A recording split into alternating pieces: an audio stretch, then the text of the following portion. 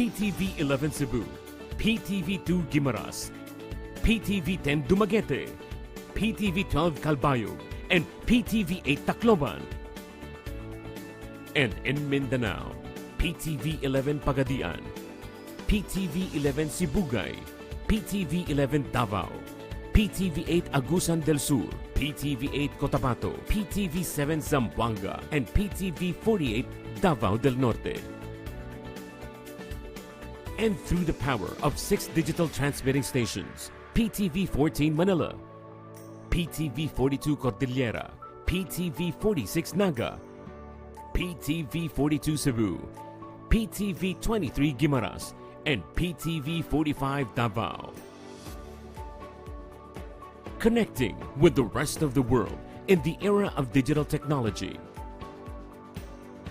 Through the power of television and our extensive online network, we continue crossing borders to serve the timeless news and information, bridging public service through innovative programs, fostering pride in the Filipino, and inspiring the people to be active partners in nation building.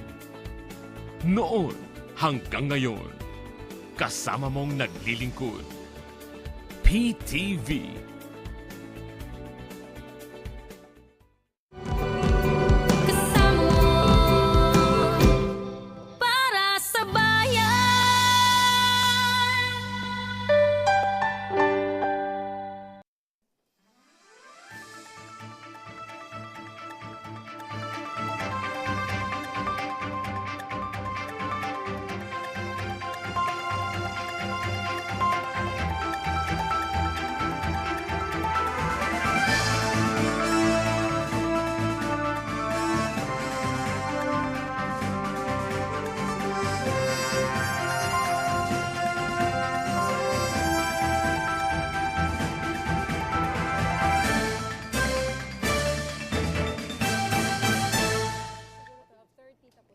Magandang umaga, Malacanang Press Corps, and welcome sa ating press briefing ngayong araw, October the 24th.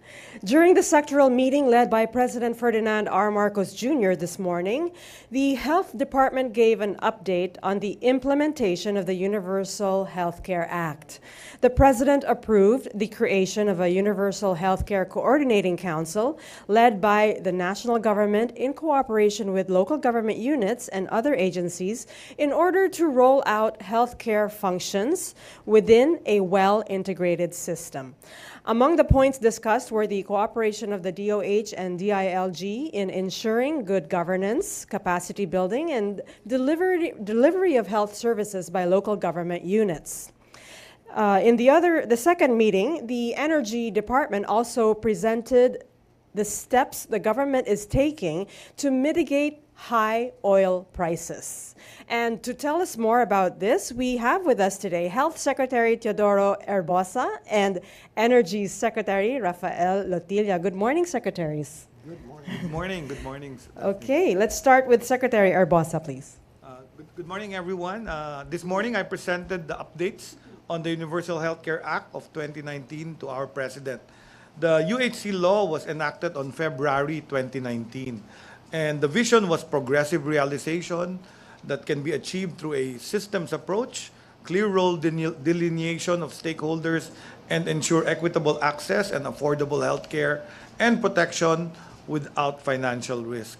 To give a background, we had once a very highly centralized healthcare system. This was devolved because of the Local Government Code of 1991. The DOH maintained its role as steward of national policies, plans, standards, and regulations, but healthcare now is delivered in a fragmented system of more than 1,000 LGUs. No? Under the Universal Healthcare Act, the DOH, the DILG, PhilHealth, and the local government units will endeavor to integrate, and that's the key word, no? Integrate into province and citywide health systems. I provided the following updates to the President. Since 2021, after the law was passed, 71 LGUs have committed to integrate their local health systems. These were called Universal Healthcare Integration Sites and consisted of 59 provinces and 12 highly urbanized cities, or about 66 or 93% of those that initiated preparations for integration and are gearing for full functional implementation of the integration plans and access to an integrated health system by its constituents. Also, by starting this year in 2023, we already engaged 5 UHC integration sites to become primary care provider network sandbox or trials or pilots. These are Baguio, Bataan, Quezon, Guimaras, and South Cotabato. And these networks, we contracted them, and they're being piloted as a test run for these networked healthcare systems. We also have additional, next year, healthcare provider networks with packages for additional payment mechanisms. Since the provincial or city health boards will be managing this citywide or province-wide health systems, it is important that members of the health boards, particularly governors or mayors as chair, are provided the necessary capacity to manage local health systems. The President approved the Department of Health's proposal of creating a Universal Healthcare Coordinating Council through an executive order. So we will be crafting and drafting this, and the council will be composed of the concerned government agencies, namely the Department of Health, which will serve as the council chair, the DILG as the co-chair, and the other agencies like DICT, DBM, DOF, PhilHealth, Professional Regulation Commission, NEDA, and probably TESDA, CHED, and DepEd. We will standardize the health policies. The council will serve as a national governance bodies that will oversee the implementation of Universal Health Care Act nationwide. The project and estimate total national cost for UHC, and also implementation of the Universal Health Care at local government level. It will serve as the venue to discuss relevant concerns that might be raised during the implementation of UHC. Further, the President also instructed the DILG to expedite the review of EO 138 on the implementation of the Supreme Court ruling on the Mandanas-Garcia petitions and incorporate some of these to the Universal Healthcare financing reforms in the amendments. So the Department of Health is very pleased with the President has given full support to the Department's vision of transforming the healthcare system of the Filipino through the Universal Healthcare Act. Thank you very much. Thank you, Secretary Herbosa. Now we have Secretary Lotilia, please. Thank you. Thank you very much, Daphne. Magandang tanghali sa ating lahat. The President called for the sectoral meeting in order to review the mitigating measures for high fuel prices. And among those who attended the meeting were the Department of Transportation, the Department of Trade and Industry, National Economic and Development Authority, Department of Budget and Management, Department of Interior and Local Government, and the Department of Information and Communication Technology, as well as the Department of Agriculture. So the highlights of the meeting resulted in the following. One, the President gave instructions on changing the language of the 2024 GAA provision on fuel subsidies for the transport sector in order to shorten the trigger period from 3 months to 1 month and simplify the release requirements.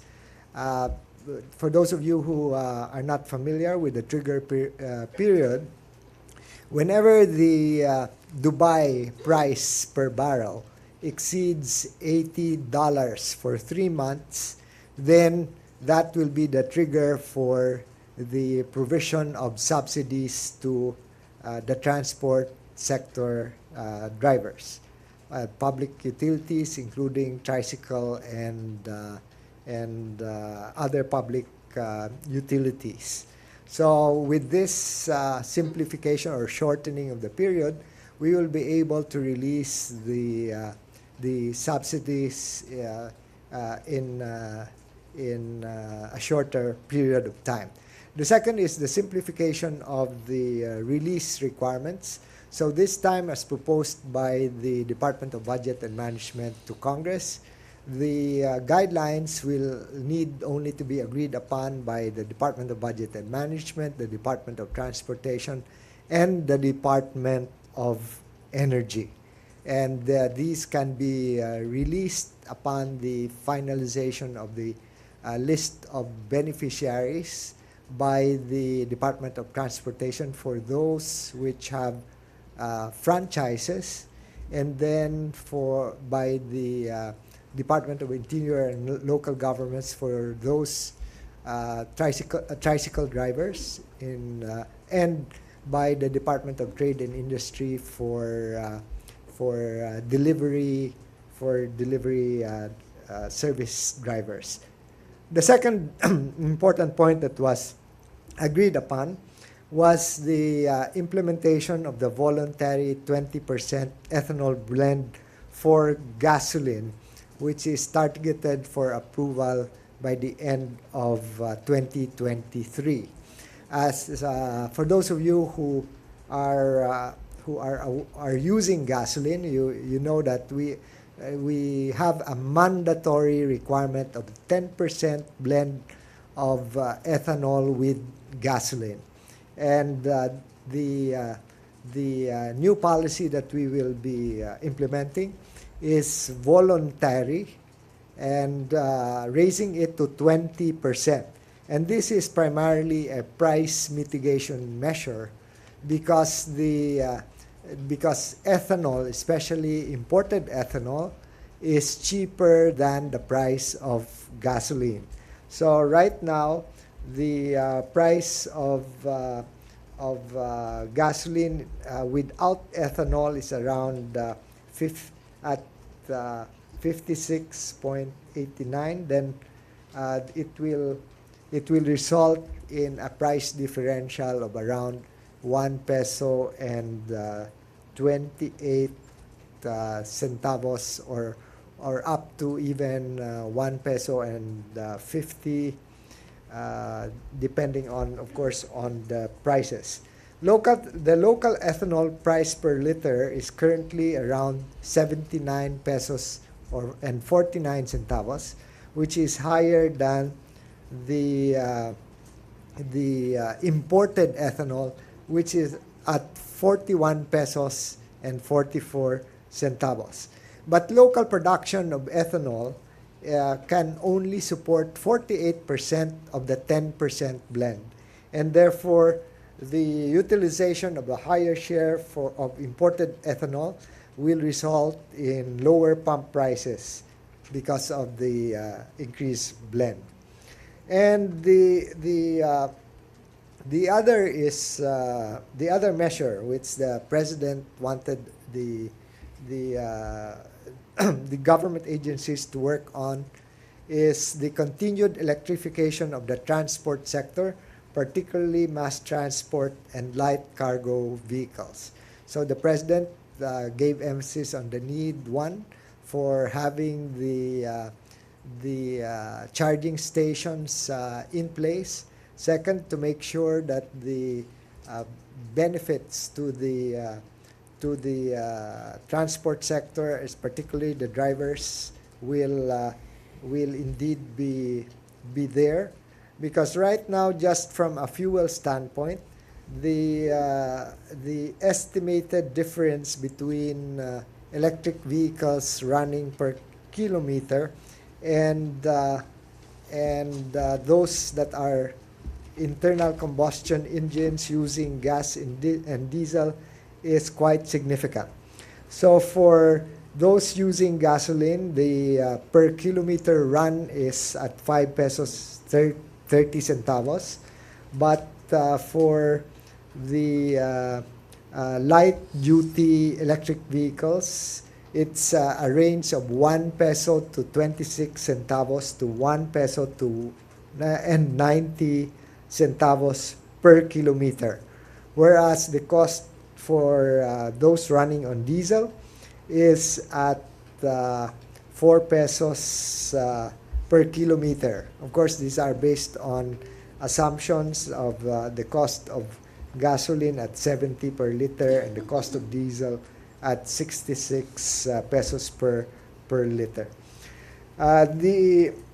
The president also emphasized the need for preparing the economy for the eventual manufacture of electric vehicles in the country and linking this up with the local mining sector that will produce the minerals needed for the production of batteries and other components of electric vehicles. The other that the president and the cabinet members considered was the increase in the cocoa methyl ester or the cocoa biodiesel blend from the current 2% to 3%, and which can actually be accommodated by the supply of feedstock, given that the total coconut production at this time is the entire country is at 15 billion nuts, and for the additional 1% blend we need only an additional of 2.6 billion nuts.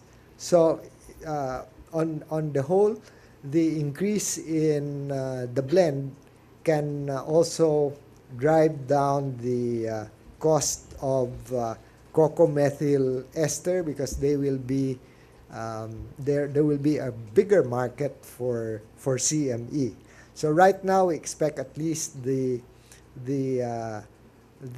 diesel landed price, the pure diesel, to be at parity with the price of cocoa methyl ester per liter.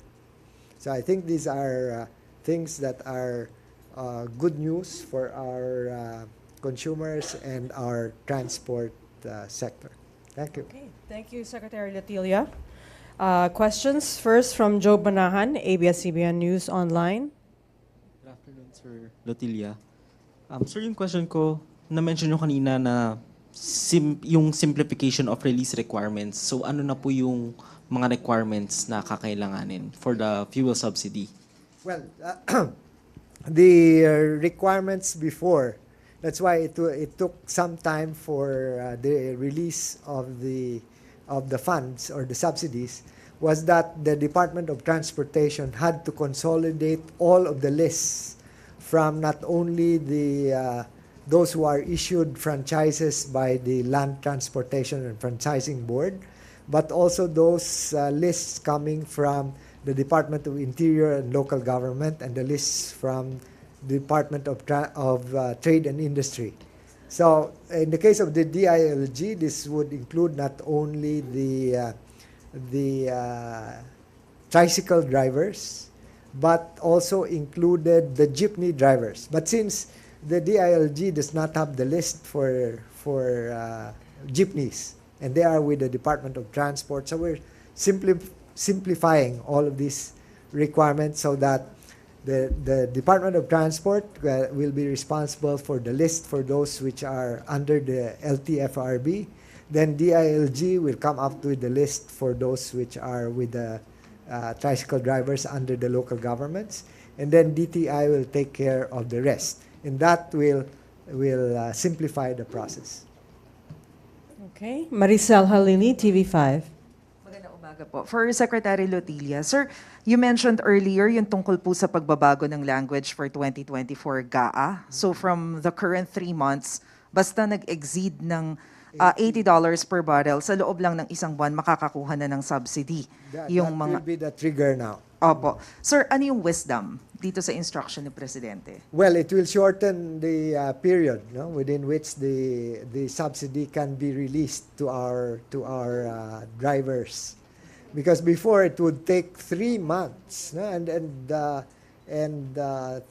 difference is quite obvious in terms of being able to help the transport sector. Pero sir, meron po ba tayong enough resources para ma-fund yung mga yung mga beneficiaries for this? Well, the Congress has provided the proposal from the Executive Department for the 2024 GAA is 2.5 billion pesos. So that would suffice to cover the amounts needed. Sir, last na lang. Sir, hanggang kailan po natin inaasahan yung pagtaas ng presyo ng petrolyo? I know it's dictated by the world market, pero hanggang kailan? Well, the good news, of course, is that from the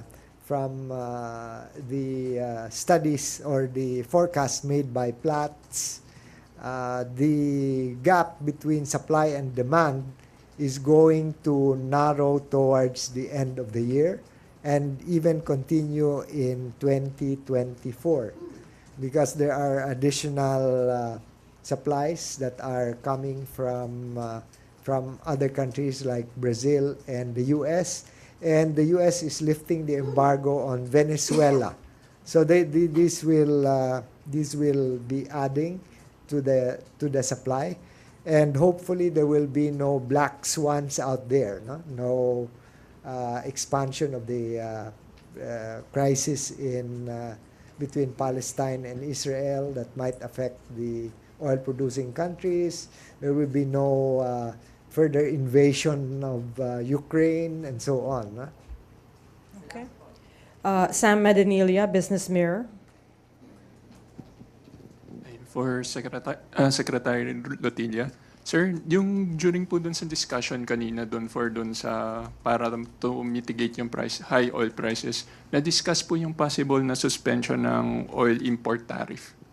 No, that particular item has been discussed in the past, but the Department of Finance has explained that if we are going to do that, then it would actually be we would also be subsidizing the richer segments of the population because their consumption of oil products is much higher than those which are consumed by those in the lower brackets. So the better approach is to have well-targeted subsidies, and that's why we want to simplify the subsidies being given to the public transport sector, particularly the drivers. Okay. Tapos, follow-up lang, sir. Yung sa projected po nila ng mga measures, yung multiple measures na na-mention nila kanina, ano pong potential impact nun sa oil price, yung overall? May parang expected ba tayong reduction sa pump prices kapag na-implement lahat? Well, what is this? As we said, for example, in the case of ethanol blend, increasing the ethanol blend will result in more than 1 peso reduction in the pump price of gasoline. Okay. Are there any questions for Secretary Arbosa? Okay. From Rappler, Dwight De Leon. Hi, Secretary. What's the problem that we're solving when the government decided to come up with a UHC coordinating council?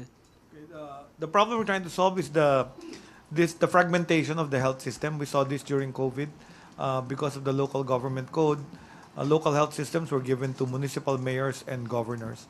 So when the UHC Act was implemented, the aim was to integrate health systems. So you'd come up with a provincial health board run by the governor, and then it would consolidate all the health systems in the different mayors in his province. So this is how the integration will happen. And what happens is there's going to be a special health fund, which was actually emphasized in the law, and that's why we created a council to watch the spending of the money on the special health fund, and that the implementation would be standard for all different LGUs.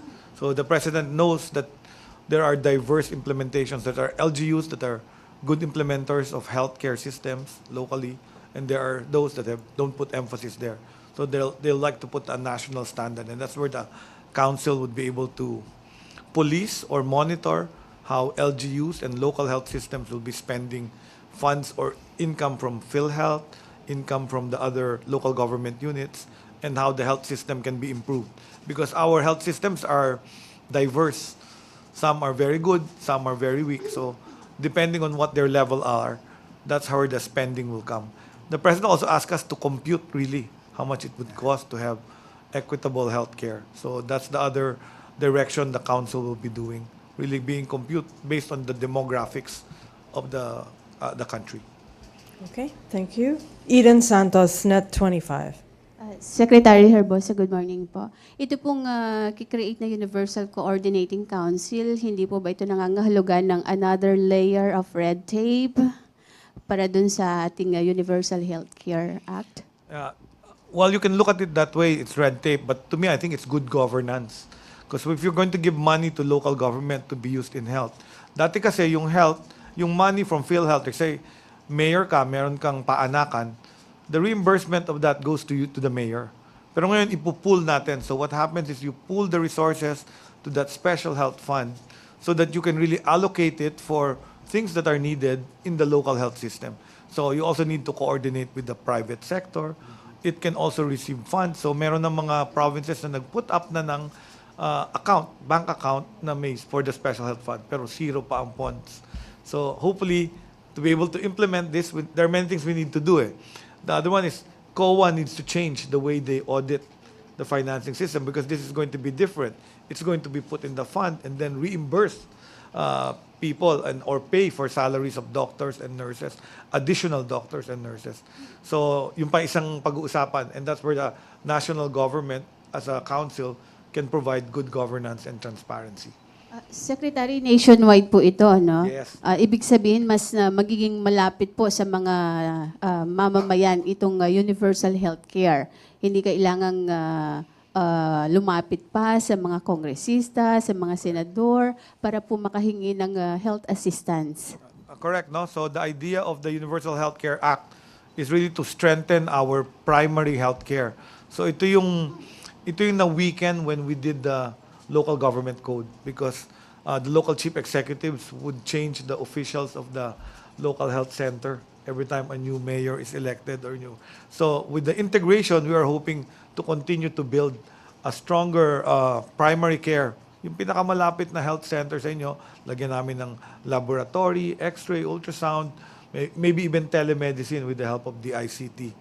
Para hindi nila, they don't clog the hospitals. Kasi ngayon, ang nangyayari, you visit the public hospital, siksikan talaga. Kasi bina-bypass nila yon. Many of those going to the hospitals should be treated in a primary care facility. Ito yung tututukan sa universal healthcare. Last question na lang po, kaugnay lang nung malamig na panahon, Secretary. Ano po yung mga in-expect nating mga kadalasang sakit na nararanasan pag malamig ang panahon? Kasi bago po itong pagpasok ng amihan, marami na yung nagkasipon, nagkaubo, trangkaso, na matindi po. Hindi kagaya ng mga nakaraang panahon na talagang mabilis lang mawala or pwedeng gumaling.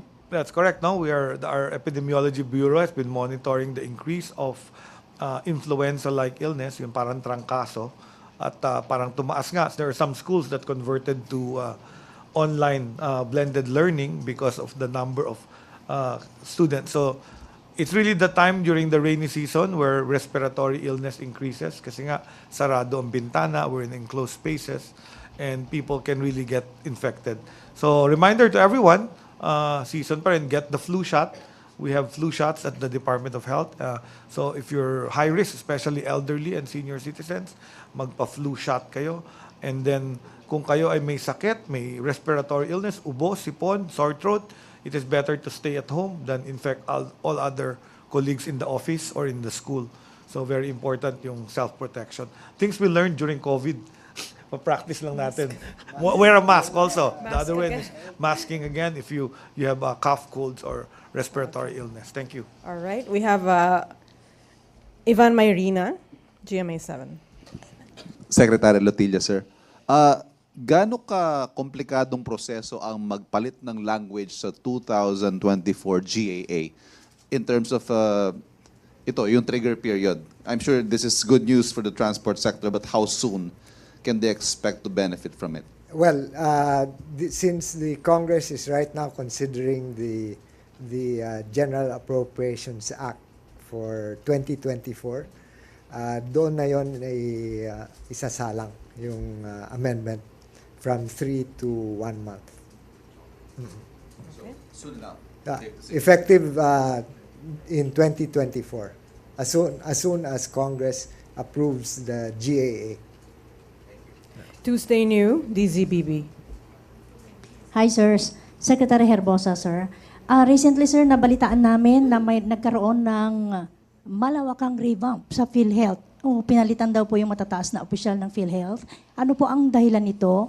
Ito po ba may kinalaman doon sa recent incident ng hacking sa system nila o yung hindi pa rin pagkakabayad ng mga utang sa mga private hospitals? Okay.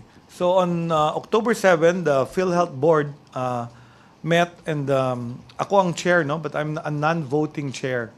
So it was the members of the board that voted against members of the executive committee of the PhilHealth, the executive vice president, the vice president for finance. They're named actually, and they were dismayed because of the recent Medusa hack, because I think part of the problem was the antivirus was not updated. And plus, they cited many other instances in the past, the delayed publication for the dialysis, etc. So it was a unanimous board decision, but we had to hold it. I said, wait a minute, it's election ban. You cannot move or transfer government officials like them. So we wrote COMELEC chair. And I think the news came out after the COMELEC chair gave me the exemption just last week. Just last week, the exemption was given. But right now, it's not yet implemented because the president asked for more time because he had a question to the GCG regarding its implementation.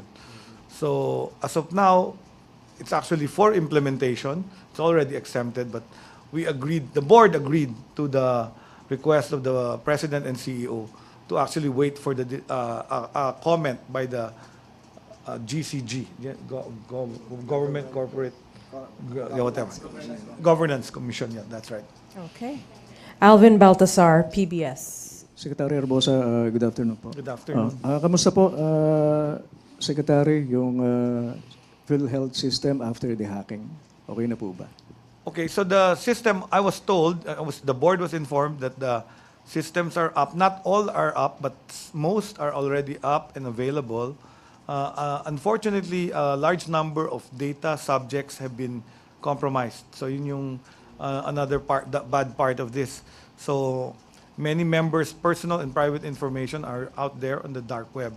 So I think PhilHealth also has to, ang order ng board sa PhilHealth management was to create a crisis committee to make sure they follow and inform all members that whose data privacy has been breached. Kasi yun ang nasa Data Privacy Act.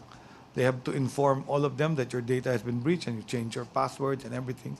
Be careful of phishing expeditions by hackers that can clean up your bank account because they know your birthday, your ID, etc. The second one we asked them is a business continuity plan. So to make sure that all the billing, members' funds, members' dues and payments, premiums are still being accepted. So as of now, functional naman. Yun lang, na-breach ang ating personal and private information of members and employees, including employees. So medyo marami yun, and we're asking them to address that particular issue. Pero Secretary, in terms of ibigay na tulong doon sa mga nakakailangan, hindi naman naapektuhan, ano? Ang alam ko, hindi naman naapektuhan. They should be paying their reimbursements to hospitals and members' benefits. Secretary, doon lang sa UHC Act, makakailangan ba tayo ng additional doctors, lalo-lalo na doon sa local level? Yes, yan ang isa sa mga, kaya nga sinama namin doon sa Coordinating Council ang TESDA at CHED and DepEd, because I think to really implement our Universal Healthcare Act, we need to triple some of our whole health system. So that means we need more doctors, we need more nurses. That's also part of the strategy that the Coordinating Council should be looking at. How do we keep a steady supply of human resources for health that will fuel and run the universal healthcare system? Initial numbers, Secretary. Iba-iba, no?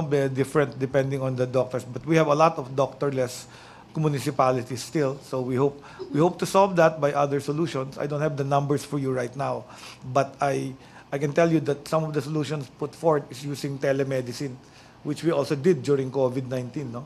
So doctors in the specialty hospitals can provide consultation to people in rural primary care areas. So by providing good internet access. Okay. We have Jean Mangalus, Inquirer.net. question for Secretary Lotilla.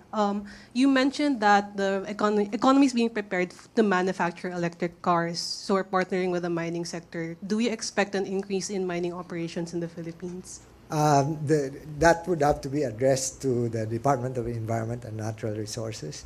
But what the general policy is that if we are engaging right now, for example, producing raw nickel ore, then we should graduate or elevate our into processing, so that we can get more value add from the nickel mining. Okay. Kay Secretary lang po ulit. Sec, kanina sabi niyo yung requirements, simplify, papa-explain yung 3 to 1 month. Kumusta naman po yung listahan ng ating mga beneficiaries? Kasi yan po yung kadalasan nagiging problema. Kung sino-sino ba talaga at ilan ba talaga yung mga dapat na mabigyan po ng fuel subsidy? Yung listahan ng Department of Transportation, medyo malinis yan kasi licenses are being, or franchises are being issued by the LTFRB. So yung sa local governments, yun ang medyo mas matagal ang proseso kasi verify pa ng local governments and the DILG kung talagang ang listahan ay tama, no?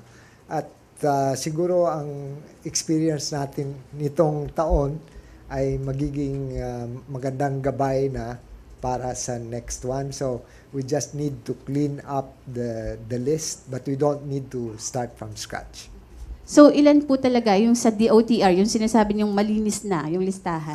I don't have the numbers, but we'll find out from them. Okay. Yeah, Katrina Domingo, ABS-CBN. Sir, for Secretary Lotilla, first, at the moment with the current rule of the 3-month for the barrel prices, how much po yung sinispend ng government in total for the fuel subsidy? I don't have the exact number as actually released by DBM, but last year, or right now, for this year, Congress provided for a 3 billion fund, and I think that has been adequate. It's really the speed with which we are able to implement that we're trying to address. Sir, just a clarification on the numbers. You earlier said that the proposal in the 2024 GA is 2.5 billion. This year it's 3 billion, so it's shorter by 500 million? That's the case, but it can always, of course, if the need is more, then it can always be augmented. Sir, clarify, just to triple check lang, sir, meaning smaller yung budget for fuel subsidy next year, despite the change na mas magiging shorter yung span whenever the policy is triggered? That's right. But that's based on the experience of the previous year or the present year, and that's why DBM proposed 2.5 billion. But of course, we don't know what will be the final amount that will be approved by Congress. Okay. Ma'am, for Secretary Herbosa, sir, very quickly, Singapore a few days ago confirmed that they are having a resurgence of COVID cases. Are we seeing a similar pattern in the Philippines, considering that, as you mentioned, influenza cases have been rising in the country? Yeah, no, we don't have an increase in COVID cases. Singapore reported another variety of Omicron, but it's still mild and there are no deaths reported. So we just have to watch out for. We've consumed all our bivalent, actually, the 390,000 that we have. We're just hoping that the fact that most Filipinos are completely vaccinated for COVID, the symptoms will be mild. And this new variety is also like upper respiratory mild infection. So sir, what happens now to Filipinos who have yet to avail of the bivalent vaccine? Won't they get a chance to get free shots from the government anymore, considering that it's gone? Okay, it's a little bit complex because now there is a new vaccine that's out, and it's actually a monovalent XBB. That's the one that was announced by Moderna in the US. Apparently, what was discovered was the bivalent isn't as effective because the bivalent also increases your antibodies to the original, not the later ones. So parang 70% of the antibodies triggered are still the older ones. So in that case, it doesn't really protect you from the newer variants. So they changed again their formula and created the monovalent XBB. We will still think whether we will need that depending on our increase in cases. The people who will need now, because the symptoms of Omicron and XBB are mild, need the vaccinations will be elderly and immunocompromised or with comorbidities. So we will have to study what the advice will be on in terms of this, and we're looking at what other countries are doing and what WHO will recommend. But still, general precautions for everyone. If cases will increase, we will inform you. The Epidemiology Bureau is monitoring our COVID cases. Dwight De Leon Rappler. Hello. Follow-up lang po kay Secretary Herbosa. Kanina sinabi niyo po the reassignment of PhilHealth officials is not yet implemented because President Marcos has a question to the GCG. No, it's not President Marcos. It's the President of PhilHealth. President of PhilHealth. Because he's the one who's supposed to implement it. Okay. So the board, the PhilHealth board, is only strategic and policy making. So implementation of transfer should be done by the President and CEO. What is the question, sir? It's a question on. It's a question if that can be done legally. I think you can ask him because his question is something like, who has governance? Is it the board or the president? Something like that, and where it can be transferred. So. Okay, sir. And kay follow-up lang po kay Secretary Retilla. Yung relanguaging po, is that a request that's officially made by the executive branch to Congress? Yeah, we are formalizing that, but that's why the president gave guidance that it's a go. Thanks, Secretary Retilla. Yeah, thank you. Thank you very much, Health Secretary and Energy Secretary. Thank you. Okay, may pahabol pa. Last question from Chona Yu of Brad Inquirer. Secretary Herbosa, sir, yung 390,000 na bivalent na sabi niyo kanina hindi pa nauwi. Okay. Okay, that was a clarification. Okay. Thank you very much. Thank you, Secretary Herbosa and Secretary Lotilla. Very good news from the health and energy sectors, both, of course, addressing President Marcos' objective to deliver government services to every Filipino. So this concludes our press briefing. Maraming salamat, Malacanang Press Corps. Magandang hapon. Thank you very much. Thank you. Salamat. Thank you very much.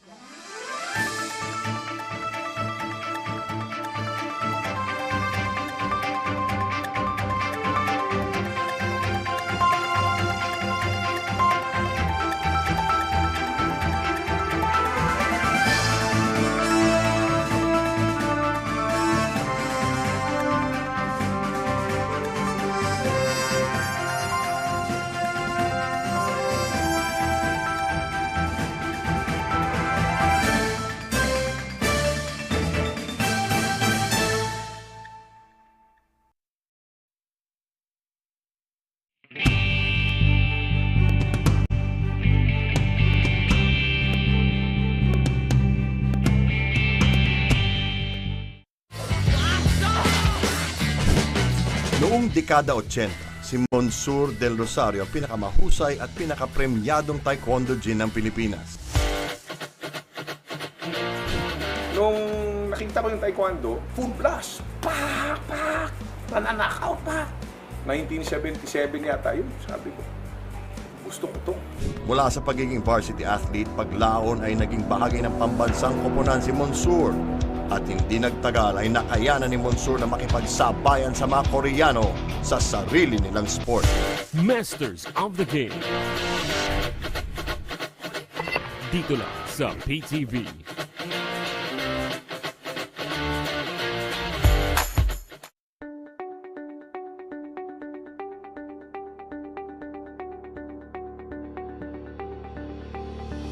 Limampung taon ng tapat na pagsiservisyo.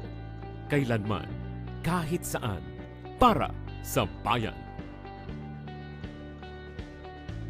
Reaching the Filipino from every corner of the country via terrestrial TV.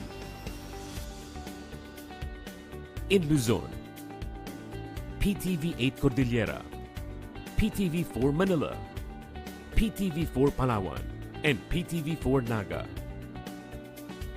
in the Visayas, PTV 11 Cebu, PTV 2 Guimaras, PTV 10 Dumaguete, PTV 12 Calbayog, and PTV 8 Tacloban.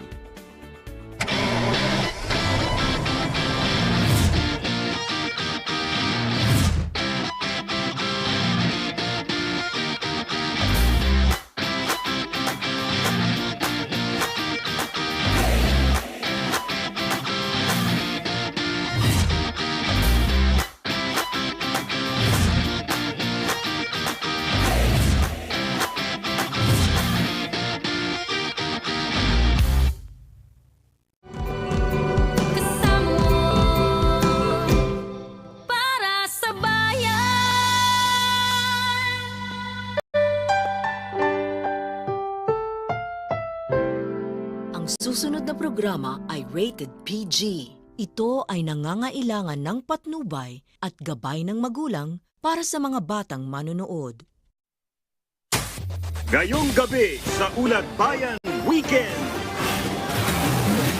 Iba't ibang rehiyon sa bansa kasado na para sa pagdaraos ng barangay at sangguniang kabataan elections bukas. Daan-daang volunteers ng NAMFREL at ilang election watchdogs handa namang magbantay sa halalan bukas. Isa pang paaralang gagamitin sa eleksyon sa Maguindanao del Norte, nasunog din. Inaguri ang pork barrel queen na si Janet Lim Napoles, hinatulan ng Sandigan Bayan ng dagdag na 78 taong pagkakakulong. Mga Pinoy sa Gaza at Israel na ilikas na sa mas ligtas na lugar sa gitna ng panibagong ground assault ng Israel. At halos 40 patay sa pananalasa ng bagyo sa Acapulco, Mexico.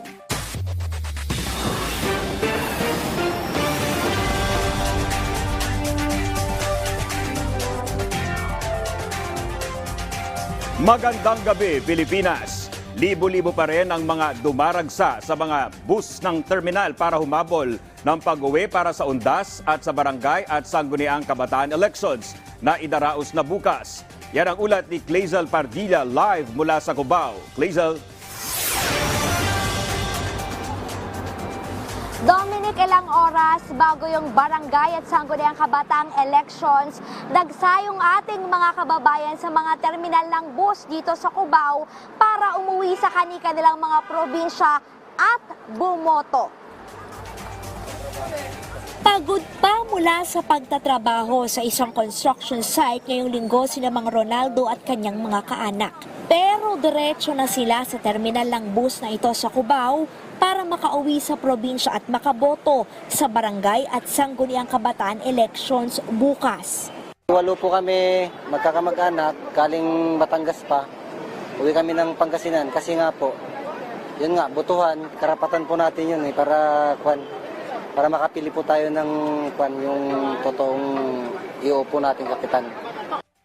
Ilan lamang sila sa libo-libong pasahero na dumagsa sa terminal na ito.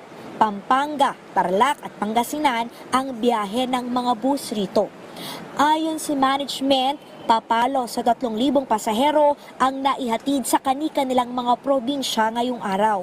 Mas mababa yan ang 1,000 kumpara nitong Biyernes at Sabado na sinasabing bugso ng mga commuter. Hindi na kinailangan magpa-reserve ng ticket ni Romel dahil maluwag ang biyahe. Bukod sa botohan, uuwi siya ng Tarlac para bisitahin ang puntod ng kanyang namayapang ama sa parating na undas. Mahalagang mabisita siya kada undas kasi parte ng buhay natin yan magulang natin yan Kundi dahil sa kanila, wala tayo. Kaya dapat talagang lagi natin sila binibisita kahit na wala sila. Sa katabing terminal sa Cubao, aabot naman sa 5,000 ang pasahero ngayong araw. Paalala nila, bawal ang baril o matutulis na bagay, pintura, paputok, lason at mga flammable material, pati na ang pagdadala ng hayop na walang kulungan. Dominic, 24/7 na yung biyahe ng mga bus dito sa mga terminal sa Cubao. At para sa ating mga kababayan na hahabol para umuwi sa kani-kanilang mga probinsya, asahan nyo na po na magkakaroon na kaunting pagbibigat ng trapiko, lalo na po dun sa mga lugar kung saan nandoon yung mga terminal ng bus. Dito nga po sa bandang northbound ng Cubao, may kaunting build up dahil po dun sa mga palabas po ng mga bus at pati po yung ating mga commuter na bumababa po rito para sumakay ng bus. Pero magtutuloy-tuloy naman po yung biyahe pag nakarating po tayo ng Quezon Avenue at Monumento. Doon naman po sa going southbound, asahan na po na may build up din po ng mga sasakyan. Pero moving pa rin naman po hanggang kayo ay makarating ng Ortigas. Asahan nyo na lang din po na magkakaroon ng kaunting pagbabagal kapag po kayo ay nakarating na sa may Makati area. All in all, Dominic, kailangan talaga ng kaunting pasensya pagka bumabiyahe para makarating ng matiwasay at payapa. Yan na muna ang latest mula rito sa Cubao, Dominic. Alright, maraming salamat, Clazel Pardilla. Nagpaalala ang Philippine Ports Authority sa mga biyahero na may mga bitbit na alagang hayop na sumunod sa kanilang patakaran para hindi maabala sa pagsakay sa mga barko. Ayon sa PPA, dapat na makipag-ugnayan sa Bureau of Animal Industry, National Quarantine Services o mag-register sa kanilang website para sa shipping permit ng inyong pets. Kailangan din ang kanilang health certificate mula sa veterinaryo kung saan nakasaad ang mga bakunang natanggap ng inyong mga alaga. Ang mga nasabing dokumento ay kinakailangan para mapayagan ang pagpasok ng mga alagang hayop sa mga pantalan at barko. Samantala, dahil sa long weekend kaugnay ng undas at isasagawang barangay at SK elections, patuloy pa rin ang dagsa ng mga pasahero sa iba't ibang pantalan sa bansa. Inaasahan naman ang mahigit sa 1.4 million na bilang ng pasahero sa mga pier hanggang November 8. Samantala, handa na ang Quezon City sa barangay at sangguniang kabataan elections bukas. Bukod sa mano-manong botohan, pinaghahandaan na rin ng syudad ang pilot testing para sa automated elections sa level ng barangay. Yan ang ulat ni Joshua Garcia. Mahigit 700 sasakyan, kabilang ang aircon buses at marked government vehicles, ang ginamit ng lokal na pamahalaan ng Quezon City para sa distribusyon ng mga balota sa mahigit 4,000 cluster precincts ng lungsod. Ayon kay City Treasurer Edgar Villanueva, simula kahapon ay naging maayos at organisado ang kanilang pamamahagi ng balota at iba pang election paraphernalia, katuwang ang Commission on Elections. Yan po yung para sa 6 na distrito from 1 to 6 ng Quezon City. Sa ganda ng binigay na support ng QCLGU sa COMELEC, ay napaka-smooth po ng aming distribution dito sa Quezon City. Sa Quezon City rin gaganapin ang pilot testing para sa automated BSKE kung saan gagamit ng vote counting machines o VCMs. Isasagawa ito sa Pasun Tamo Elementary School, Judge Feliciano Belmonte Senior High School at sa CBE Town Covered Court. Gagawin din polling precincts ang 3 mall sa lungsod sa kauna-unahang pagkakataon para sa District 1, 4 at 5. Kaugnay pa rin ang puspusang paghahanda ng LGU. Nagtalaga ang QC Traffic and Transport Management Department na mahigit 800 tauhan para sa magiging sitwasyon sa trapiko. Mahigit 300 tauhan naman ang ide-deploy ng Department of Public Order and Safety at 372 uniform personnel mula naman sa QCPD para tiyakin ang seguridad at kaayusan sa isasagawang halalan. Quezon City is very ready for tomorrow's political exercise. Joshua Garcia, para sa Bayan. Bukod sa Metro Manila, all set na rin para sa barangay at sangguniang kabataan elections ang hanay ng Philippine National Police sa Eastern Visayas. Yan ang ulat ni Sol Alarcon ng Philippine Information Agency Eastern Visayas. Handang-handa na ang mga pulis sa Eastern Visayas sa pagbibigay seguridad para sa gaganaping barangay at sangguniang kabataan elections ngayong Lunes. Yan ang siniguro ni Police Brigadier General Reynaldo Pawid, Acting Regional Director ng Police Regional Office 8 sa isang press conference sa Camcang Leon, Palo, Leyte. Nakakaasa po kayo ng inyong kapulisan kasama ang kasundaluhan at mga miyembro ng Philippine Coast Guard ay magbabantay sa lahat ng mga lugar na pagdaradarusan ng eleksyon at patuloy na sisiguraduhin ang peace and security sa lahat ng mga barangay sa buong Silangang Visayas. Bilang bahagi ng security preparations, aabot sa 9,000 mga pulis, sundalo at mga tauhan ng Philippine Coast Guard ang dideploy sa iba't ibang bahagi ng rehiyon at tutulong sa Commission on Elections sa pagbabantay para sa maayos na halalan. Nilibot din ng opisyal ang Northern Samar, Eastern Samar at Samar kung saan personal siyang nagsagawa ng assessment sa kahandaan ng mga tropa doon. Sa 4,365 barangays sa Region 8, 63 barangays ang nasa Category Red o Areas of Grave Concern. Pinakamarami rito ay nasa Samar. Sa panayam kay Acting Election Regional Director Attorney Felicissimo Imbalsado sa kapihan sa PIA, tiniyak niyang all set na para sa BSKA. Ayon pa sa kanya, nasa 4.5 million ang registered voters sa riyon. Kasama na rito ang regular at mga bagong botante sa SK na daragsa sa 3,813 polling centers. Kasama si Elcana Torres at Raul Chuzon, Sol Alarcon, Philippine Information Agency, Eastern Visayas, para sa bayan. Isa pang paaralang gagamitin para sa barangay at sangguniang kabataang elections ang inihinalang sadyang sinunog sa poblasyon Dalican, Dato Odin, Sinsuat, Maguindanao del Norte. Base sa investigasyon, 3 galon ng gasolina ang ginamit para silaban ang ilang gusali sa Dalican Pilot Elementary School. 2 classroom ang nadupok, pati na ang school canteen. Pero ayon kay COMELEC Chairman George Erwin Garcia, maaari pa ring ituloy ang halalan sa eskwelahan lalo't may iba pang silid-aralan na maaring gamitin. Bago nito, nasunog din ang ilang classroom sa Rubinimbang Elementary School sa bayan ng Barira sa Maguindanao del Norte kahapon. Maging ang Puuna Piagapo Central Elementary School sa Lanao del Norte. Pareho ring gagamitin bilang polling precincts ang mga paaralan. Dagdag naman ni Garcia, masyado pang maaga para matukoy kung may kinalaman nga sa halalan ang mga insidente. 27 kaso na ng vote buying ang naisampa ng Committee on Kontrabigay ng COMELEC at may mahigit 100 pa ang biniberipika. Ayon sa mga watchdog ng eleksyon, indikasyon pa rin ito ng karakter ng halalan sa bansa. Yan ang ulat ni Bea Bernardo. Naniniwala ang ilang election watchdog na may bentahan pa rin ng boto lalo na sa parating na barangay at sangguniang kabataan elections bukas. Ayon sa National Citizens Movement for Free Election or NAMFREL, dahil sa mas mahigpit na kampanya ng COMELEC kontra bigay ay mas naging maingat naman at patago na lamang ang transaksyon. Kaya mahirap ding sabihin kung tumaas o bumaba ang kaso ng naturang iligal na gawain. Mas patago kasi nga electronic na hindi mo na makikita. 27 kaso na ang unang naihain ng Task Force kontra bigay, habang nasa mahigit 100 kaso naman ang patuloy na biniberipika ng COMELEC sa kaso ng vote buying. Una nang nagbabala ang COMELEC na hindi agad ipoproklama ang mga kandidatong mananalo na posibleng sangkot sa bentahan ng boto. Para naman sa grupong kontradaya, masasabing posibleng hindi nagbago ang karakter ng eleksyon sa bansa. Naging mas mahirap pa niyang i-monitor ang mga ganitong gawain ng mga kandidato.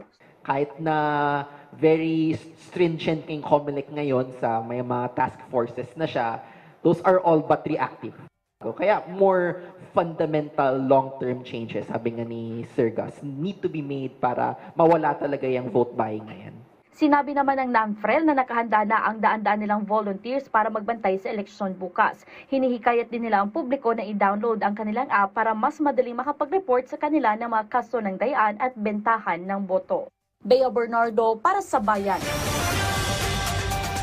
Susunod, mga Pinoy sa Gaza at Israel na ilikas na sa mas ligtas na lugar sa gitna ng panibagong ground assault ng Israel. At tinaguriang pork barrel queen na si Janet Lim Napoles, hinatulan ng Sandigan Bayan ng dagdag na 78 taong pagkakakulong. Ang detalye sa pagbabalik ng Ulat Bayan Weekend.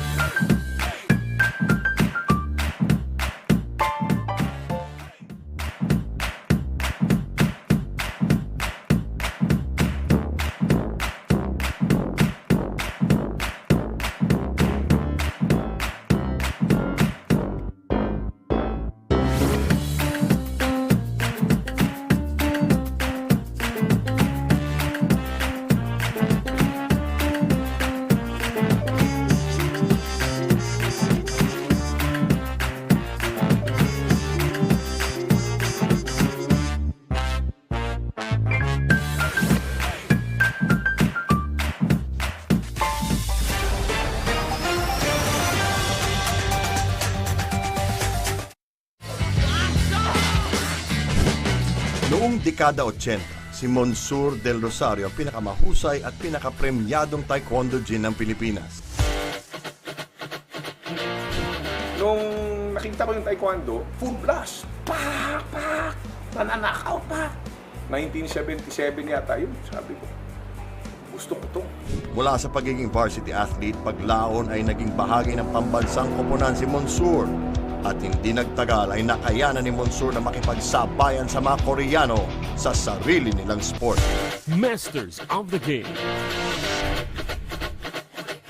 Dito lang sa PTV.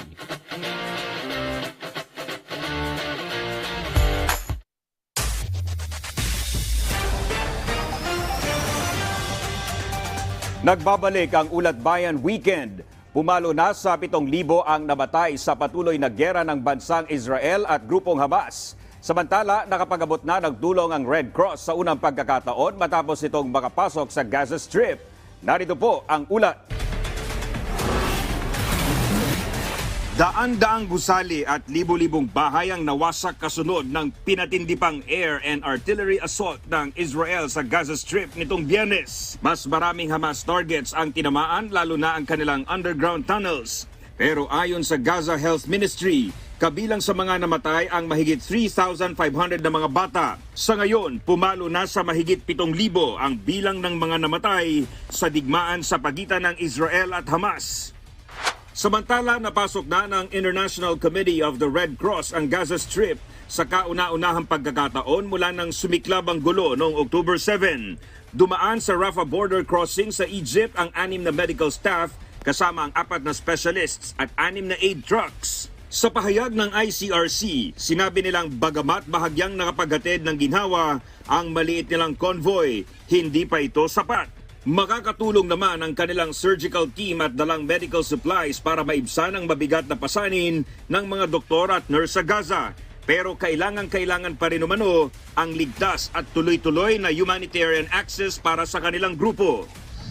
The International Committee of the Red Cross, the ICRC, has finally been able to bring in some trucks with urgently required medical items that we hope to be distributing to hospitals that are running low on supplies in the coming days. We also have a team of specialists who are about to enter, including surgeons and other medical teams that will be supporting our response in the coming days and weeks. Dominic Almelor, para sa Bayan.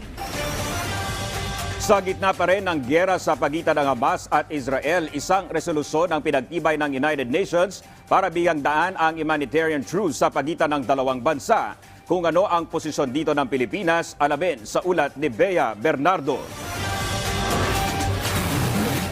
Pinagtibay ng United Nations ang isang resolusyon na magkaroon ng humanitarian truce sa pagitan ng Israel at militanteng grupong Hamas at hayaang makapasok ang tulong sa Gaza. Sa gitna pa rin yan ng tumitinding tensyon sa pagitan ng dalawang kampo. Naipasa ang United Nations General Assembly Resolution na pinangunahan ng Jordan sa boto 120 ang pabor, 40 ang tutol at 45 ang nag-abstain. Kabilang ang Pilipinas sa bumoto ng abstain. Paliwanag ng Pilipinas, maraming aspeto ng resolusyon ang sinusuportahan ng bansa. Naaalarma rin ang Pilipinas sa nangyayari at kinukundina nila ang mga terrorist attack. The resolution does not mention nor condemn the terrorist attack of 7 October by Hamas, leading to the death of innocent civilians, including women and children, as well as some Filipinos. 4 na overseas Filipino workers ang nasawi sa supresang pag-atake ng Hamas sa Israel. Dahil dito, kinikilala ng Pilipinas ang karapatan ng Israel na ipagtanggol ang kanilang sarili. Nananawagan din ang Pilipinas na pakawalan ang mga bihag ng Hamas. Posibleng 2 Pilipino ang kabilang dito. Sinabi naman ng Department of Foreign Affairs na sinusuportahan nila ang resolusyong ginawa ng Canada, ngunit hindi ito nakalusot dahil kulang ng 8 boto. Sa kabila nito, tiniyak ng Pilipinas na patuloy nilang susuportahan ang hakbang ng United Nations, partikular ang UN Security Council at UN Humanitarian System para matigil ang gulo sa Gaza at Israel. Bea Bernardo para sa Bayan. Sa harap ng mas pinaigting na opensiba ng Israel kontra Hamas sa Gaza City, tiniyak ng pamahalaan na nasa mas ligtas ng lugar sa Southern Gaza ang mga Pilipino doon. Tutulak naman pa Israel ang augmentation team ng DMW at OWA para mapangalagaan ang mga inilikas na Pinoy sa Southern Israel. Yan ang ulat ni Joshua Garcia.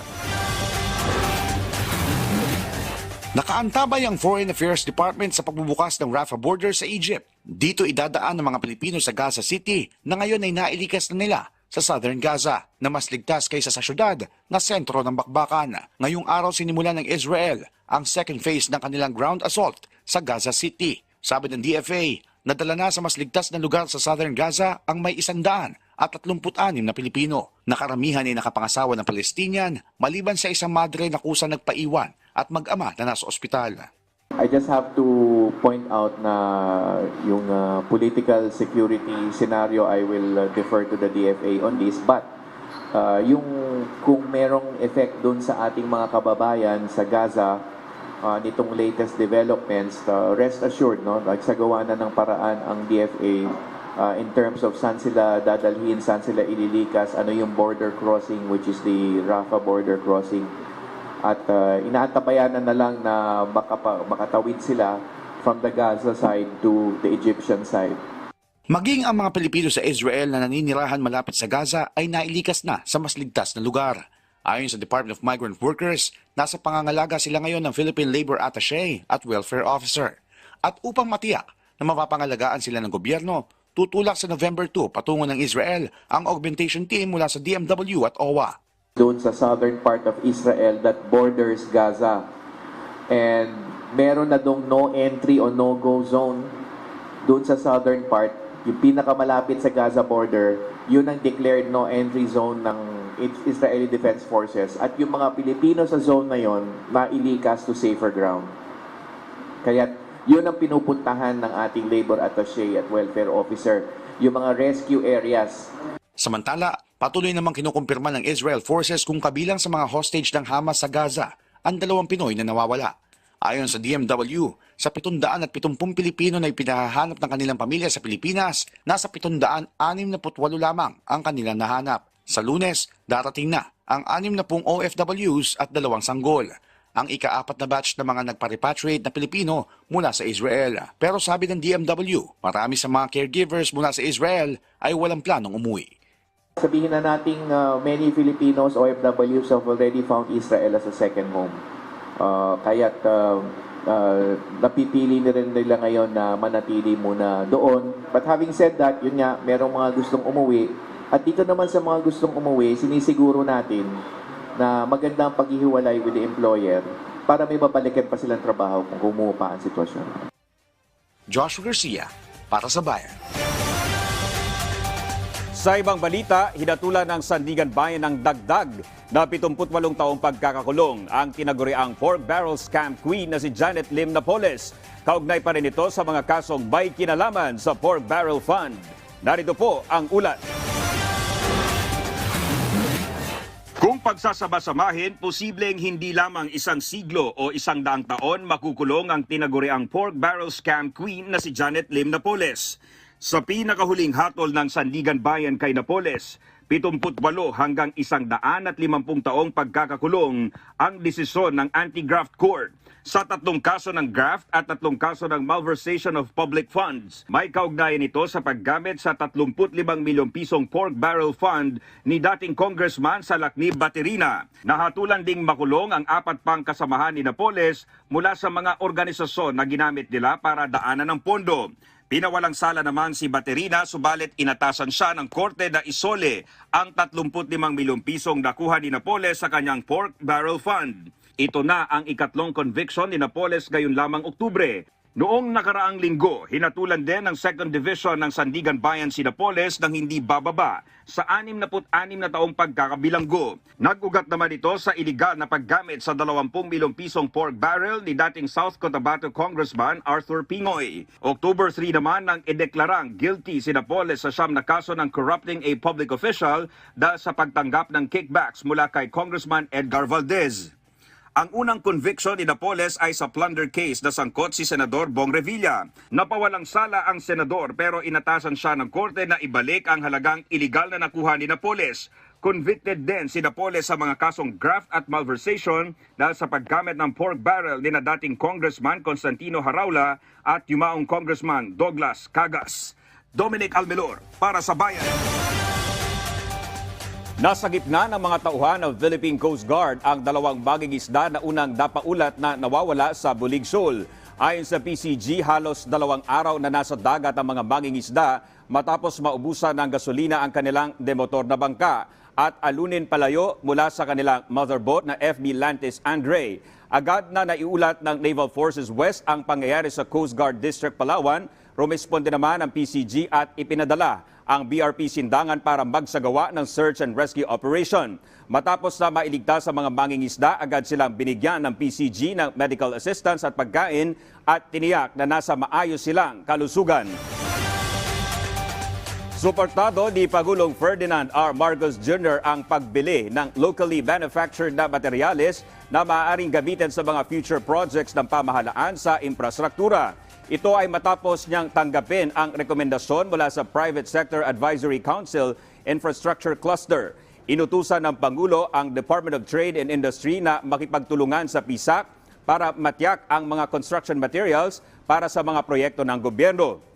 Iniutos din ni Pangulong Marcos sa Department of Budget and Management na magbuo ng mga guidelines para i-prioritize ang local materials sa government procurement. Binigyang diin din ng Presidente ang tamang pagtukoy ng mga materyales na bibilhin ng gobyerno para maiwasan ang anumang aberya sa hinaharap.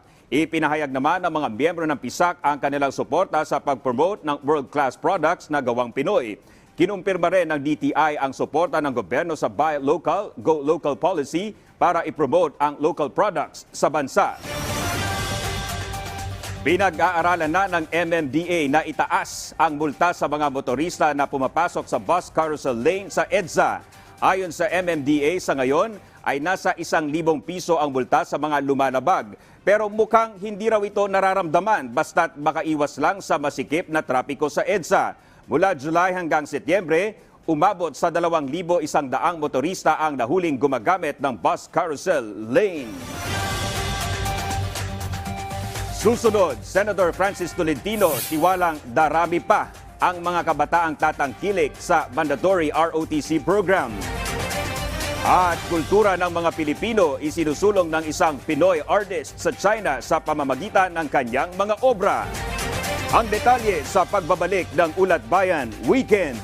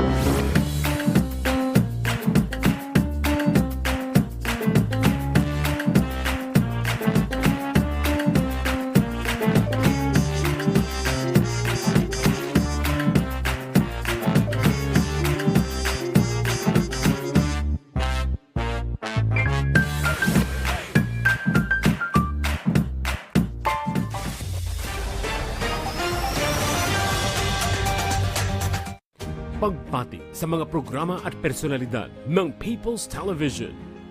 Chi Atienza Valdepeñas,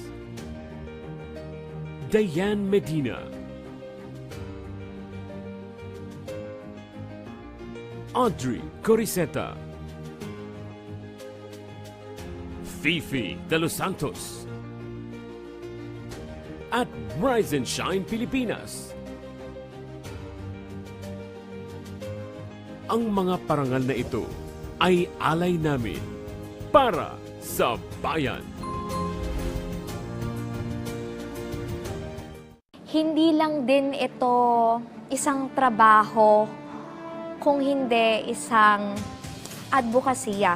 Ibibigay mo yung tapat at tunay makatotohanan na impormasyon at balita. Makapangyarihan yung tanong mo dahil makakapagpabago talaga ito ng buhay ng isang tao. You have a big purpose that will make a big change. Ang buong akala ko ang pagiging journalist ay isang simpleng pagkuha lamang ng data, paggagawa ng voice-over at simpleng pagbibigay lamang ng report. Dito, parang tayo ay nagiging tulay na rin, tayong nagiging instrumento para makaabot sa kanila yung tulong na nararapat para sa kanila.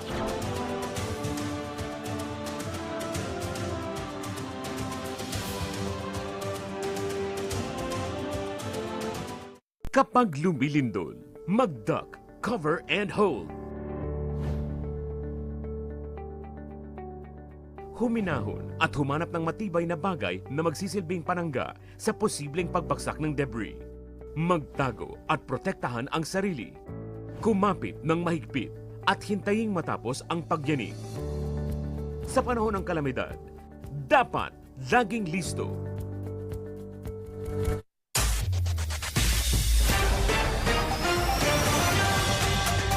Nagbabalik ang Ulat Bayan Weekend. Tiniyak ng COMELEC na kontrolado nila ang sitwasyon sa lalawigan ng Abra.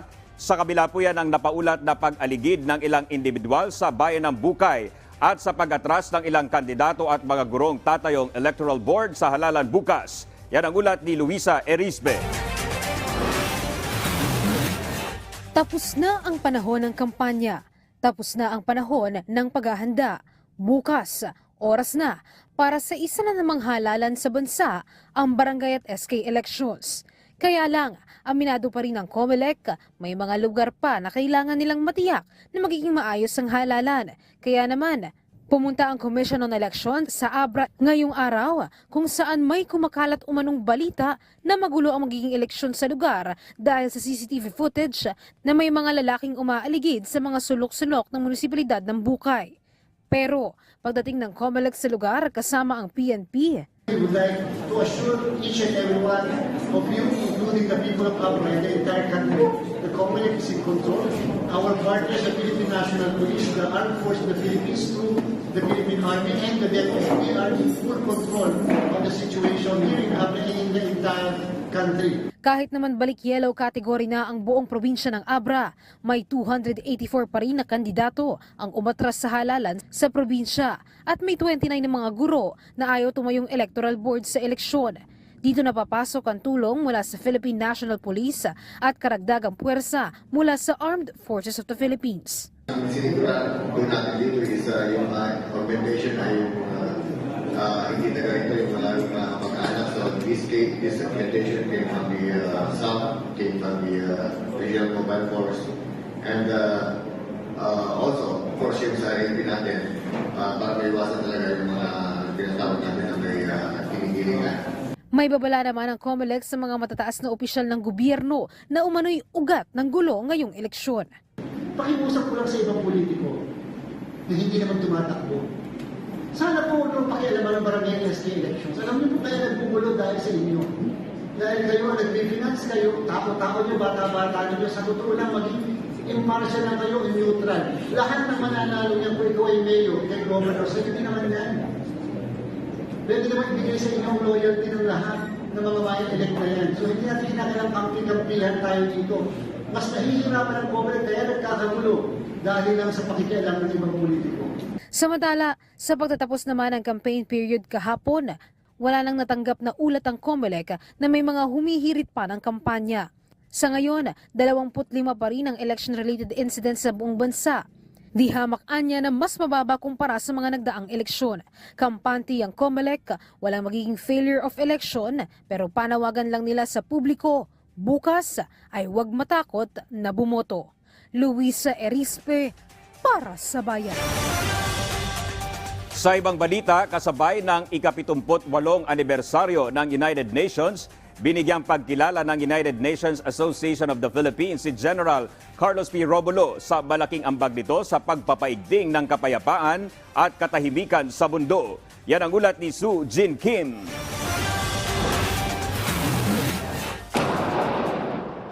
Hindi maikakaila ang pighati na dulot ng mga digmaan. Hindi biro ang epekto nito sa mga biktima at sa isang bansa.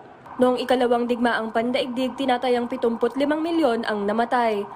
Mula sa mga abo nito, nabuo ang United Nations na ang layunin ay wag nang maulit ang malawakang digmaan at isulong ang pandaigdigang kapayapaan.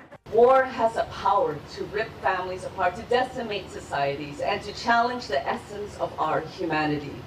But it is precisely during these times of conflict that the principles enshrined in both the UN Charter and Declaration of Human Rights emerge not just as lofty ideals, but as beacons of hope. Nitong Huwebes, ginugunita ang ika-78 anibersaryo ng UN. Kaugnay nito, isang seremonya ang idinaos sa puntod ni Carlos P. Romulo, ang kauna-unahang Asyano at Pilipino na naging Assembly President ng organisasyon. Nagsindi ng kandila sa United Nations Association of the Philippines Ambassador Rian Ramos bilang simbolo ng kapayapaan. Si Romulo rin ang nagpakilala sa Pilipinas bilang isang matatag na bansa sa United Nations. Pinalalakas ng United Nations ang kapasidad ng bawat bansa na makamtan at panatilihin ang ganap na kapayapaan. The Charter serves as a reminder of our shared responsibility to work towards a more just, equitable, and sustainable world. For peace is not a given. We have to keep fighting for it. Ayon sa UNAP, hindi matatawaran ang naging papel ng organisasyon sa pagpapaigting ng kapayapaan sa mundo. Ang Human Rights Declaration is a document signed in 1948. The freedom of assembly is part of it. The freedom of information, the right to education is part of it. So, lahat ng karapatang pantao na tinatamasa natin, the right to have a country, the right for a peaceful assembly, lahat yun nakapaloob sa Universal Declaration of Human Rights. At kailangan nating ma-achieve yun. Sujin Kim, para sa Bayan.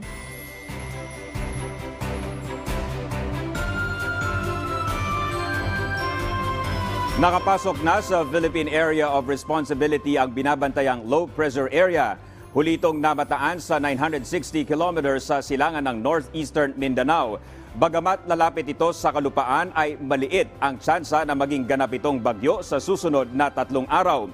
Bukas po, araw ng eleksyon, pinapayuhan ang mga botante ng Bicol Region, Quezon, Aurora at Cagayan Valley na magdala ng payong dahil posible ang mga pag-ulan sa mga lugar na yan.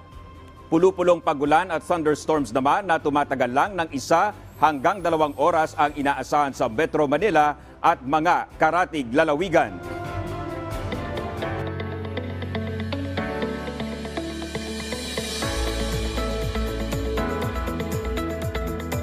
May nakaabang na namang dagdag bawas sa presyo ng produktong petrolyo nitong papasok na linggo. Base po sa forecast ng kumpanyang Unioil, piso at 10 sentimos hanggang piso 20 ang ibababa ng kada litro ng diesel. Kasabay naman yan, 40 hanggang 60 centavos naman ang madadagdag sa presyo ng kada litro ng gasolina.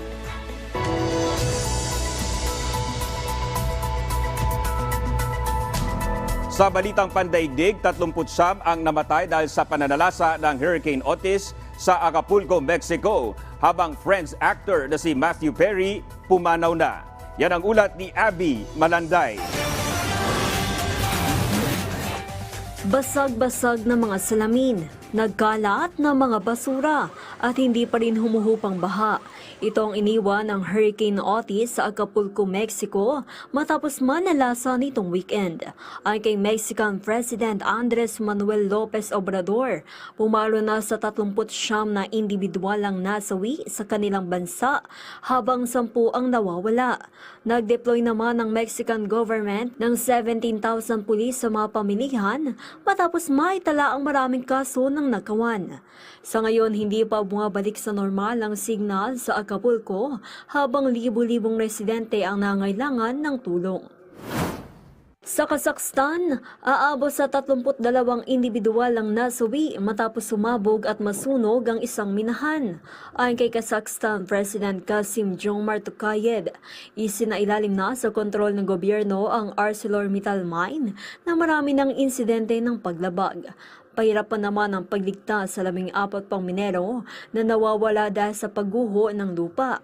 Nabatid na nasa 250 manggagawa ang nagtatrabaho sa minahan nang maganap ang pagsabog. Itinuturing itong isa sa pinakamalaking trahedya sa kasaysayan ng bansa. Umatras na sa kanyang kandidatura sa 2024 U.S. presidential election ang dating U.S. Vice President na si Mike Pence. Ayon kay Pence, dumaan sa maraming konsiderasyon ang kanyang desisyon at sa uli ay sinabing hindi pa ito ang tamang oras para sa kanyang pagtakbo. Kilala si Pence bilang matapat na taga-suporta ni dating U.S. President Donald Trump na nahaharap ngayon sa maraming issue. Samantala, wala ng buhay ng matagpuan sa kanyang tahanan sa Los Angeles, California, ang sikat na aktor na si Matthew Perry. Ayon sa Los Angeles Police Department, sa isang hot tub nakita si Perry na hindi na na-revive ng mga otoridad. Hindi naman makumpirma kung nalunod ang aktor na kilala bilang Chandler Bing sa hit TV sitcom na Friends na sumikat mula 1994 hanggang 2004. Nabati na sa kasagsagan ng kanyang tagumpay. Ilang taong nakipaglaban si Ferry sa pagkagumon sa painkillers at alcohol at nagkaproblema rin sa kalusugan dahil sa paggamit ng droga. Bumaha naman ang pagkikiramay sa social media ng publiko at kapwa personalidad sa nangyaring ito kay Perry. Abi Malanday para sa Bayan. Isang Pilipinong contemporary artist at art teacher ang nababayagpag ngayon sa Beijing, China dahil sa mga nakakamangha at natatangi nitong artworks na ginagamit bilang display sa iba't ibang lugar doon. Kung sino siya, alamin natin yan sa ulat ni Mark Fetalco. Sa larangan ng sining, tunay ngang hindi rin pahuhuli ang mga Pinoy. Dito sa China, nakilala ko si Jensen Moreno, isang contemporary artist at art teacher mula sa Bataan. Mula sa kanyang first international solo exhibition sa Vietnam noong 2011, nagsunod-sunod na ang pamamayagpag na kanyang karera sa labas ng bansa. Pero aminado siyang hindi naging madali bago niya naabot ang tinatamasang tagumpay. Becoming a known artist internationally, yeah, that is very challenging. Especially that time na I didn't have my own identity. We were all trying to be the best. So you need to paint either hyperrealism or like surrealism or copy somebody else's work. Otherwise, you will not get the spotlight. But how will you be able to express yourself completely if you will just be copying others' works? Sa palette knife technique, nahanap ni Jensen ang kanyang sariling estilo sa pagpipinta. Sa ngayon, mahigit 10 taon na siyang naninirahan sa China, kung saan niya nakilala ang iba't ibang tao na nagkaroon ng malaking impluwensya sa kanyang buhay. Ang ilan nga sa kanila, naging subject pa ng kanyang mga portrait. Gaya ni dating Philippine Ambassador to Beijing, Erlinda Basilio, sikat na Chinese artist Wang Jianan, at ang kanyang kasintahan na isang football coach, cyclist at isang PE teacher sa Beijing. Pagmamahal sa sining at sa bayan, ilan sa mga naging inspirasyon ng Pinoy artist na si Jensen Moreno. Yan din na kanyang ginamit sa kanyang mga artworks na nakadisplay ngayon sa iba't ibang lugar dito sa China. Katunayan, tampok sa ospital na ito sa Beijing ang kanyang mga obra. Kabilang na ang Filipina Farm Girl painting na ito na may watawat ng Pilipinas. Ayon kay Jensen, naipapahayag niya ang kanyang damdamin at kanyang mga karanasan sa pamamagitan ng pagpipinta. Nasaya naman ang hatid sa ibang nakakakita ng kanyang mga obra. This is very interesting to combine the painting art exhibition with the hospital. So the patient who come here not just for the treatment for their healthy, but they can see the beautiful painting, they refresh the eyes, and it is interesting. Malaking bagay rin para kay Jensen na maisulo ang kulturang Pinoy sa pamamagitan ng kanyang mga likhang sining. So actually donated a painting of Jose Rizal for the Rizal Hall at the embassy. So most of the time they use the painting. I from time to time I saw pictures from events, or like it's used as a background for the ambassador's speech, or something like that. So I feel proud of it. At the same time, I'm happy to do it because it's for my country. Mensahe naman ni Jensen sa mga Pilipinong naghahangad maging alagad ng sining, huwag susuko, lalo't minsan rin siyang nangarap na tulad nila. Don't lose hope, continue, and try to be as positive as you can, no matter how much negativities are around you. it helps a lot. Mula rito sa Beijing, China, Mark Fetalco para sa Bayan. Para sa ating CSC in Action, magbigay-pugay naman tayo sa isang natatanging tauhan ng pamahalaan na itinuturing na bayani dahil sa ibinibigay niyang serbisyong higit pa sa inaasahan. Narito po ang kanyang kwento.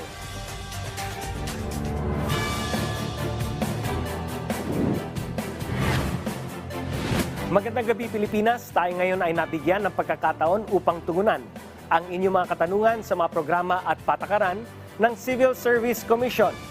Ako po si Chairperson Carlo Nograles para sa CSC in Action. Bukod sa pagtalakay sa mga programa at polisiya ng Civil Service Commission, nais naming ibahagi ang mga kwento ng mga piling kawani ng pamahalaan na hinirang bilang outstanding government workers dahil sa kanilang natatanging kontribusyon na nagdulot ng pangmalawakang epekto sa bansa. Malugod ko pong inihahandog ang kwentong lingkod bayani ni Raymond D. Gonzales, isang roving teller o customer associate sa Land Bank of the Philippines, Zamboanga Main Branch. Siya po ay kinilala bilang Dangal ng Bayan Awardee noong 2022 dahil sa kanyang di matatawarang dedikasyon sa trabaho sa gitna ng pandemya. Sa kabila ng panganib na dala ng COVID-19, patuloy niyang ginampanan ang kanyang tungkulin na maghatid ng cash requirements sa land bank branches sa Zamboanga City, Zamboanga Sibugay, Basilan, Sulu at Tawi-Tawi. Bagamat nasa ilalim ng Enhanced Community Quarantine ang Zamboanga Peninsula, hindi siya tumigil sa kanyang trabaho kahit na mataas ang transmission rate at sarado ang mga bayan. Lahat ng ito ay ginawa niya upang hindi maantala ang pagbibigay ng gobyerno ng ayuda sa mga komunidad at upang patuloy na maipatupad ang iba't ibang cash assistance program ng mga ahensya katulad ng Pantawid Pamilya Pilipino Program o 4Ps ng DSWD. Subalit bago pa man magpandemya, may dalang panganib na talaga ang kanyang trabaho bilang kaisa-isang roving teller sa kanilang rehiyon. Nariyan na ang panganib sa paglalakbay habang lulan ng maliit na eroplano, bangka at armored vehicle. Mga banta ng terorismo sa lugar. Mga engkwentro sa pagitan ng militar at rebelde. At dahil napakalaki ng daladala niyang pera, nariyan din ang banta ng pagnanakaw. Panoorin natin ang maiksing paglalahad ni Raymond ng ilan sa mga kinaharap niyang pagsubok dahil sa trabaho. Yung fear mo na kung makakabalik ka pa ba ng Zamboanga ulit, who knows what could happen there, na ikaw lang yung lumilipad wala nang iba. Lahat nasa lockdown, ikaw lang yung pinagbigyan ng pagkakataong magbiyahe and to accomplish that task, to bring money to those different branches.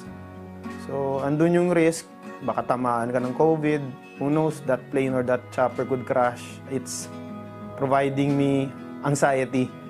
No, you can't really sleep well at night kasi knowing bukas, pabiyahe ka na naman ulit. What if last trip mo na pala yun? So it's mahirap. Nang tanungin namin siya kung bakit ipinagpatuloy niya ang kanyang tungkulin sa kabila ng panganib, ito ang kanyang sinabi. To be able to serve the nation, to be able to provide different products and services to the fellow countrymen, especially on the countryside. You do it well, you serve the people regardless ano yung status in life, whatever their needs are. Pag na-provide mo yun through your work, then that's definitely fulfilling ho as a land banker. Live life to the fullest while performing your duties. Huwag kalimutan yung mga responsibilidad na kasama ng ating everyday life for better and successful Republic of the Philippines. Ako si Raymond Gonzales, roving teller ng Land Bank Zamboanga Main Branch. At ito ang aking kwentong lingkod bayani.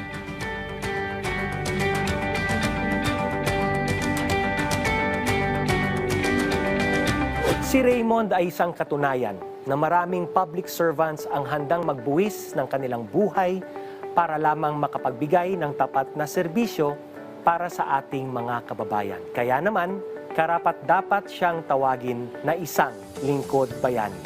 Sa iyo, Raymond, at sa lahat ng mga kapwa nating empleyado sa Land Bank of the Philippines, saludo po kaming lahat sa inyo. Inaanyayahan namin kayong panoorin ang buong kwento ni Raymond Gonzalez sa Lingkod Bayan Diaries na aming pinapalabas sa aming Facebook page. Kung may mga katanungan kayo sa aming mga programa, maaaring makipag-ugnayan sa aming mga opisina at social media channels. Pwede ring sumangguni sa contact center ng bayan. Hanggang sa susunod nating talakayan, mga issue ay tutugunan. Mamamayan muna. CSC in action. Ako po ang inyong lingkod, Chairperson Carlo Nograles. At para maibulat at mapalaganap pa ang kaalaman ng mga kabataan patungkol sa climate change, nakilahok ang 800 college students sa Metro Manila at South Korea sa 2023 Global Environmental Forum. Yan ang ulat ni Clazel Pardilla.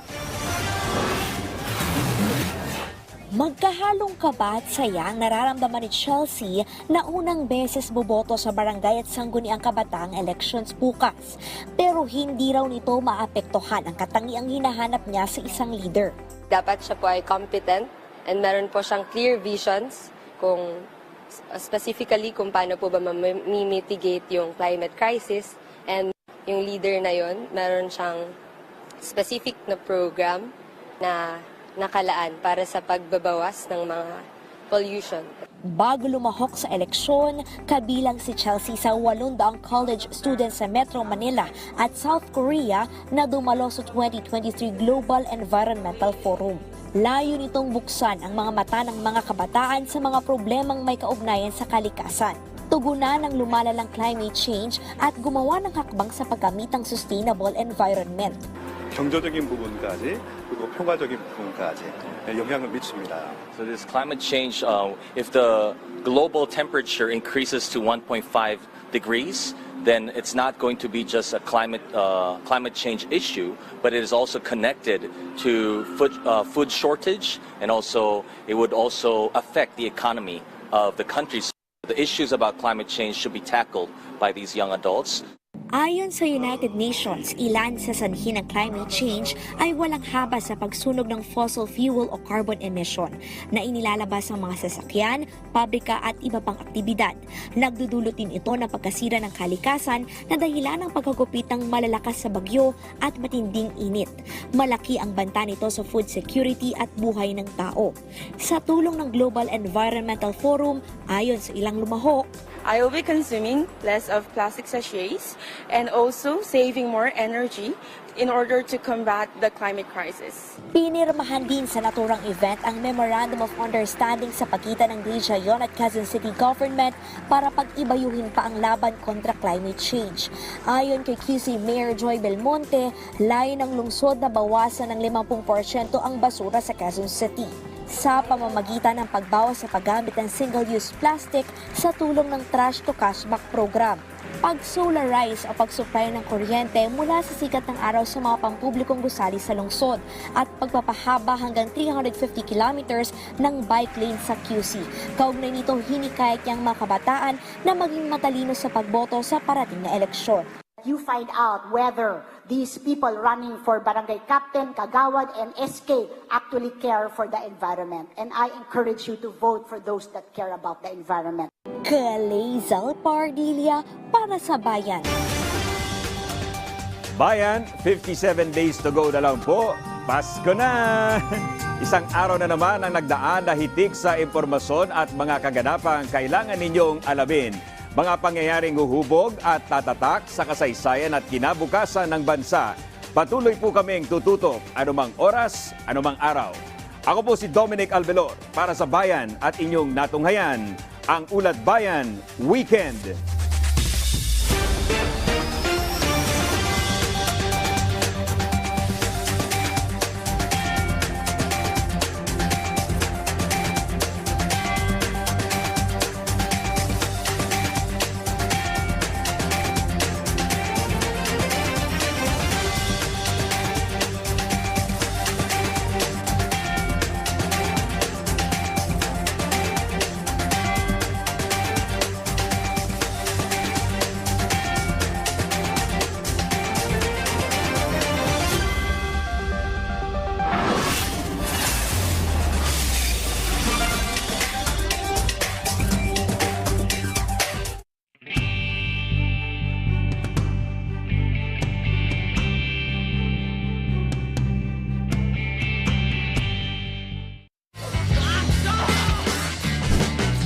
Noong dekada 80, si Monsur del Rosario ang pinakamahusay at pinakapremyadong taekwondo jin ng Pilipinas.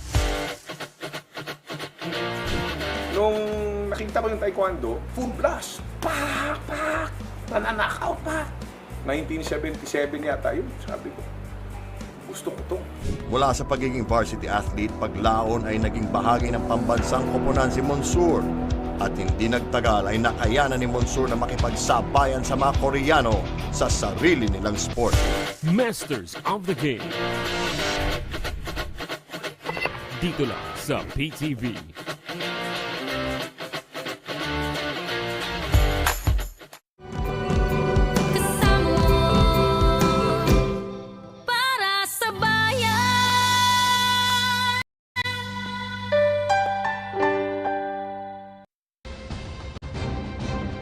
Ladies and gentlemen, the President of the Republic of the Philippines, His Excellency Ferdinand R. Marcos Jr.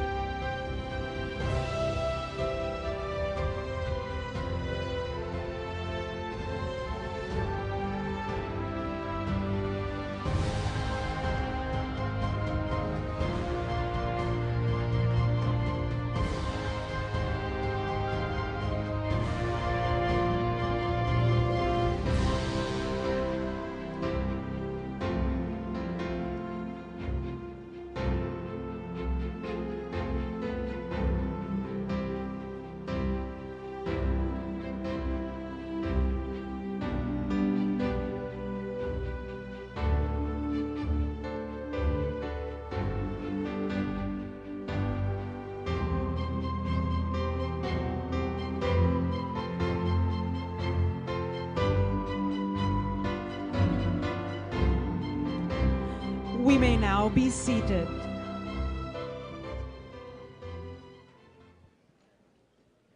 Good morning. We are gathered here for the Philippine Mayors Forum, Innovation, Digital Governance, and Resiliency Building towards Accelerated Implementation of the 2030 Agenda in the Philippines.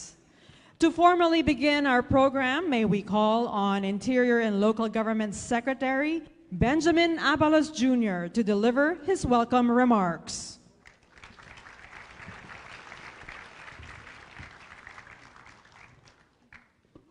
Good morning to everyone. To His Excellency President Ferdinand Marcos Jr., of course to Ana Turland, to Gustavo Gonzalez, to SAP Anton Laglabeo, Secretary Tony Loizaga, to the UN dignitaries, cabinet secretaries, mayors and vice mayors, speakers, guests, our partner agencies, of course, civil society, NGOs, academe, and other partners. A pleasant good morning to everyone. Welcome to the Mayors Forum on Innovation, Digital Governance, Resiliency, Building towards Accelerated Implementation of the 2030 Agenda in the Philippines. I am honored to welcome you all, organized by the DALG with the United Nations Department of Economic and Social Affairs and in collaboration with the United Nations Resident Coordinator's Office and United Nations Development Program, Philippines. This month of October, important milestones that defined and continuously influence governance across countries globally, as well as national and local government dynamics in the Philippines. Globally, we are celebrating the United Nations Month with the theme, SDGs, a race we can win, in commendation of the UN members' agencies' commitment in promoting and advancing the ideals of global peace, justice, human rights, and the rule of law. The SDGs are at the core of the President Ferdinand Marcos Jr.'s 8-point socio-economic agenda, which calls for transformation in all sectors, social, economic, institutional, and environmental, to reinvigorate employment and reduce poverty in order to achieve a prosperous, inclusive, and resilient society. The commitment is reflected in the Philippine Development Plan for 2023 to 2028, the country's second medium-term plan anchored on the government's long-term vision of Ambition Natin 2040. The PDP sets in motion the government's economic recovery program to return the country into a high-growth trajectory towards an upper-middle-income nation by 2025. Likewise, this month, in October, it is the 32nd anniversary of the passage of the Local Government Code of 1991, which steered a paradigm shift towards local autonomy and decentralization in the Philippines, and defined the powers, political and fiscal authority to LGUs with the intention of instituting more accountable and responsive local government structure. This forum is the culmination of the DILG's month-long celebration with the theme, Festival of Local Excellence, Competitiveness, showcasing innovation, digital transformation, and the new technologies in improving local governance towards accelerated implementation of the 2030 Agenda in the Philippines. Recognizing the pivotal role of the LGUs in achieving the SDGs, being in the front line, you are well-positioned to drive change and implement effective strategies in achieving SDGs and contribute to that high-growth path. The Supreme Court ruling in the Mandanas-Garcia petition providing greater resources to LGUs presents better opportunities for local governments to plan, finance, and implement more comprehensive and effective climate-sensitive SDUs. For our part, the department takes the lead in localizing the SDGs. We remain steadfast in shepherding our local leaders, strengthening capacities for our local governments, and introducing smart, sustainable solutions for better quality service.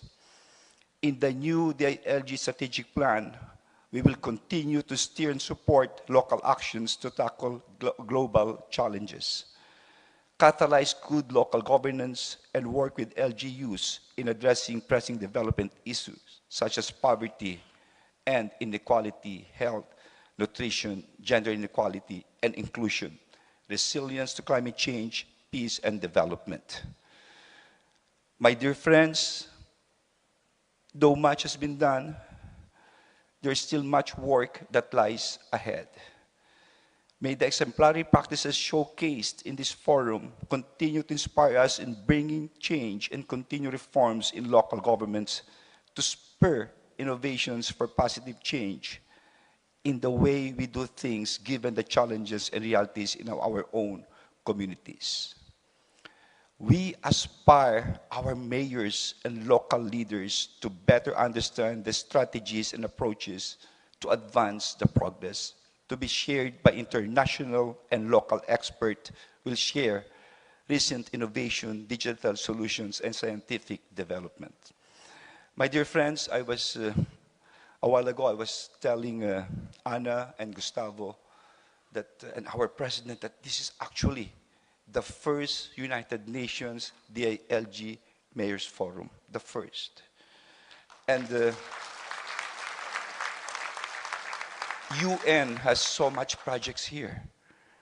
And this is a good forum where we could see all of these projects, benchmark everything, look at the gaps, strengthen everything, and make sure that each and every LGU's needs are really addressed. And I was telling them, I hope next year we will have this. Gustavo told me this should be twice a year. No? But the gathering of local leaders today is a testament of our commitment to unite and harmonize our efforts for sustainable development and rally behind our President's governance of a brand of Bagong Pilipinas. Sa inyo pong lahat, maraming salamat sa pagdalo. Mabuhay po kayong lahat. Thank you, Secretary Abalos. To deliver the message of Mr. Zhuang Zhu, may we call on the Governance and Public Administration expert of United Nations Project Office on Governance, Ms. Anna Thorland.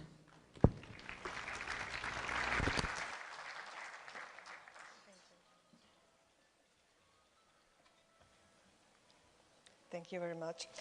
Your Excellency, President Ferdinand Romualdez Marcos Jr., Honorable Benjamin Avalos Jr., Secretary of the Interior and Local Government, Mr. Gustavo Gonzalez, United Nations Resident Coordinator and Humanitarian Coordinator, Mr. Selva Ramchandran, Resident Representative of UNDP, the Philippines, distinguished mayors, ladies and gentlemen, it gives me great pleasure to speak to you at this important gathering of mayors and public servants from across the country. I would like to commend the Department of Interior and Local Government for organizing this forum and the United Nations in the Philippines, particularly the Resident Coordinator Office and UNDP for partnering with UNDESA. This Mayors Forum is a clear signal that the Philippines recognize that the road to sustainable development runs through the cities and towns of this country, many islands. We have come together to discuss how we can follow up on the commitments made by the world leaders, including His Excellency Marcos, President Marcos, at the SDG Summit hosted last month at the UN General Assembly in New York. The summit recognized that the world has fallen behind in most areas of the 2030 agenda. Time is now of the essence if we are to end hunger and poverty and achieve the many other enlightened goals of the 2030 agenda. The world has endured many interlocking crises since the 17 Sustainable Development Goals were adopted in 2015. The result is that we have lost some of the development gains previously made. The formula for success includes the ingredients that we will delve on during this forum: good governance, innovation, and digital transformation, enhanced partnership between local authorities and the United Nations in the Philippines, sustainable urban development, and smart cities. These are vital to build resilience in the face of mounting challenges. The Philippines has suffered more setbacks than most given its perennial exposure to extreme weather events and seismic shocks, alongside the economic shocks and loss of life inflicted by COVID-19 pandemic. The Philippines was among the first countries to commit to the 2030 Agenda and the SDGs. It is also one of the UN member states that has produced 3 voluntary national reviews. The last review was presented at the High-Level Political Forum for Sustainable Development in 2022 and showed that the country is turning into its national ambition 2040 into reality, with a particular focus on efforts to strengthen institutions to recover from the pandemic and making progress on the SDG implementation. This Mayors Forum is a logical follow-up of the good work already done by the National Economic and Development Authority, which has hosted workshops bringing the relevant stakeholders together to agree on the framework for localizing the SDGs as part of the national implementation strategy. Today, it's an opportunity to build further on those foundations. The presentations and discussion during this forum will give you new ideas and insights into the benefits and multi-level governance for implementing of the SDGs at the local level. The UN Department of Economic and Social Affairs and the UN office here in the Philippines are both committed to supporting the integration of the SDGs into national and local plans and the promotion of innovative processes to strengthen effective governance at the subnational level. The speakers you will hear today across 4 sessions will share the insights in many policy areas and good practices that can benefit your work and your daily work. Along with the takeaways from these sessions, I encourage you to network with your peers and to make full use of the Q&A opportunities. Allow me to conclude with a quote from our Secretary General during the recent summit in New York. The SDGs will not be rescued in New York. They will be rescued in your communities. So please continue to listen to your people in your communities and incorporate their needs and concerns into your policies and investments. Once again, I wish to thank Secretary Avalos Jr. and my colleagues from the UN in the Philippines for organizing this forum. And I thank you for your attention and thank you for your individual commitment to making the SDGs a reality in your cities. Thank you. Thank you, Ms. Thorland. At this point, may we call on the United Nations Resident and Humanitarian Coordinator, Mr. Gustavo Gonzalez, to deliver his message.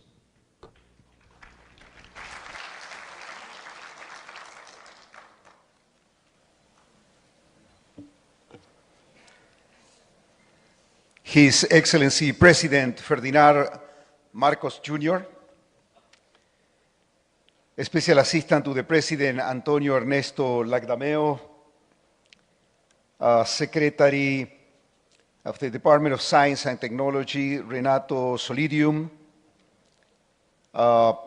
Secretary Maria Antonia Juro Loizaga, and of course Secretary Benjamin Avalos, Secretary of Interior and Local Government. Magandang umaga sa inyo lahat. Good morning.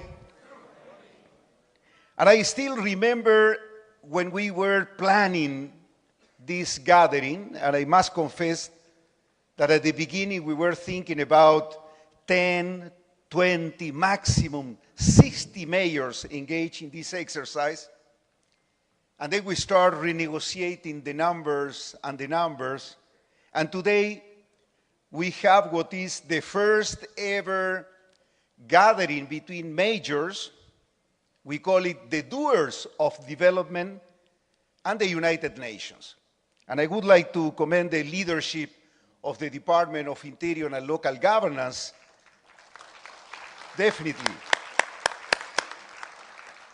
to bringing the realities of the development to the eyes of the United Nations. As I always say, the United Nations, we know, is not a bilateral partner, it's a multilateral partner, and you are part of the United Nations. So in some way, we are part of your teams.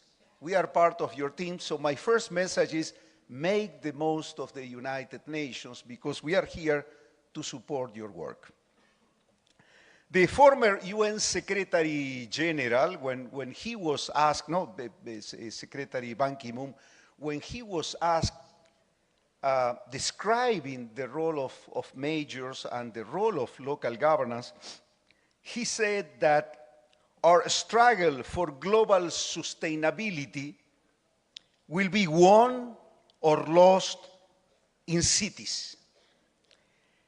And we fully subscribe these remarks as most of the Sustainable Development Goals, they have direct relevance to cities, to municipalities. And in fact, around 2/3 of all targets of the SDGs are expected to be met in cities or by cities. So local governments are closer to the level where actions are more likely to produce tangible results and in a more responsive and inclusive process. You are the first responders in challenging situations. And I remember my first experience here that was with Super Typhoon Odette. And the best lessons learned that we got in terms of the response, they came from you. They came from you. You know, sometimes at the UN we have quite robust handbooks and guidance, but at the end of the day, success is when we tailor-made our responses. So you are there as first responders, and you are there also as engines when we need to transform the reality and the life of our people. So in the Philippines, local governments have a critical role to play, and you call it whole-of-nation approach. And this is a lesson learned for the UN, and we hope that we will take advantage of this quite beautiful and powerful concept of inclusiveness. However, we have to recognize that these are not tasks that local government units and cities can or should do on their own. The localization of the SDGs requires the involvement of all levels of governance. And this is what the first thing that I heard from the President just a few minutes ago. This is a multi-level dialogue.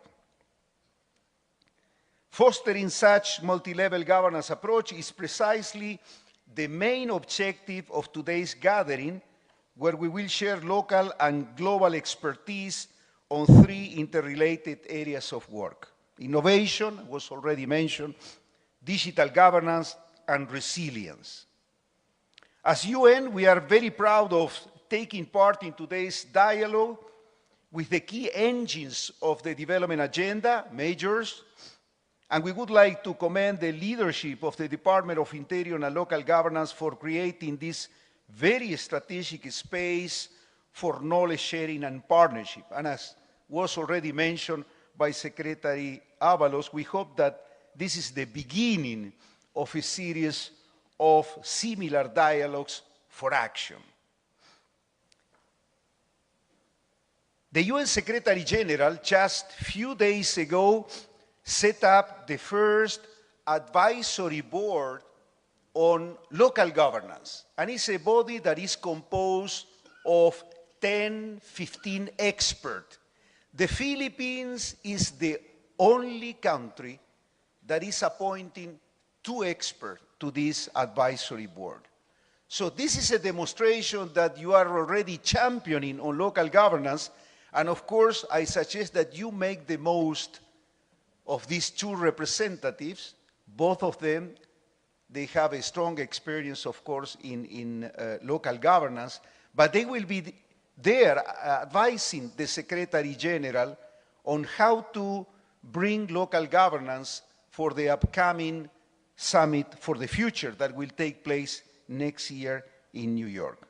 In closing, please allow me to reaffirm the UN's commitment, and I have colleagues here from the UN country team present, the UN's commitment to support local governance and decentralization, which is now clearly reflected in the new United Nations Sustainable Development Cooperation Frameworks from 2024-2028, which was just signed a few days ago between the UN and the government in the presence of the President of the Republic of the Philippines. So I believe that we have jointly set the basis for a very promising partnership between this powerful and committed network of local leaders and the UN to localize the SDGs agenda and make a reality this noble aspiration of this administration, which is to become the Philippines an upper middle income country very shortly. And the UN is with you. Maraming salamat po. Thank you so much. Thank you, Mr. Gonzales. At this juncture, may we call once again Secretary Avalos to introduce our guest of honor. Ladies and gentlemen, the President of the Republic of the Philippines, His Excellency Ferdinand Romualdez Marcos, Jr.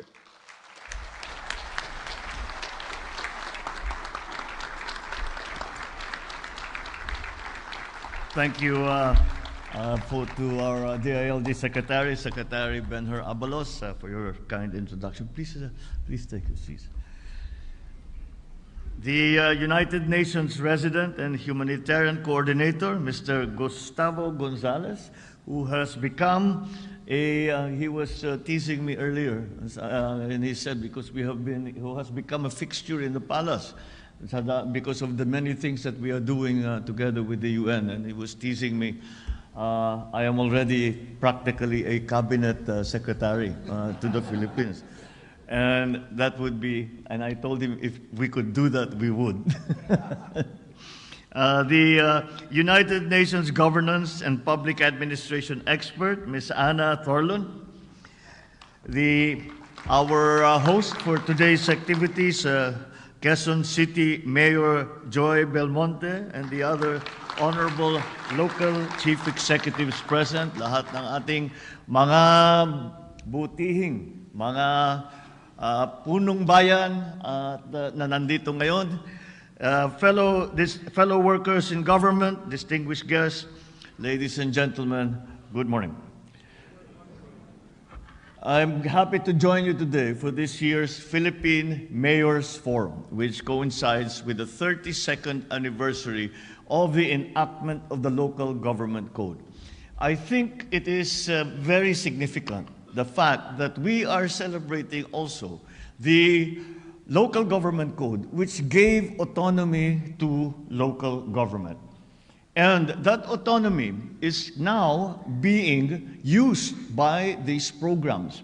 Kung wala po tayong 71, wala po tayong local government code, that autonomy that we gave to our local chief executives would not be available to you. But now that it is, and now that the coinciding program that we are availing of with the United Nations is making that autonomy even greater and even stronger. And it also demonstrates that if you see the greetings in the different agencies, the different parts of government, private sector, United Nations, all of these have come together. And when we talk about the whole of society and the whole of nation approach, this is a perfect example of that. Lahat ng kailangan nating tulong ay lahat ng kailangan natin tulong ay ilalagay natin para harapin itong problemang ito. And this, I believe, is very, very important, especially in this day and age. This will strengthen, once again, the autonomy of our local governments, and it will give us a direction when we are now, which the Governor Dax is here, that we are now putting together the final implementation of the Mandanas-Garcia ruling. That is, of course, relevant to all the local government executives.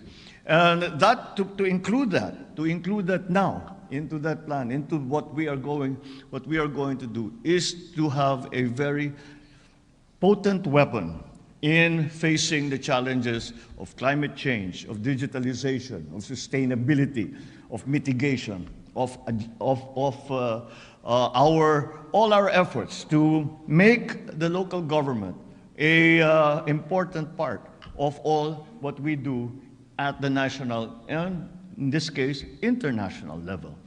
I think it was an inspired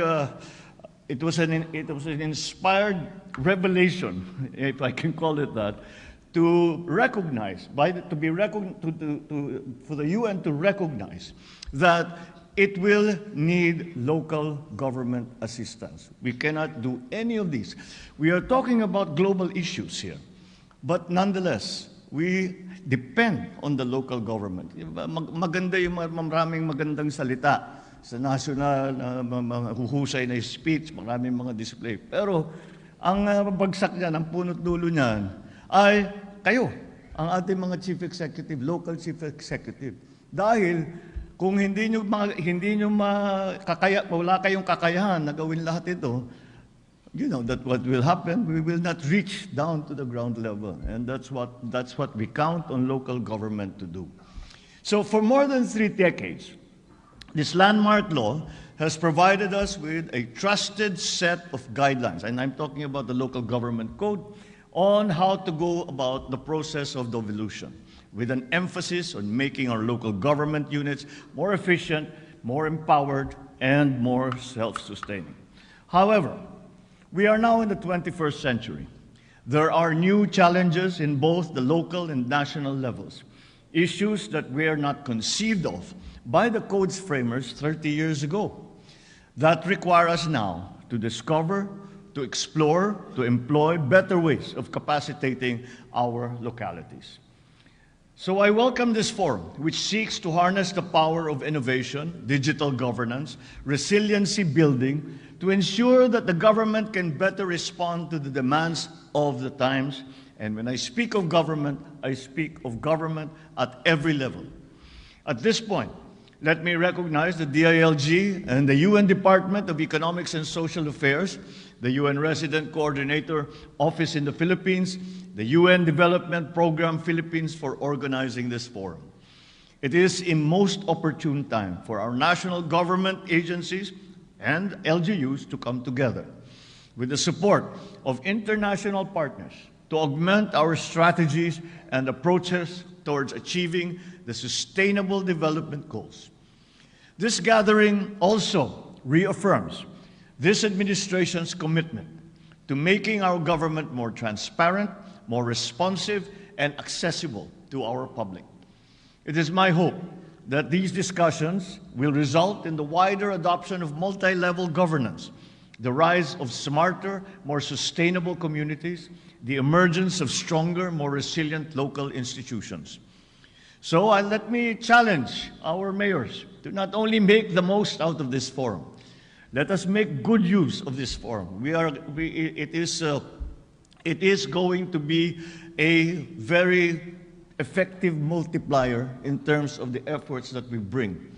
And the support that the United Nations brings now to this effort is going to be will accelerate that, and will accelerate the capacity building of our local governments. Sa palagay ko, dapat ganyan ang tingin natin. How do we make full use of this UN program? And the way to make full use of this UN program, in my view, is that we take full advantage of the knowledge, of the training, of the experience that the UN has gained, not only in the Philippines, but all around the world, and apply it to our own constituencies. And we capacitate ourselves, make ourselves more competent, make ourselves more knowledgeable, make ourselves more learned when it comes to all of the problems that we are now facing. And that way, we are able to achieve more. So we must also explore international partnerships such as that with your counterparts, not only in the Philippines, but in other countries. And that way, we will learn the best practices in improving public service delivery. I assure you, the mayors that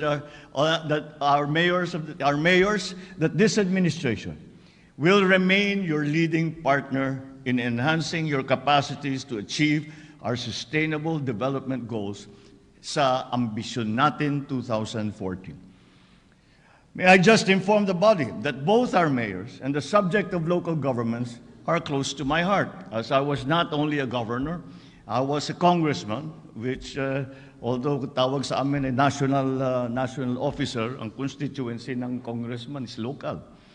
So I was that for many years. And furthermore, because of that experience, I was the chairman of the Senate Committee on Local Government. And so this is very close to my heart, and that is why I understand the importance of what we are doing here today.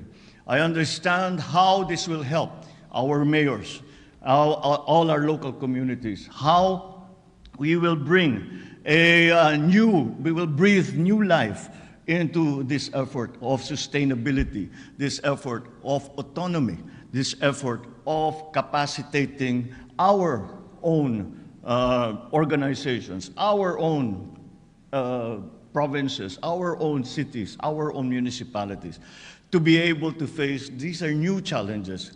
Like I said earlier, though framers of the local government code did not, 31 years ago, they did not have to think of all of these problems simply because they did not exist. But they do now, and that is our job. Our job is to face those problems, find the solutions to make a better life for our people. So together, let us continue working hard to serve our nation, to give a better life to every Filipino, to prepare a better country for the next generations. Thank you, and I wish you all success in these endeavors. Sama-sama po tayo umusad tungo sa isang bagong Pilipinas. Mabuhay kayong lahat. Magandang umaga po sa inyo. Thank you, Mr. President.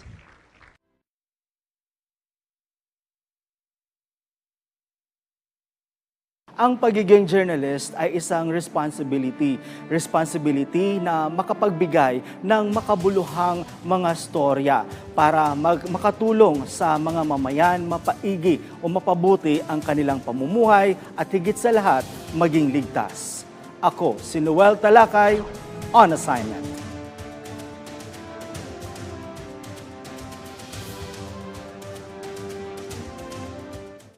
His Excellency Ferdinand R. Marcos Jr.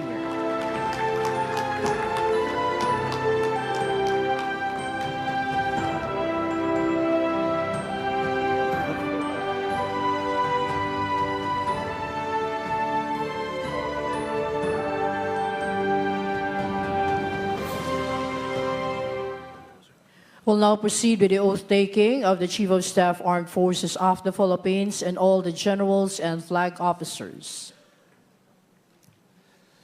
Will all those who are taking their oath, please raise your right hand and repeat after me. I, your name, having been promoted to the rank, your rank,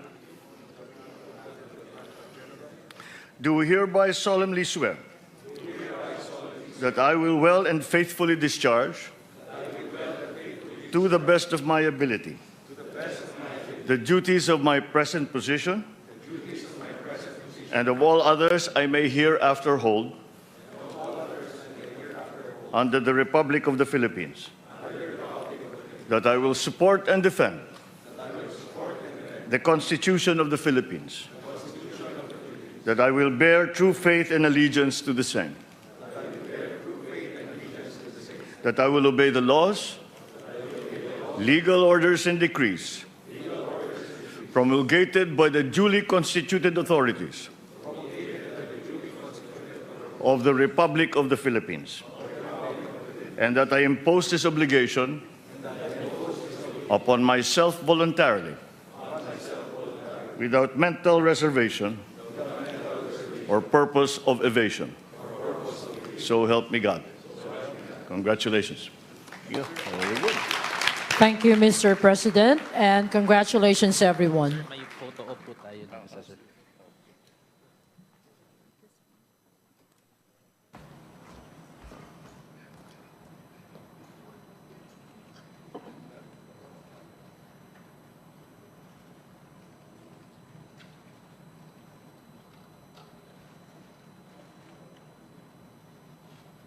Thank you.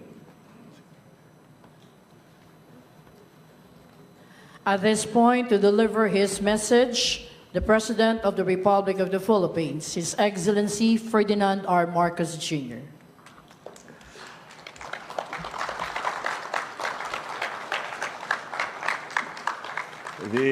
Allow me to greet some of the officials that are here. Please take your seats as you were. Executive Secretary Lucas Bersamin, the National Defense Secretary Gilbert Chidoro, the other members of the Cabinet present, the AFP Chief of Staff, General Romeo Browner Jr., and the Major Service Commanders, the newly promoted officers of the Armed Forces of the Philippines, fellow workers in government, distinguished guests, ladies and gentlemen, and of course, I should add, the families of our newly promoted officers. Good afternoon. Allow me to extend, first of all, my warmest congratulations to all the newly promoted senior officers of the Armed Forces of the Philippines, including our AFP Chief of Staff, General Romeo Browner. I wish all of you the best as you embark on this new chapter in your respective careers. As you now prepare yourselves for the myriad challenges that lie ahead, let us all take pause and be reminded that coupled with these promotions are greater responsibilities and duties. These will strain and test the mettle of your character, integrity, loyalty, and professionalism, in the fulfillment of your sacred duty of protecting and defending our people and our nation.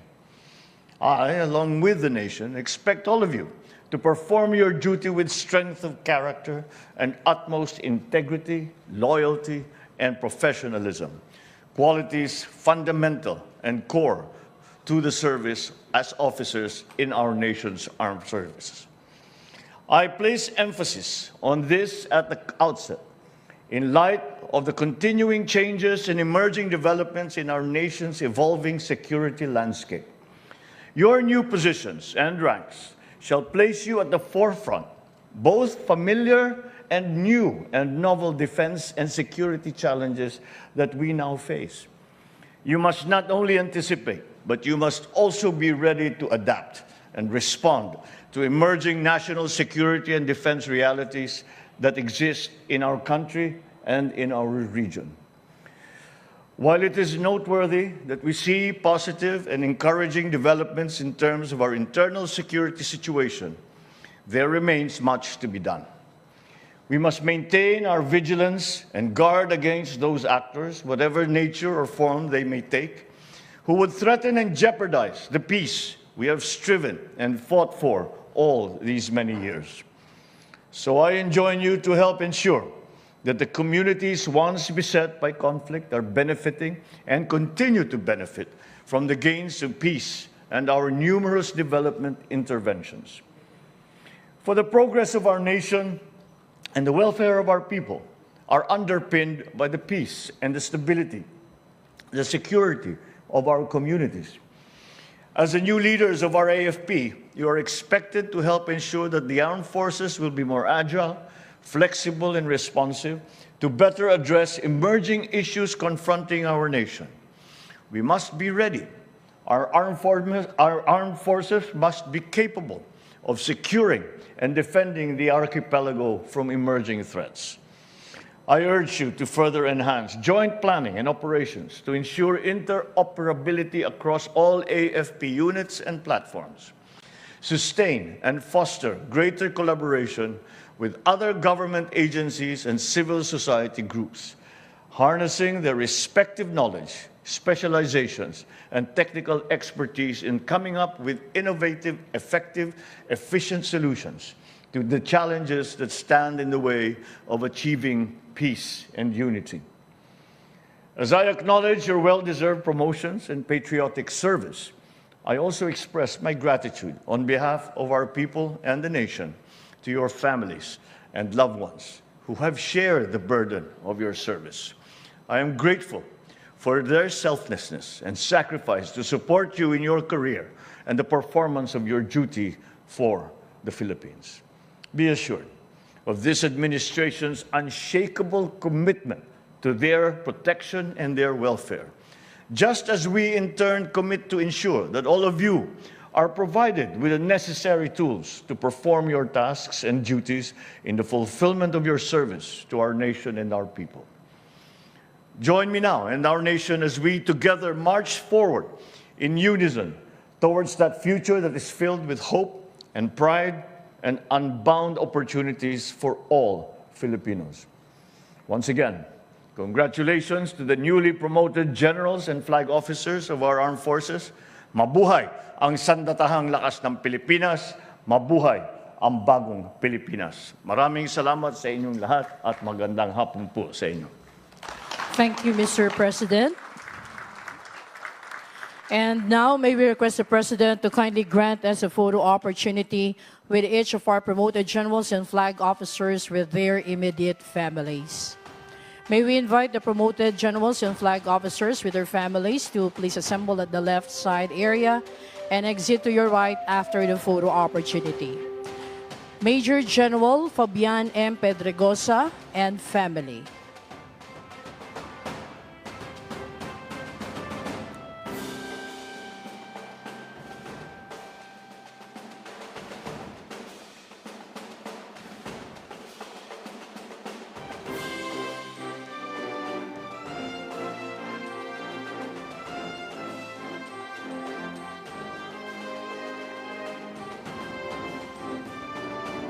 Thank you. Major General Romel P. Roldan and family.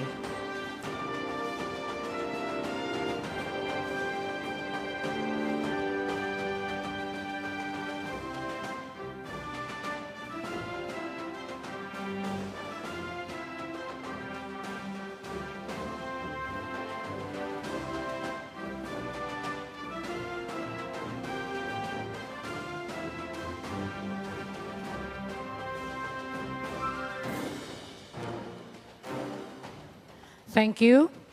Next, we have Major General Noe Alberto Q. Peñafiel and family.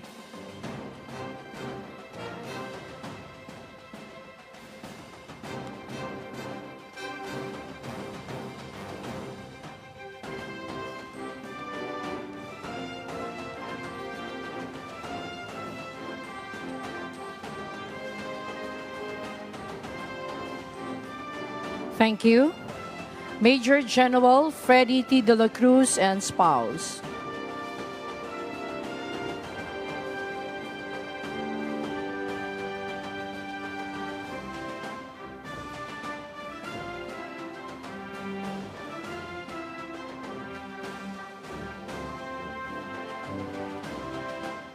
Thank you. Next, we have Brigadier General Arnel Jose J. Morada and family.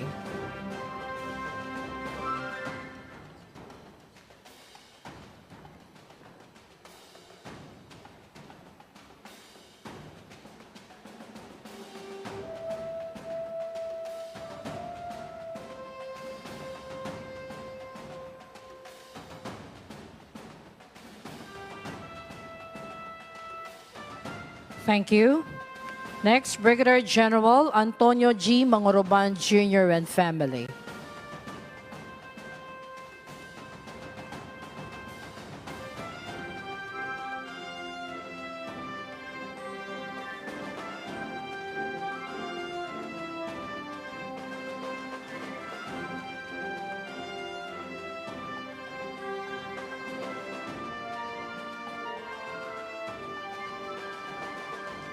Thank you. Next, Brigadier General Maynard G. Camarao and family.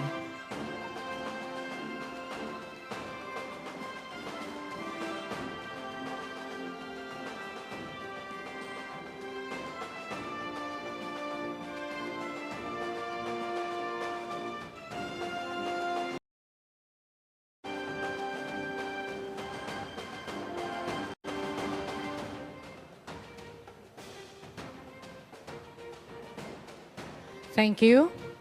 Brigadier General Ferdinand Melchor C. De La Cruz and family.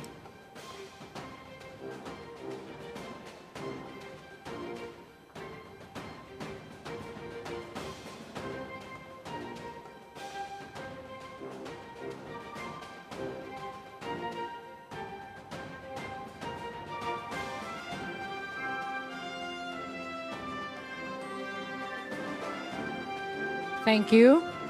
Brigadier General Efren F. Morados and family.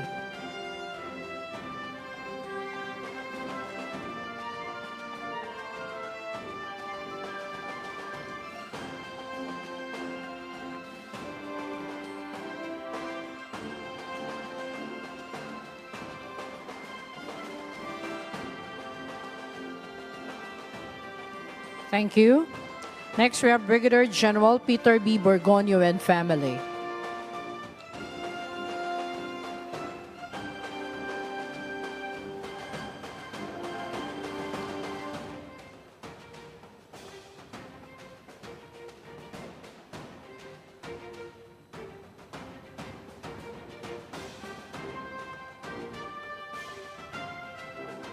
Thank you.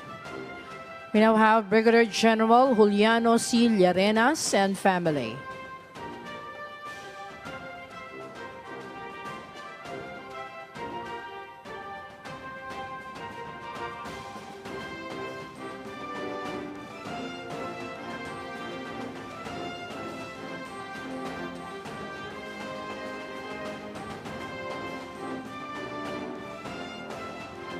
Thank you.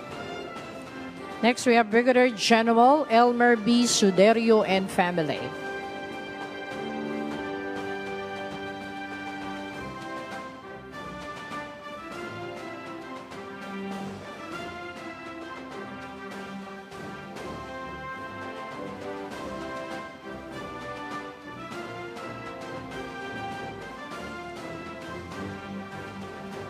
Thank you.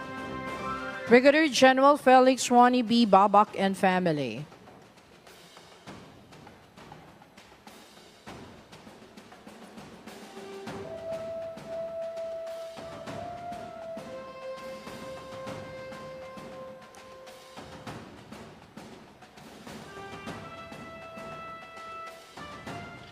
Thank you. Brigadier General Marion T. Angkaw and family.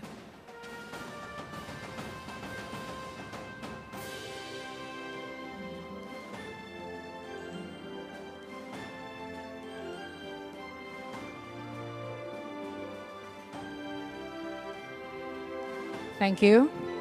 Brigadier General Dennis Arpasis and family.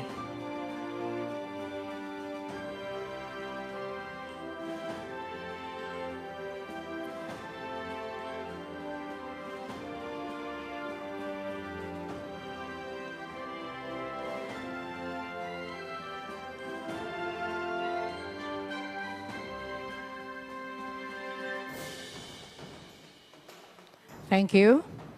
This time, we have Brigadier General Andre B. Santos and family.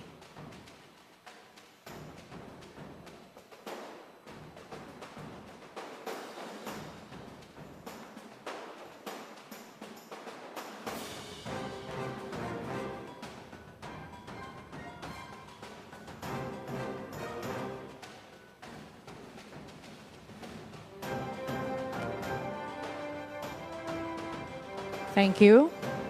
Commodore Edward Ike M. Desagon and family.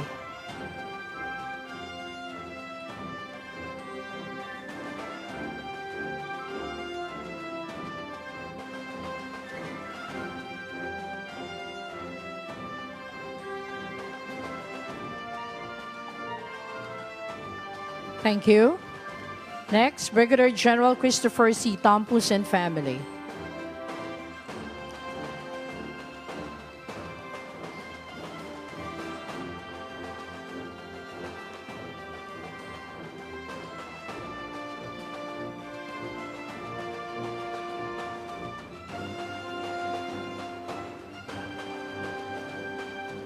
Thank you.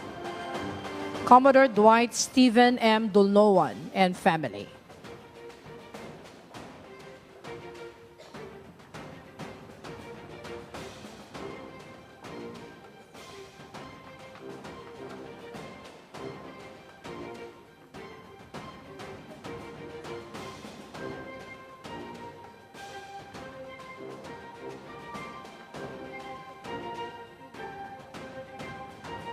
Thank you.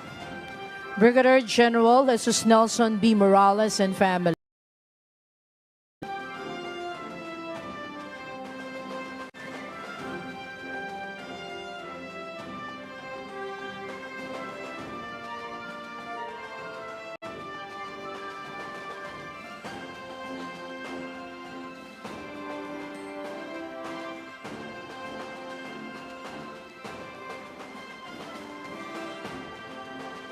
Thank you. Next, Brigadier General Taharuddin P. Ampatuan and family.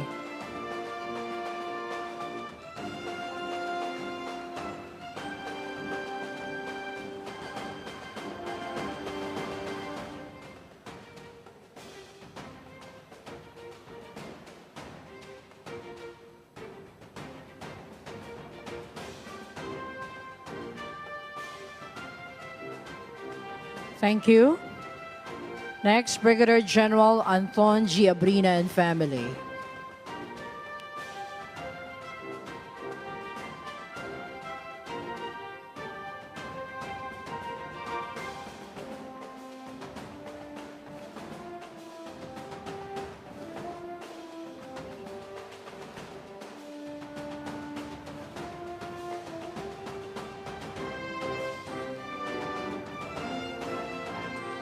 Thank you. Brigadier General Francisco F. Lorenzo Jr. and family.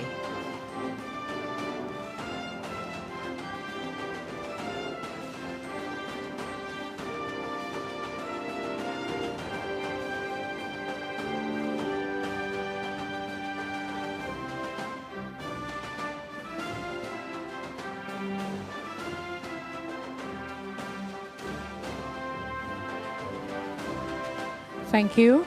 Next, we have Brigadier General Gulliver L. Sinieres and family.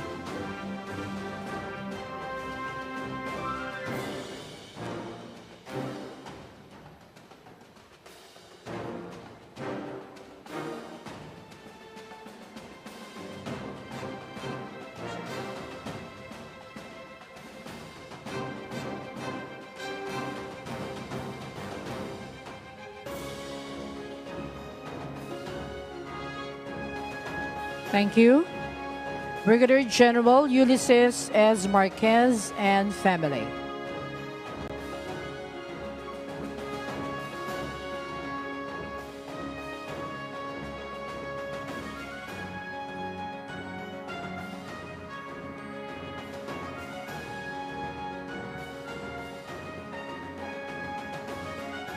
Thank you. May we now have Brigadier General Joey A. Escanillas and family.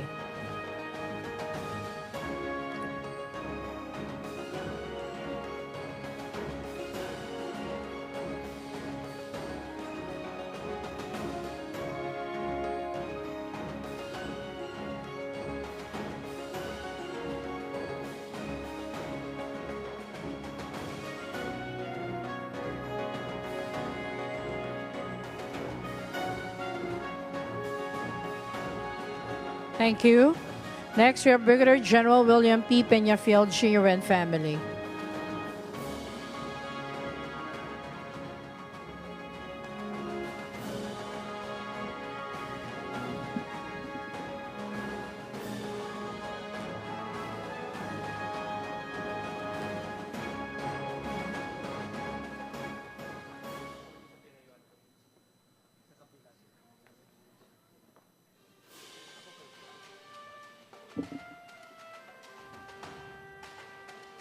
Thank you. Next, we have Brigadier General Nasir Pili Dasan and family.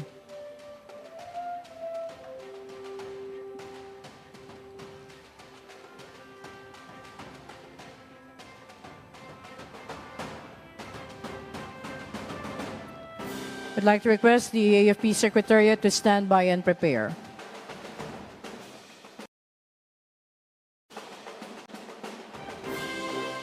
Thank you. Next, we have Brigadier General Simplicius G. Adeser and family.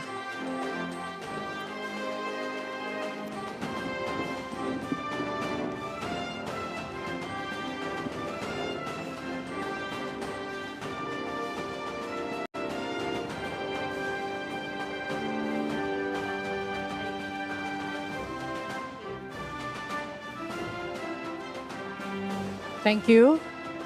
Next, we have Brigadier General Isagani O. Criste and family.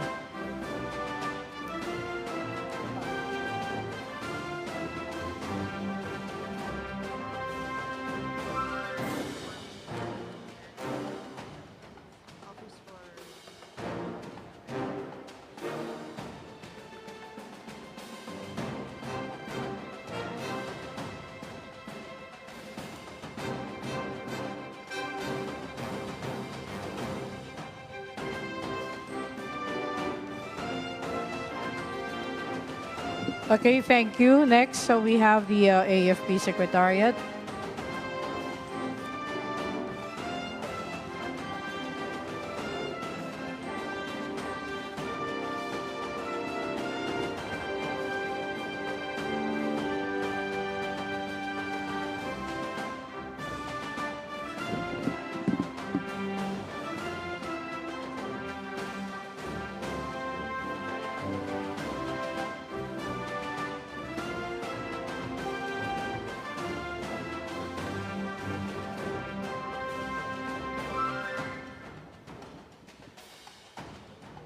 Thank you.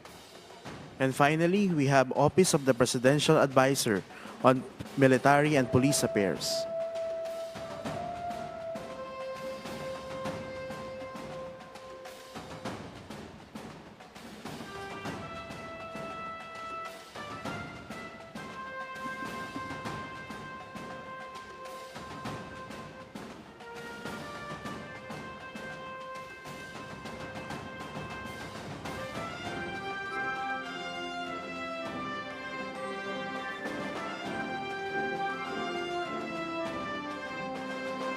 Thank you. Thank you, Mr. President, for granting us a photo opportunity. That concludes our oath-taking ceremony. Thank you, Mr. President. Once again, ladies and gentlemen, the President of the Republic of the Philippines, His Excellency Ferdinand R. Marcos Jr.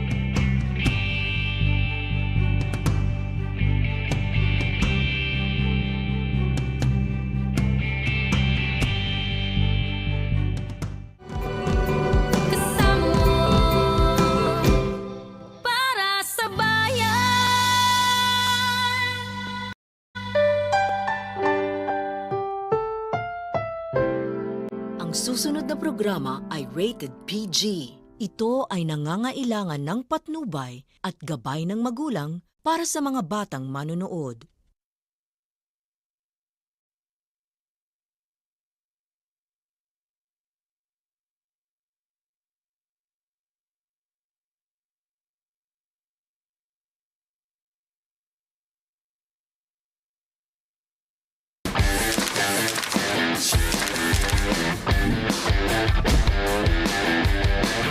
Noong dekada 80, halos walang Pilipino nakakakilala sa sport ng taekwondo. Di gaya ngayon na kahit sa mga malilit na mall tulad nito, mayroong nagtuturo. Ang paglaganap ng taekwondo sa Pilipinas ay direktang maiugnay sa sipag, tiyaga, talino at talento ng nag-iisang Monsur del Rosario.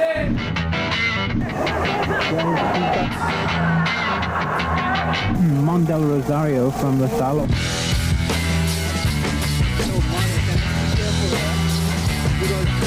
Power. I noticed a lot of players.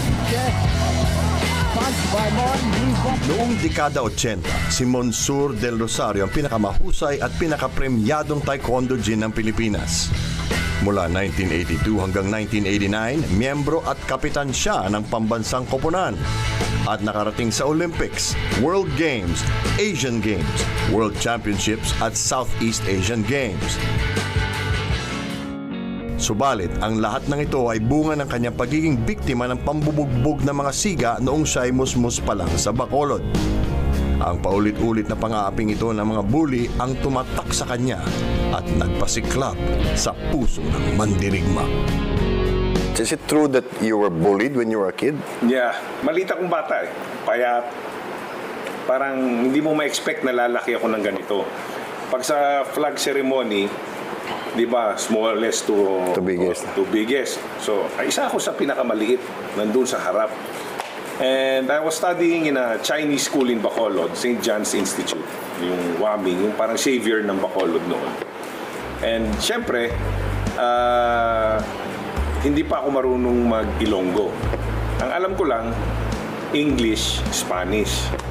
So, pisoy pa ako. So, mga kaklase ko, pinagtitripan ako. So ako naman, pumapalag ako. Tapos hanggat hindi ako natutong mag-Ilonggo, parang inaapi ako lagi. Tapos biglang lumabas yung Bruce Lee.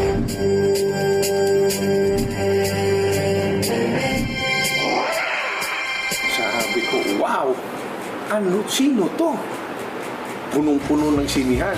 Big boss muna. Pag-uwi ko, sabi ko sa airport ko, sabi ko, Dad, gusto ko maging katulad ni Bruce Lee. Gusto ko mag-aral. Ano ba yung tawag dyan sa ginagawa niya? So, sabi niya, martial arts yan. So sabi ko, gusto ko. Sabi, dito meron lang karate. Tapos sabi ko, sige. Tapos si Muhammad Ali, napanood ko sa TV. Gusto ko mag-boxing. Ganun. Sabi niya, masisira mukha mo. Hindi pwedeng mag-boxing. So, gusto ko mag-aral. Basta, sabi niya, sige, karate ka lang. So doon ako nag-start.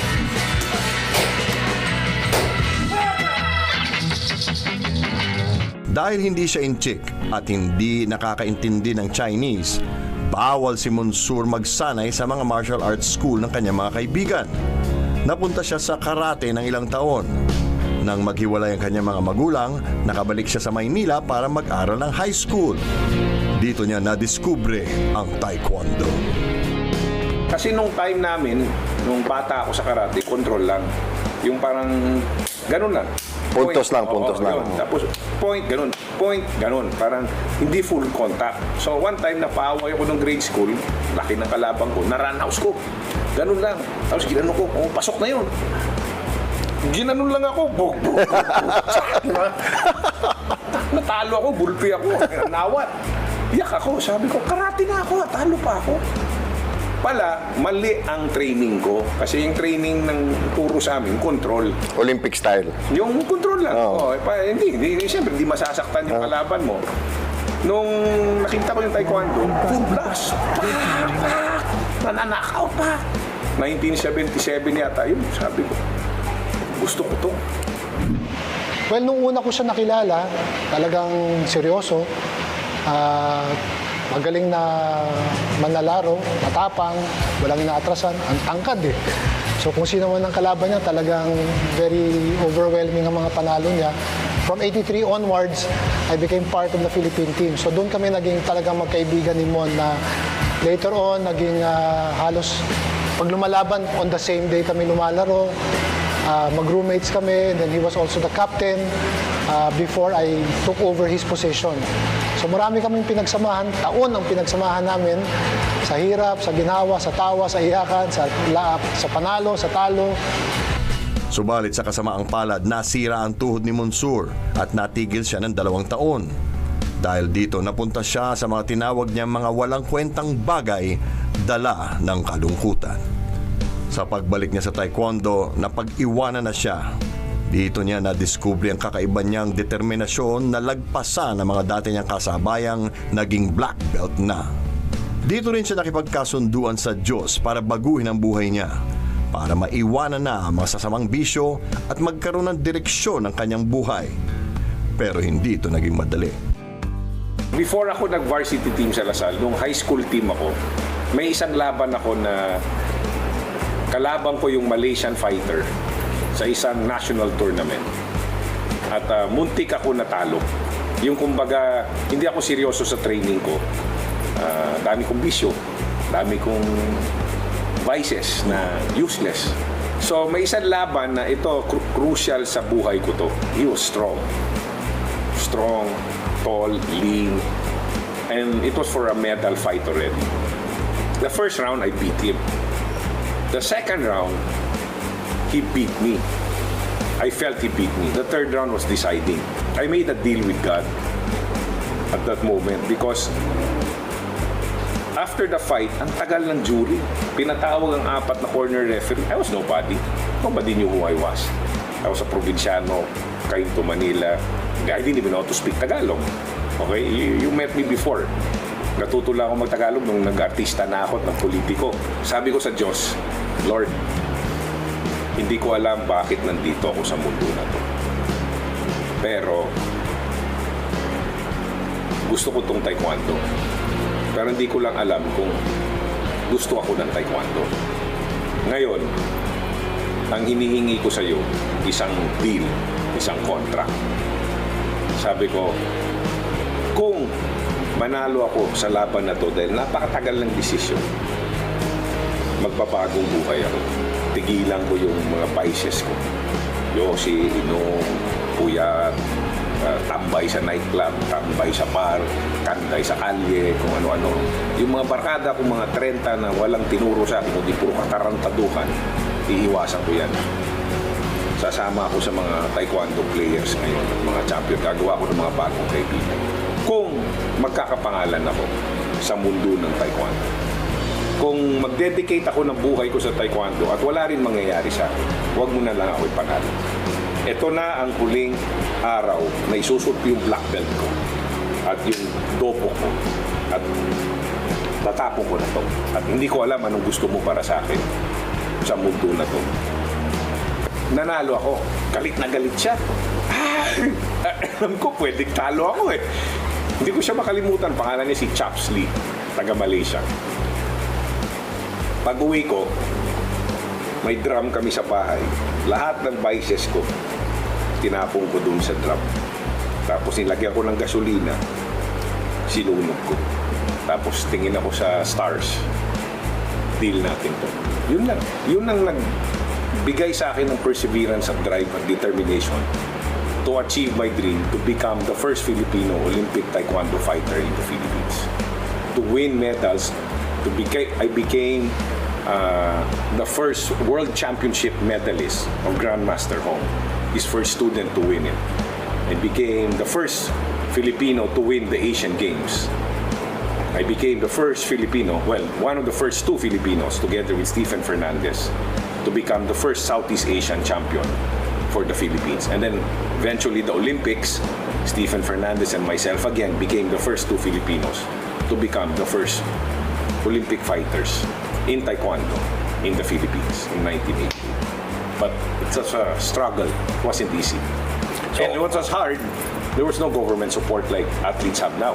Wala kaming mga funding, wala kaming pera at sweldo katulad nila EJ Abuena, wala kaming premyo katulad ni Heidelin Diaz, wala.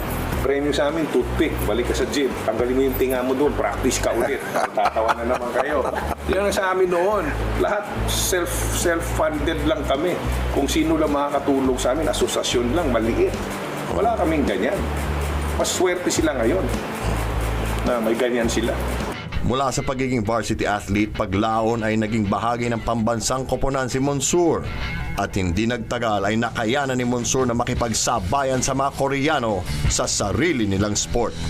He's one of the first ones that medaled and, fought the Koreans, which dominated the sport because they were ahead of the game, They make the rules, they create it, so they get to study the strategy before anybody else get it. They've already have strategies planned, to win the game. But Monsur, broke barriers by, winning a gold medal in the, I believe it's our Asian Games, like in the mid-80s. And then, eventually going into the Olympics, representing the Philippines. We were the first two winners of gold in the Southeast Asian Games when it was held. So it was a matter of 5 minutes wherein nanalo siya after I won. And then, of course, going into the 88 Olympics, we were chosen to represent the country. So again, our bond grew together as teammates, training and preparing for that event. And then, of course, we put up a gym together as partners, as business partners, a new venture. We're in the gym lasted for almost 15 years. Ano yung mga physically mga pinagdaanan mo, kasi nakwento mo na sa akin dati? You've been knocked out, you got a bone broken here and there. I laugh at it now. Pag pinapanood ko yung video, knockout ako. Napakita ko sa anak ko, knockout ako. Yan, tumatawa ako. Pero nung time na ni-knockout ako ng world champion na Koreano, sa 1986, si Park Bong-kwon, grabe yung iyak ko. 앞차기 공격을 해오자 우리 박봉건 선수가 그 뒤차기로서 턱을 한번 공격. 좋았습니다. 그러니까 다운 됐습니다. 로사리오 다운 됐습니다. 다운 2회 1분 20초 만에 다운을 뺏는 한국 박봉건 그래픽 카운트 일어나기 힘들 것 같습니다. 정파 돌려차기. Kasi ang mali ko naman sa laban na yon, first round, nanalo ako na naman. Anyway, ang sigaw nila, Mon, takot si Park sa'yo. Sugurin mo kasi nag-aantayan kami. Hindi maiwasan, he does get emotional, especially when he wants to really win and take the burden of carrying the load for the team. That's a lot of pressure, especially, I remember in the Asian Games, talagang hindi mo siya makausap dahil nung 86 Asian Games, wala nag-medal sa amin. And he was the last player to compete. So there was a lot of pressure on him to win a medal for Taekwondo in the inaugural event of Taekwondo in the Asian Games.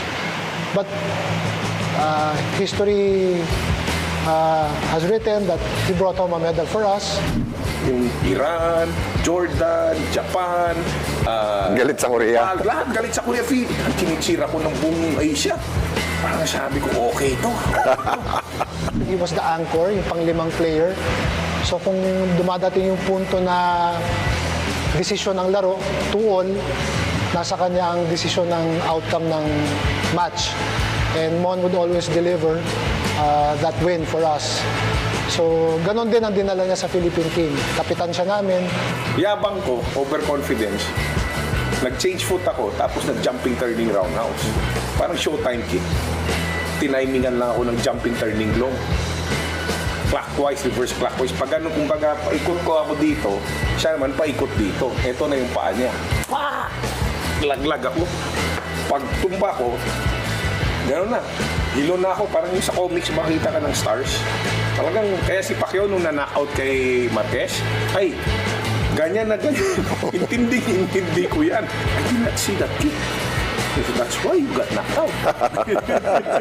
Sabi ko, sir, is this shown in Korea? In the, of course, Asian Games. You're fighting the Korean world champion. This is the hero of the country. Of course, it's shown in Korea. It will come out in the newspaper. Oh, all newspaper will come out. Yung Sur del Rosario got knocked out by Park Bong-kwon. How about in the Philippines? Oh, all Asia, everybody. Iyak na ako. Ha? Mapapanood to ng mga kaklase ko sa Lasal. Mga kaibigan ko sa Bacolod. Oh, iyak na ako.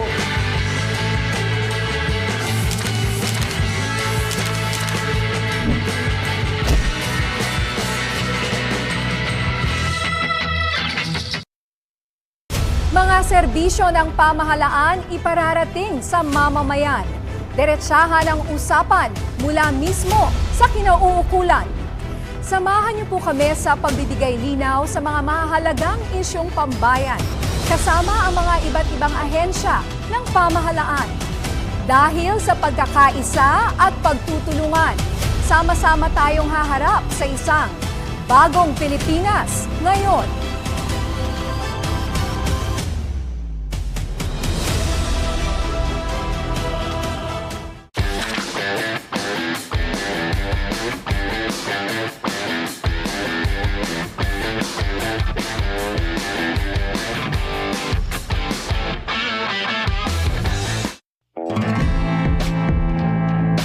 Sa Asian Games, maging ang Koreanong world champion na walang inaatrasan nasindak sa agresibo at mas matangkad na Pinoy. Pinuntahan niya ako. Tapos nagdala siya ng sapatos niya, yung taekwondo uniform niya, tsaka belt niya. Rosario, I want to see Rosario. So, Park, yes. I exchange. Give me belt. Give me uniform. I exchange with you. You're best fighter I fight. Kasi sa kanya lang, sa akin lang daw siya umatras. Matapos niyang pagharian ng taekwondo sa Pilipinas, ibang larangan naman ang tumawag kay Monsur. At tulad din nila Bruce Lee, Chuck Norris at Jackie Chan, dinala siya ng kanyang talento at tikas sa pinilakang tabing. Wala ito sa kanyang plano, pero may mas malaking plano ang Diyos para sa kanya. I never planned to be an actor. I was supposed to leave for the States after the 88 Olympics, 89 SEA Games. I was supposed to leave for the States. I was supposed to make my life there. I was eventually I was planning to open my school and teach Americans how to fight like me. But the World Taekwondo Federation, the Asian Taekwondo Union, and the Philippine Taekwondo Association were headed by Koreans. And the leaders of these three organizations, these Korean grandmasters in Taekwondo, sat me down and talked to me and asked me to be an actor. And I said, you have hundreds of thousands of students, why me? I said, I can't act. I don't come from a show business family. Harder pa, I can't speak Tagalog. Ilonggo ko yan, di po. Gari ako ang acting Ilonggo, nag-best actor na ako, hapos-hapos mag-acting. Tagalog, hindi ko kabalo mag-tinagalog. So, they told me, what is harder to learn? Taekwondo or acting? I said, Taekwondo. Taekwondo is painful. Get knocked out, broken nose, especially during my time. There's no headgear, no mouthpiece, no shin guard, no arm guard, no rubber mat like this. Naabutan mo yan, Bill. Nakita mo yung taekwondo noon sa ngayon. Ngayon, kwan na talaga, electronic, sport, hindi na masyadong masakit. Hindi ka na gulpi masyado. Safety na, marami ng safety. Nung time namin, masakit. What's harder to learn, Tagalog or taekwondo? Sabi ko, taekwondo. Sabi niya, okay, you learn Tagalog. You learn English. You learn acting. So, sabi ko, if you can make it to the Olympics in taekwondo and you can become world Asian, Southeast Asian champion, why don't you, I'm sure you can learn Tagalog in English.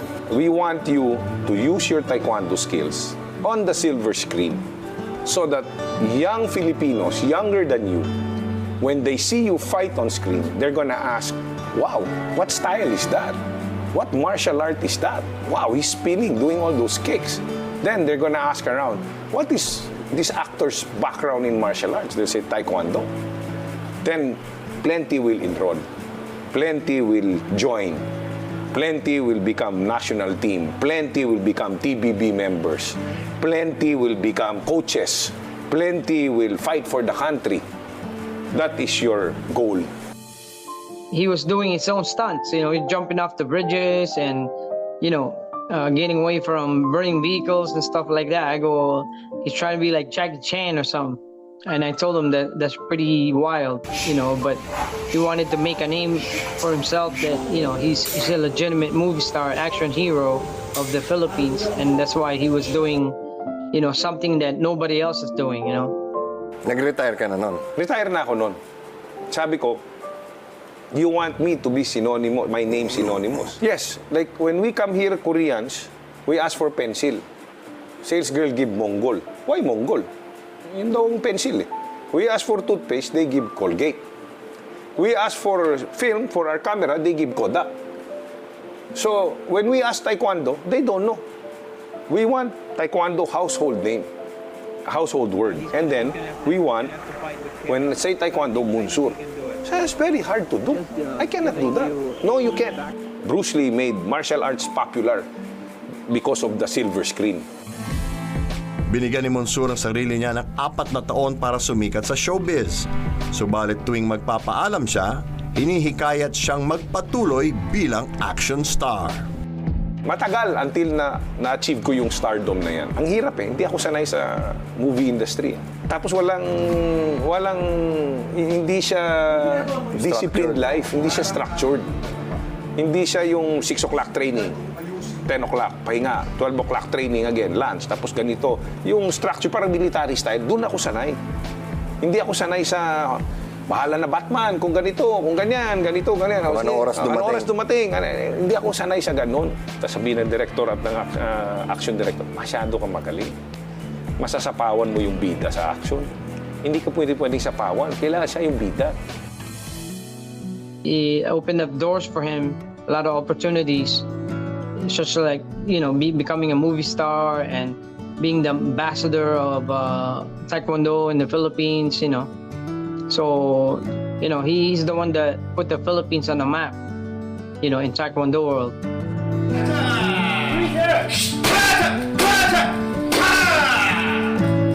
Nung nagbida na ako sa Romano Sagrado, Talim sa Dilim, Buhawi Jack, Bangis, Haragan, Padre Calibre, Matang Agila, yung medyo disciplined fighter ang dating, yung sundalo o ex-special forces, army, military, decorated police na natanggal dahil ay sumama sa sindikato, mga ganon.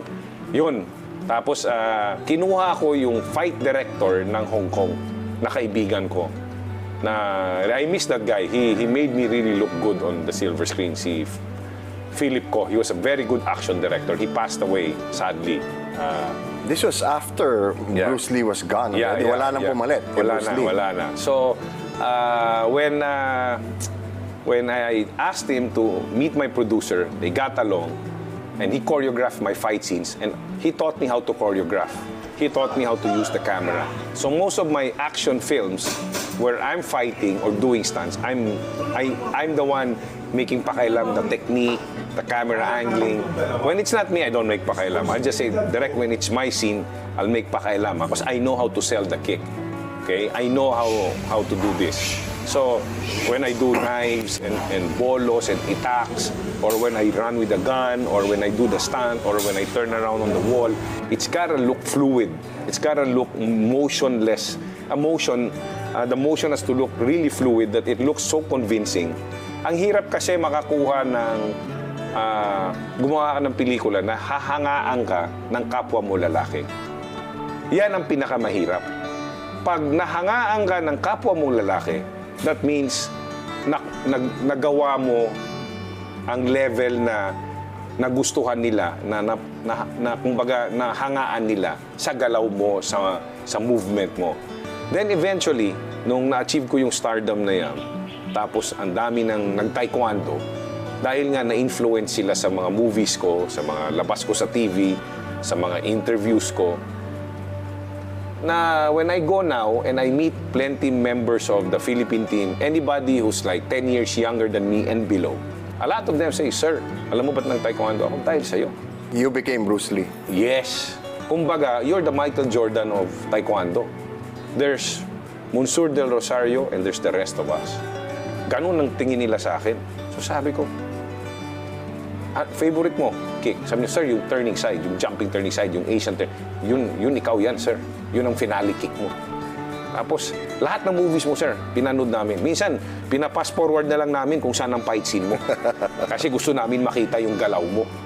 Tsaka, sir, galing mo sa ibang martial arts, ha? Hindi lang taekwondo, ganun sila. Sabi ko, nagte-training ako para hindi lang pure taekwondo yung lumalabas sa akin.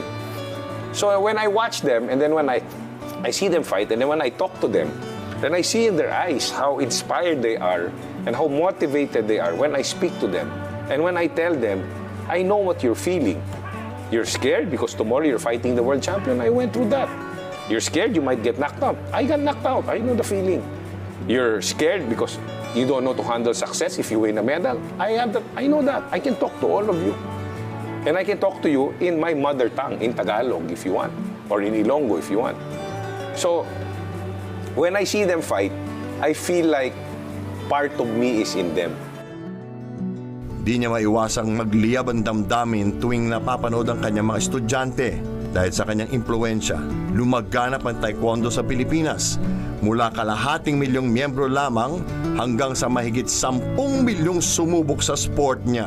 Sa kanyang tansya, mahigit 2 milyon pang mga Pilipino ang seryoso sa taekwondo, pati ang ordinaryong Juan de la Cruz. Dahil sa kanyang paghahari sa box office, maging ang politika na akit kay Monsieur, paulit-ulit siyang niligawan. Hindi ako interesado. Nung nagkaroon ako ng mga anak ko, parang doon ako napaisip na anong lunsod, anong bansa, anong buhay ang iiwan ko sa mga anak ko. Sabi ko, baka pag pinasok ko tong mundo ng politika, I can make a difference. Like I did in martial arts, like I did in sports, Philippine sports, like I did in the movie industry. Maybe I can make the same impact. Maybe I can't. But we'll never know unless I try, unless we try. Nagsipag ako, nanalo. Serve, panalo. Medyo naudlot dahil may mga bagay na pinilit sa akin gawin na hindi ko masikmura. When we talk about, why he went to politics, basically he's saying, man, I'm just tired of, Filipinos, not having the help. I want to be the one to help them the best way I can. I'm a fighter, Bill. Whole life, I've been fighting for my life and everything else that I have accomplished, achieved. My failures, they're part of my success. Without those failures, I wouldn't be as successful as probably I am becoming all that I became.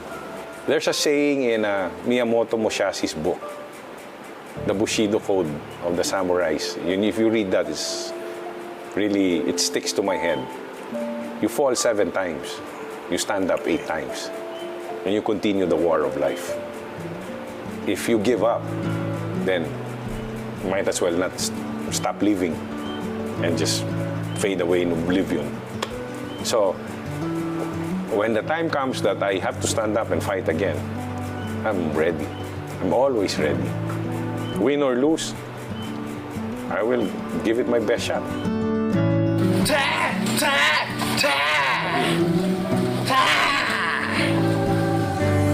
Bihira ang pagkakataong direktang may durugtong ang paglago ng isang sport sa isang bansa sa isang tao. Kaya ang taekwondo sa Pilipinas at tayong lahat dapat magpasalamat kay Monsieur Del Rosario. Ako si Bill Velasco, hanggang sa susunod na kabanata ng Masters of the Game.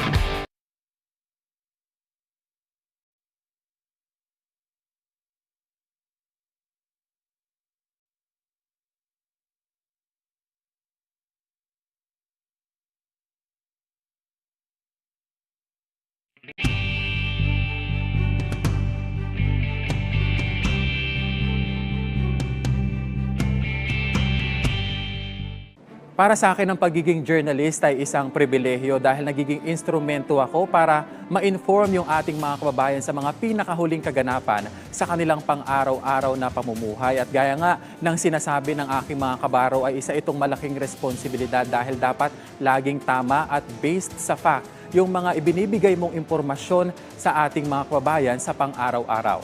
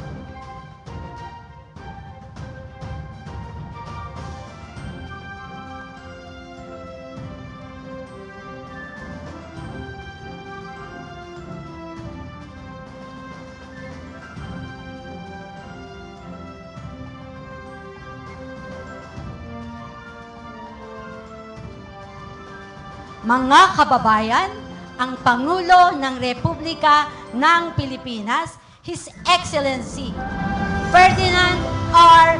Marcos Jr.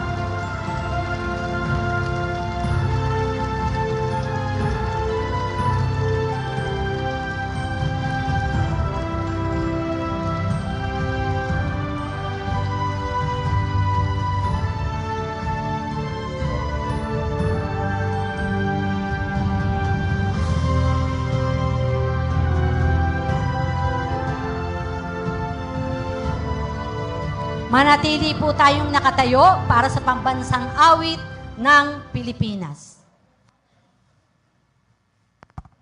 Mga kababayan, ang pambansang awit ng Pilipinas. Kayang mag-ibig, pero sa sinakalan, alam ng puso, sa titik mo'y buhay. Upang hinirang, kuya ka ng magiting, sa mandulupin, di ka pasisigil, sa nagagang tutok sa simoy at sa langit ng pagaw, ay hinatang tulakaw.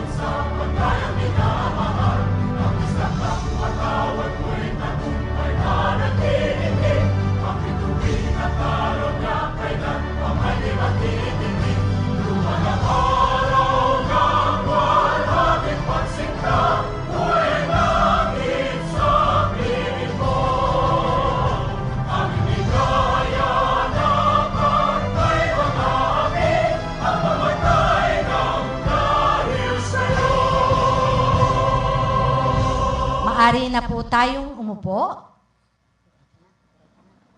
Magandang umaga at malugod po namin kayong binabati sa ika-70 anibersaryo ng Federation of Free Farmers. Para simulan ng ating programa, inaanyayahan po natin si President and Chairman Leonardo Montemayor ng Federation of Free Farmers upang magbigay ng kanyang pambungad na mensahe.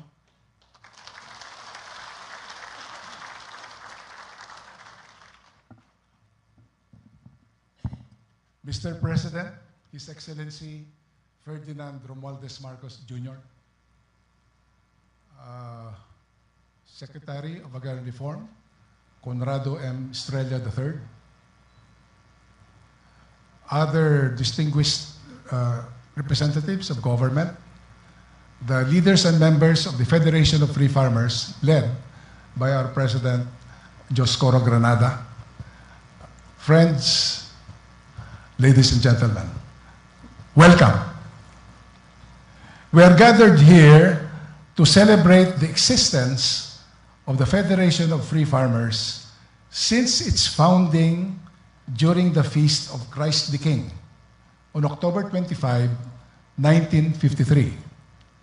Today, the FFF stands proud as the oldest existing national organization of small farmers and rural workers in the country. For the nation to achieve lasting development and peace, the FFF's founding fathers dedicated themselves to enabling the rural masses organize and unshackle themselves from poverty and injustice in its many forms. They drew inspiration from Catholic social teachings, which were the bedrock of the FFF's extensive education program for farmers and various sectors, such as students and the youth, the religious, professionals, and civil servants. The FFF Constitution emphasizes its role as the voice of farmers and as their bridge to government.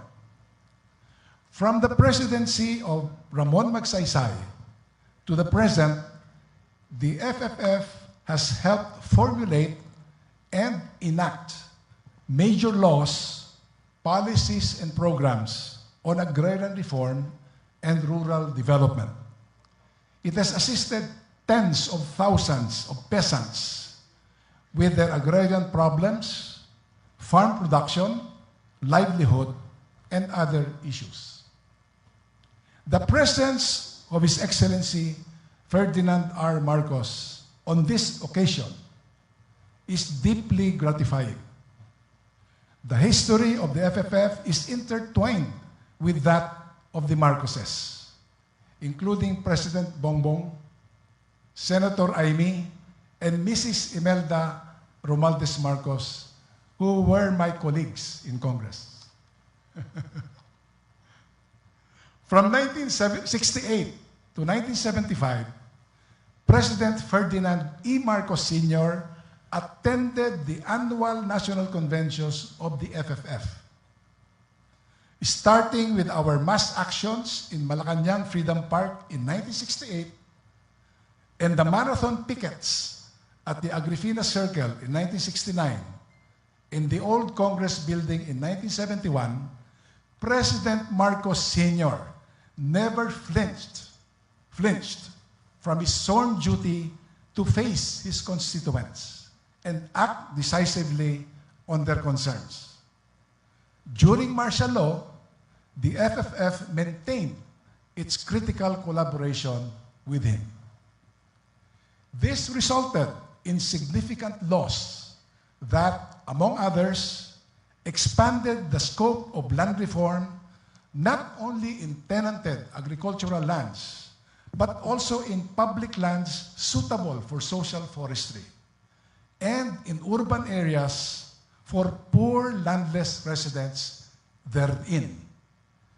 These reforms were buttressed by presidential decrees and issuances establishing support services programs for agricultural credit, irrigation, marketing support, and crop insurance, to name a few. Of late, the strong political will of our incumbent President and Congress ensured the passage of the new Agrarian Emancipation Act and the increased budget for agriculture and fisheries. I will be remiss by not acknowledging the FFF's productive relationship with Secretary Conrado M. Estrella III of the Department of Agrarian Reform and his grandfather, Conrado F. Estrella Sr., who served as the first DAR Secretary from 1971 to 1986. In closing, allow me to convey a special greeting to our co-workers in the Free Farmers Movement since the late 1960s. Although some decided to pursue their own pathways later, we never doubted your sincerity and readiness to serve the poor and the oppressed. The FFF will forever remember your contributions. As we move on to the next 70 years and beyond, let us all take to heart the President's call for national unity. Kung sama-sama, tayo'y magtatagumpay. Salamat po. Maraming salamat po, Chairman Montemayor. Sa puntong ito, inanyayaan po namin ang lahat na ituon ang inyong atensyon sa screen para panoorin ang audiovisual presentation ng Federation of Free Farmers.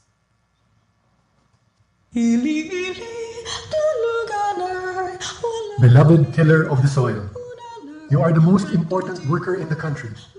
You are the backbone of the nation. If you are sick, the nation cannot be healthy. If you are a slave, the nation cannot be free. Farmers of the Philippines, unite. United, you can lift your eyes with hope, for the future is in your hands.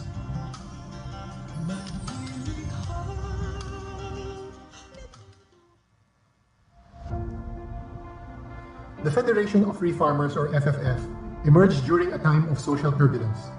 The country was beset with a communist-led insurgency and widespread labor and agrarian unrest. The FFF was organized in 1953 by a group of Catholic laymen led by Jeremias U. Montemayor, who, ironically, came from a landlord family in Pangasinan. In organizing the FFF, they emphasized on the need for it to be an organization of farmers and not merely a non-farmer organization for farmers. The FFF's adherence to a unique Filipino Christian ideology rooted on Catholic social teachings set them apart from other groups. The FFF's social analysis saw the farmer's bondage to the soil as the root of all the country's ills, and it sought to help liberate him through agrarian or land reform.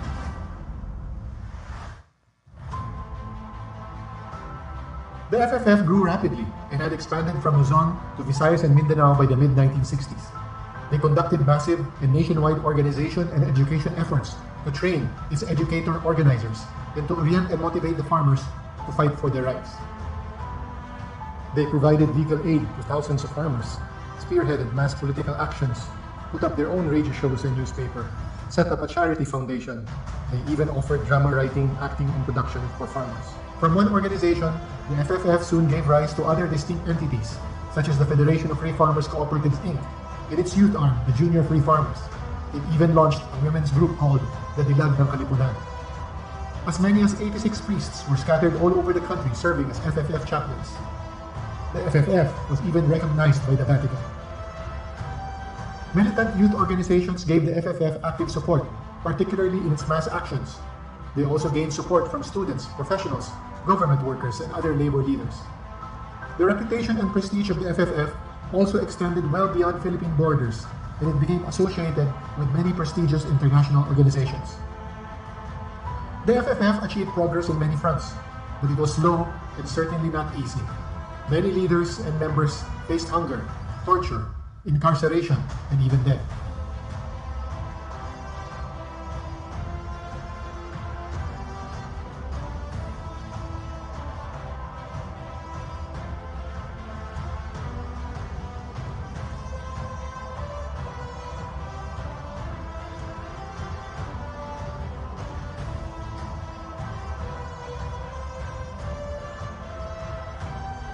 Up to that point, the FFF, together with other peasant organizations, had been instrumental in the enactment of practically all the relevant laws and regulations on agrarian reform since the presidency of Magsaysay. The very existence of the Department of Agrarian Reform and the Land Bank of the Philippines was a direct result of their efforts. When martial law was declared in 1972, several leaders, members, and supporters decided to go their own separate ways. The bulk of the members of the FFF decided to support the martial law government of President Ferdinand E. Marcos, and specifically its radical land reform program under Presidential Decree Number 27, or the Tenant Emancipation Act. During that period, the FFF was again instrumental in the issuance of various decrees protecting the rights of farmers under agrarian reform.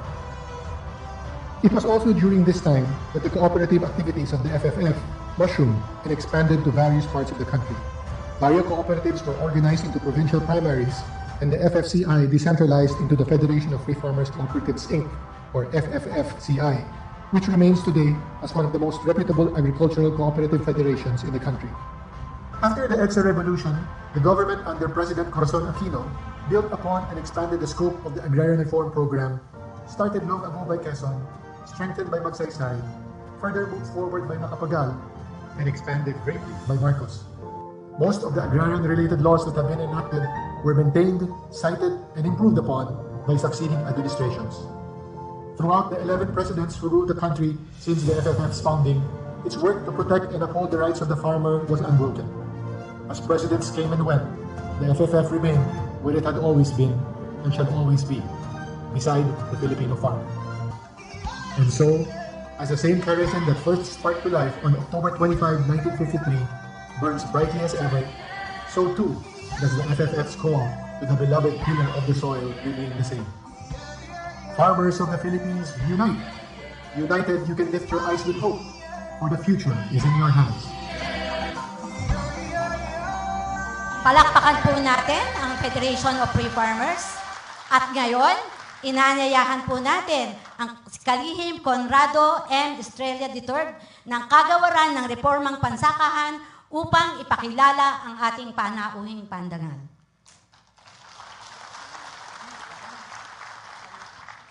Ladies and gentlemen, the President of the Republic of the Philippines, His Excellency Ferdinand R. Marcos Jr.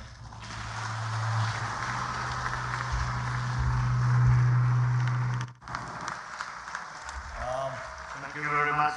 Maraming salamat sa ating Agrarian Reform Secretary, Secretary Conrado Estrella. The third, kailangan nang sabihin yung the third. Dahil yung lolo niya nag-start ng the. Please, take a seat.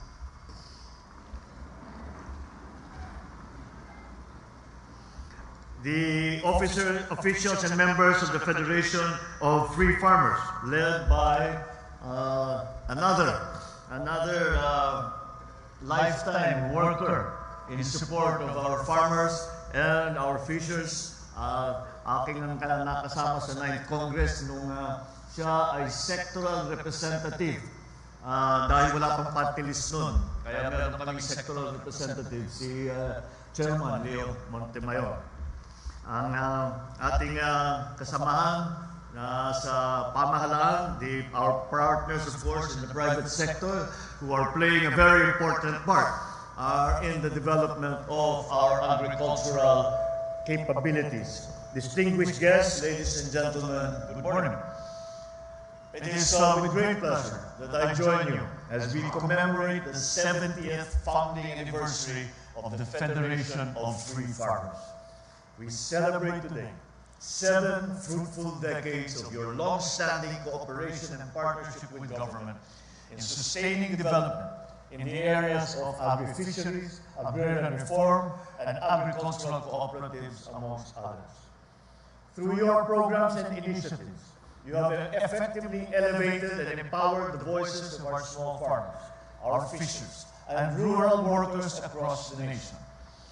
This noble pursuit is the very essence of what my father, President Ferdinand Marcos Sr., strongly believed in, and a belief that I have certainly inherited. This is why it is worth recalling how we championed the cause of the Federation of Free Farmers and expressed this unwavering support for this organization. It was because you shared a common goal of advancing social reform and rural development in our country that this partnership was strengthened. Indeed, this is the kind of uplifting synergy that we in government anticipate from our private sector partners, who ardently champion social justice and actively contribute to our nation's socio-economic advancement. So I urge all the members of the FFF to keep up the legacy of the founding members, keep it alive, stay true to the mission of uplifting all the lives of every Filipino rural worker. In line with that collective mission, I wish to reaffirm one of the top priorities of this administration, which is the enhancement of our agricultural productivity, the guarantee of our food supply, the affordability of our food supply, and our lessening dependence on importation. This includes pursuing policies that will support and protect the overall welfare of our farmers, our fishers, our manufacturers, and the consuming public. This administration is steering the growth of our fisheries and farming industries with urgency. With a substantial budget of 85.88 billion pesos for 2023 and a proposed budget of 92.4 billion pesos for 2024, I am optimistic that we can propel the modernization of our agri-fisheries sector. Among the many endeavors that we are pursuing is the strengthening of the various associations and cooperatives so that they can provide business and investment opportunities to their beneficiaries. This will definitely elevate the standard of living, improve the lives of the farmers and our fishers and that of their families. Let me also mention that as of 2023, the Department of Agriculture has allocated 4.73 billion pesos as an investment for the large-scale agriculture and fishery mechanization and modernization. You have my assurance that the government is striving to implement efficient mechanization strategies to reduce post-harvest losses and to ensure the optimal yield at an affordable cost. Another priority is to increase the exportation of our agricultural products, which has been an essential driver in the competitiveness of our economy. All of these plans, these programs, prioritizations are now being undertaken because of your constant cooperation with the government and your genuine service towards our farmers and our local communities. You have solidified your presence over the past 7 decades, and I eagerly anticipate an even deeper collaboration given our shared commitment. I thus enjoy all the men and women of FFF to continuously take part in supporting and empowering our farmers and fisherfolk. Malaki pong trabaho ang ating hinaharap dahil kailangan po nating ayusin ang buong sistema ng agrikultura na napabayaan ng matagal na. Mula pa siguro noong nagsimula ang agricultural reform noong panahon pa ng aking ama. Ngayon ay maraming ng pagbabago. Nag-iba na ng mundo, nakailang ikot na ang mundo. Kaya kailangan po tayo naman ay kailangan tingnan natin kung ano ang mga pangangailangan ng ating mga magsasaka, ng ating mangingisda upang maging mas maganda ang kanilang buhay dahil ang madalas nating marinig ay sinasabi natin kailangan nating itaas ang ating mga yield, kailangan nating itaas ang ating harvest at ang productivity natin. Totoo yan. Totoo po yan. Kailangan po natin gawin yan. Ngunit wag po natin kakalimutan na dapat naman ay ang hanap buhay ng ating mga magsasaka at ang ating mga mangingisda ay maalagaan at mapaganda dahil yan po ang hangarin nating lahat para sa ating mga magsasaka at sa ating mga mangingisda. Kaya po, ito po ay napakalaking trabaho. Kaya kailangan po natin, hindi kaya ng pamahalaan na nag-iisa na gawin lahat ito. Kaya kailangan po natin ang tulong ninyo, kailangan namin ang sipag ninyo, kailangan namin ang advice ninyo. Dahil kayo ang nakaharap sa mga problema ng agrikultura na dinadaanan natin ngayon. Kaya po ay asahan po ninyo ang ating pamahalaan. Ang inyong gobyerno ay nandito po upang gawin ang lahat, upang tulungan ang ating mga magsasaka na makapag-produce ng magandang ani, makapangisda ng sapat para sa ating mga kababayan at may pagbili naman ito sa presyo na abot kaya ng ating mga mamamayan. At kasabay din dyan, kailangan naman may magandang hanap buhay ang ating mga magsasaka at ang ating mga fisher folk. And that's why I look forward to your endeavors that will contribute to our shared vision of Bagong Pilipinas and help us march towards achieving a food and nutrition secure Philippines. Once again, happy 70th founding anniversary. Maraming salamat sa inyong pakikiisa at serbisyo. Mabuhay ang FFF, mabuhay ang mga magsasaka at mangingisdang Pilipino. Maraming salamat po at magandang umaga po sa inyo lahat. Maraming salamat po, mahal na Pangulo.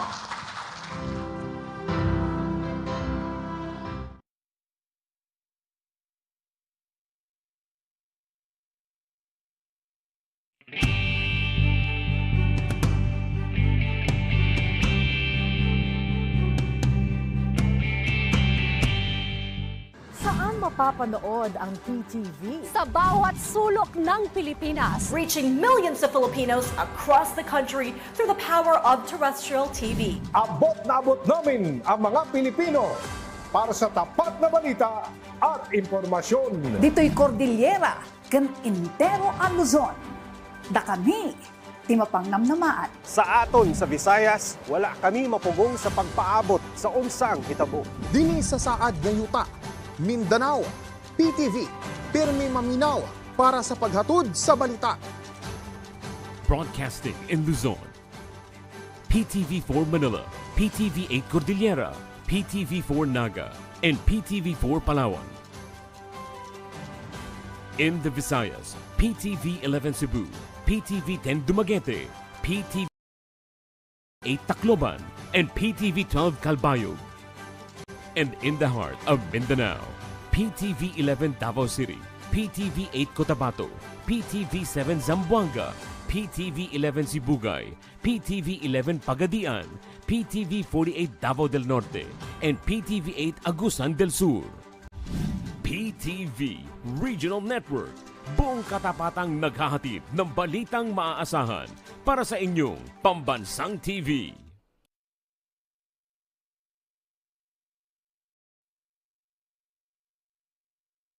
PTV Consumer Watch, bantay presyo sa gasolina.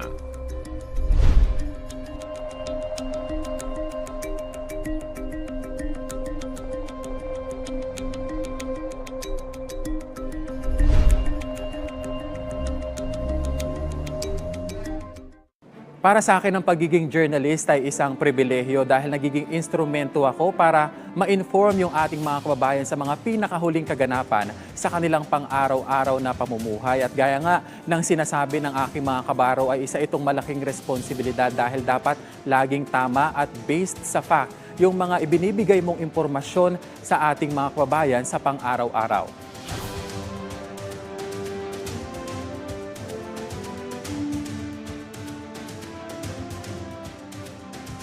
Disaster Watch. Mga paalala habang lumilindol. Kapag lumilindol, mag-duck, cover, and hold. Maging mahinahon at humanap ng matibay na bagay na magsisilbing panangga sa posibleng pagbagsak ng debris. Magtago at protektahan ang sarili. Kumapit ng mahigpit at hintaying matapos ang pagyanig. Lumayo sa mga salamin at bintana. Kapag nasa labas ng tahanan o gusali, umiwas sa mga poste, puno, at mga landslide-prone areas.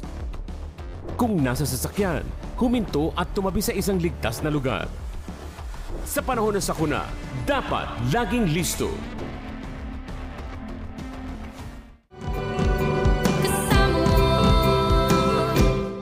Para sa bayan.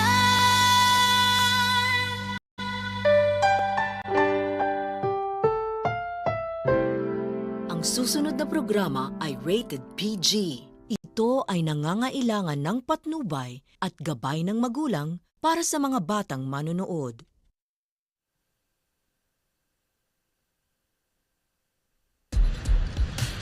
Walang makapagsasabi kung ano ang mga numerong mananalo sa lahat ng PCSO games. Huwag maniwala sa mga text messages, liham o tawag sa telepono na nagsasabing magbibigay daw sila ng tip kapalit ng pera o cellphone load. Bumili ng ticket sa mga PCSO authorized outlets at PCSO branches bago ang actual draw.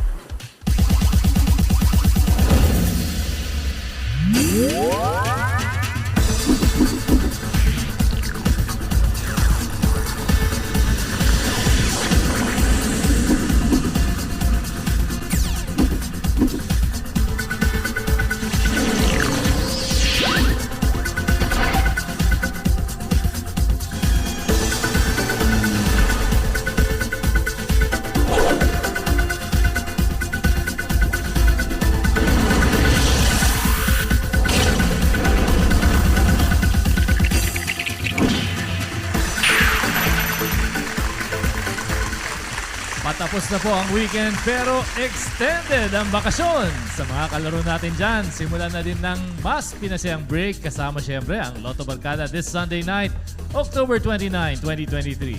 Sa mga naka-staycation dyan, tutok lang sa PTV Network at sa mga on the way naman sa kanilang destinations, pauwi na probinsya o kung saan man magbabakasyon, stay tuned po sa ating social media accounts para sa ating live stream. Let's wrap up your day with a bang at samahan po kami ni Princess ngayong gabi. Hello, Princess. Good evening to you, Eric. And hello, what's up, Lotto Peeps? 9 p.m. na, game time na tayo. Kaya for a full Lotto experience, ilabas na ang mga nabiling tickets at sabay-sabay na nating aalamin ang masaswerteng numero ngayong gabi. But speaking of Lotto tickets, paalala po muna sa mga nakabili ng tickets hanggang September 30, 2023, maaari pa pong ipavalidate ang mga yan sa mga Lotto outlets hanggang October 31, 2023. Pero take note po, simula November 1, 2023, ang validation ng mga nasabing tickets ay sa PCSO branch offices at sa PCSO main office na po. Kaya naman sa may mga naitatago pang ticket, magpa-validate na sa nearest Lotto outlets. And to kickstart our evening games, i-welcome po natin dito sa PCSO Draw Court ang ating Lotto Draw panel of judges from the gaming public. Also here with us are the representatives of PCSO and the Commission on Audit. Good evening po. And to assist us with our draws, we have our PCSO Draw Coordinator. Good evening, sir. Lotto Philippines, ready na kaming magpapremyo. Game time na tayo. Let's play your favorite Lotto games.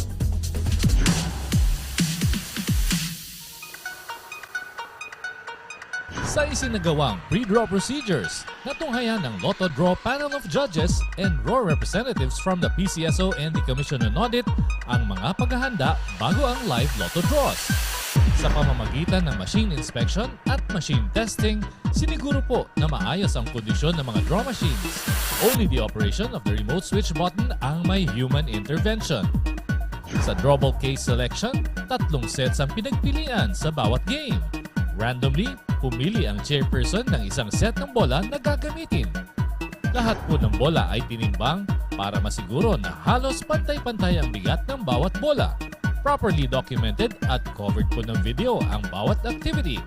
Matapos pa siguro na ito'y kumpleto, ang draw team member ang maglo-load ng draw balls na gagamitin sa mga draws.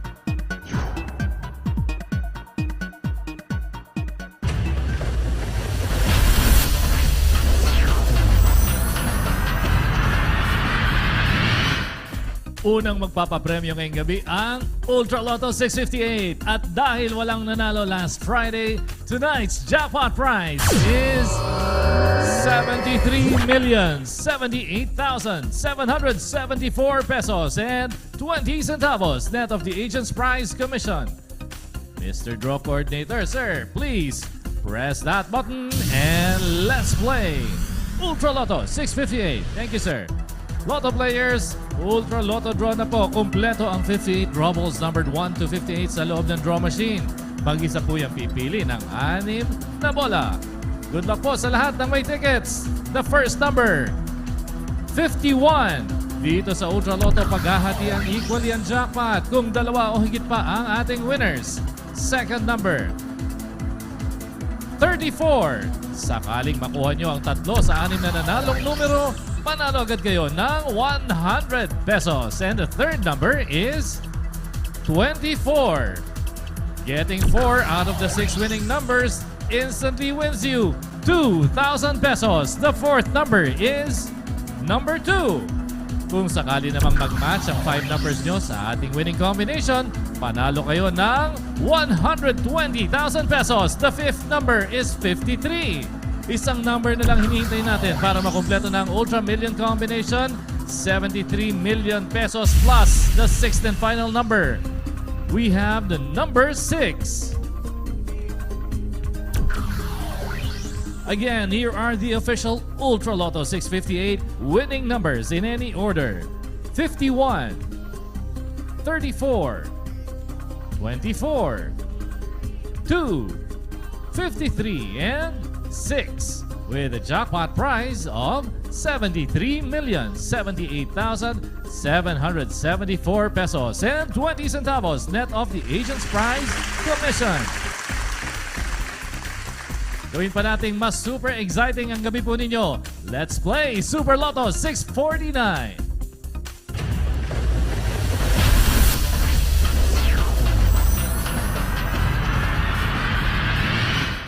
Wala rin tayong jackpot winner last Thursday. So tonight's jackpot prize is 15,840,000 pesos net of the agent's prize commission. Once again, sir, please press that button and let's play Super Lotto 649. Thank you, sir. Lotto fans, makikita po ang 49 draw balls numbered 1 to 49 sa loob ng ating draw machine. Ganun pa rin, 6 numbers ang ating abangan for the official winning combination for tonight's Super Lotto. And the first number is 30 sa ating jackpot bearing games gaya ng Super Lotto. Paghahatian equal yan jackpot prize kung dalawa o higit pa ang winners. And the second number is 31. Exciting po mga papremyo dito sa Super Lotto. 50 pesos ang instant panalo pag nag-match ang 3 numbers po ninyo sa winning combination. The third number is 13. Sakali naman makuha ang 4 out of the 6 winning numbers, 1,200 pesos ang inyong papremyo. The fourth number, 42. At kung 5 out of the 6 winning numbers ang nasa ticket po ninyo, automatic 50,000 pesos ang mapapasa inyo. And the fifth number is number 2. Isang bola na lang hinintay natin to complete our Super Million combination tonight. Good luck po sa mga may tickets at dun sa mga namumuro. Dito sa ating Super Lotto 649, the sixth and final number is 33. Recapping the official winning numbers for the Super Lotto 649 in any order: 30, 31, 13, 42, 2, and 33 with a jackpot prize of 15,840,000 pesos net of the agent's prize commission. Congratulations po sa mga nanalo. I-ready na ang digit game tickets nyo para sa round 3 ng 3D at 2D Lotto. Pero bago po yan, ito good news. Dahil big time po ang 89th anniversary regalo ng PCSO sa Sambayan ng Pilipino, may one-time big time anniversary jackpot prize increase para sa inyo. Sa darating po na Lunes, October 30, 2023, lahat ng jackpot prizes ng mga Lotto jackpot bearing games gagawing 89 million pesos ang minimum jackpot prize. Mapa Lotto 642, Mega Lotto 645, Super Lotto 649, Grand Lotto 655 o Ultra Lotto 658 man yan. Lahat may chances to win 89 million jackpot. Ang big time regalong ito ay isang handog pasasalamat sa inyong walang sawang pagtangkilik at pagsuporta sa mga produkto at programa ng PCSO. But wait, there's more! Habang hindi pa napapanalunan ang jackpot prize, mas lalaki pa ang mga jackpot prize na pwede niyong mapanalunan. Kaya naman sana all na ang mag-join at manalo sa 89th Big Time Anniversary Regalo ng PCSO. Huwag na maglipat ng channel o mag-browse pa ng ibang website. Exciting digit pa premyo susunod na sa aming pagbabalik. Maraming nagtatanong tungkol sa loto. Maliban sa 20 pesos, swerte ang puhunan para maging instant milyonaryo. Oportunidad at pagkakataon ay di mabilang para makamit ang swerte.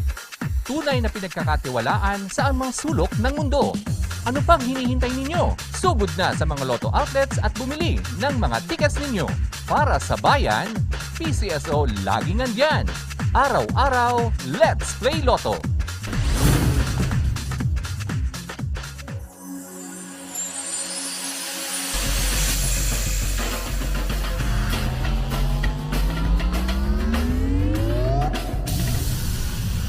Lotto players! Napakadali lang maglaro at manalo sa unang digit game ngayong gabi. 10 pesos per combination lang ang kailangan for the chance to win 4,500 pesos. Kailangan lang mag-match ang 3 numbers ninyo sa 3D Lotto winning combination in exact order. 750 pesos or 1,500 pesos naman ang pwedeng mapanalunan kung nag-Rambolito system play. And here's our 3D Lotto winning combination. For the first number, we have 5. The second number is 6. And the third and final number, we have 6. Again, tonight's 3D Lotto winning numbers are 5, 6, and 6 in exact order. At syempre, lucky 2 numbers naman ang aalamin natin. Tara, let's play the 2D Lotto game!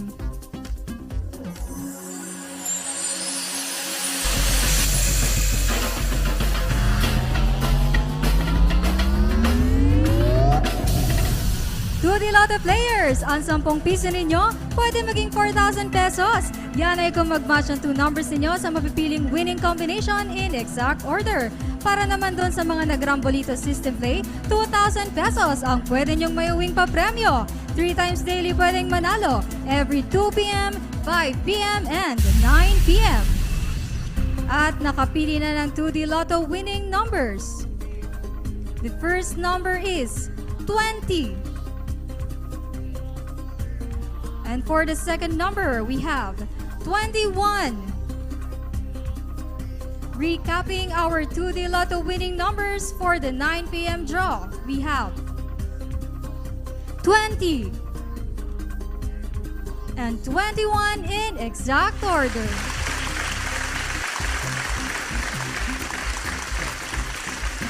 Congratulations, Lotto winners! Usapang small town lottery naman tayo after this break. Hi guys! Sa mga first-time players at aspiring Lotto millionaires, para sa inyo ang infomercial na ito. Araw-araw ang tsansang manalo dahil araw-araw din ang swerteng hatid ng mga games ng PCSO.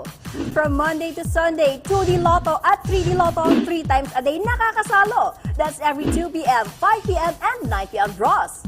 Tuwing alas 9 ng gabi, back-to-back ang mga pampagood vibes na dala ng samot-saring digit at jackpot-bearing games. Every Mondays and Wednesdays, mega saya ang dala ng 2D Lotto, 3D Lotto, 4D Lotto, Mega Lotto 645, and the Grand Lotto 655. Nag-uumapaw ang multi-million excitement every Tuesday. Hatid ng 2D Lotto, 3D Lotto, 6D Lotto, Lotto 642, Super Lotto 649, at Ultra Lotto 658. Ready ang Super Jackpot every Thursday. Hatid ng 2D Lotto, 3D Lotto, 6D Lotto, Lotto 642, and Super Lotto 649. Sigurado mag-enjoy kayo every Friday sa weekend treat ng 2D Lotto, 3D Lotto, 4D Lotto, Mega Lotto 645, and Ultra Lotto 658.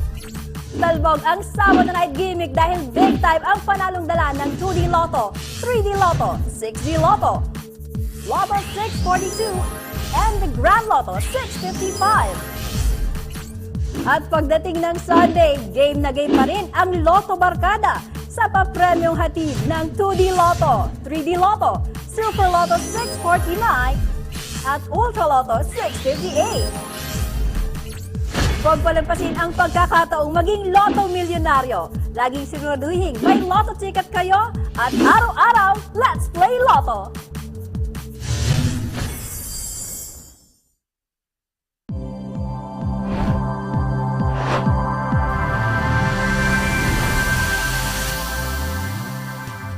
Welcome back, SCL players! Announcement po, authorized na ang ilang SCL agents na gamitin ang national draw results para po sa kanilang STL operations. Para sa kumpleto at updated na listahan ng STL Authorized Agent Corporations, narito po.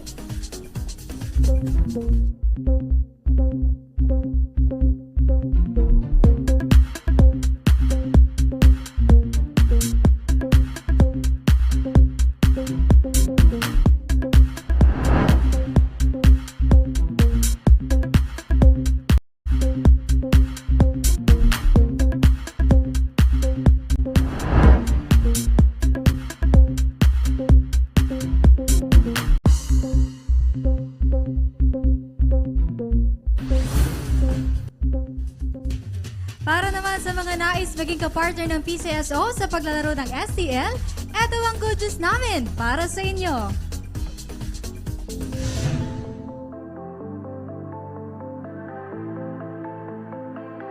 Starting October 27, 2023 from 8 a.m. to 5 p.m. until November 10, 2023 at 3 in the afternoon, the Philippine Charity Sweepstakes Office will be accepting applications for small town lottery operations for the following areas. Provinces of Camiguin, Tawi-Tawi, Sulu, Western Samar, Kalinga, Apayao, Eastern Samar, Leyte, Biliran, Basilan, and Surigao del Sur, and the cities of Makati, Tacloban, Navotas, and Valenzuela. The start of opening and evaluation of application shall be on November 13, 2023 at 9 a.m. For the list of requirements and guidelines, you may call the PCSO Branch Operations Sector or visit the PCSO website.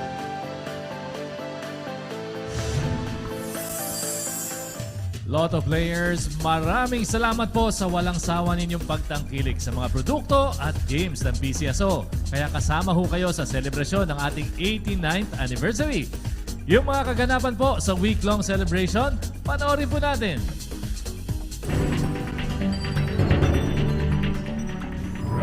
Magandang gabi, Pilipinas! Tuloy-tuloy ang balitaan dito sa PCSO Newsbeats. Ngayong buwan ng Oktubre, ipinagdiriwang ng PCSO ang ika-89 na anibersaryo ng ahensya. Mahigit 8 dekada ng pagbibigay pag-asa, saya at taos-pusong pagtulong sa mga higit na nangangailangan. Para sa week-long anniversary celebration, pinangunahan nila Chairman Juni Cua, General Manager Melquiades Robles, and other PCSO officials and employees ang isang misang pasasalamat para sa lahat ng biyaya at positibong pangyayari sa tanggapan.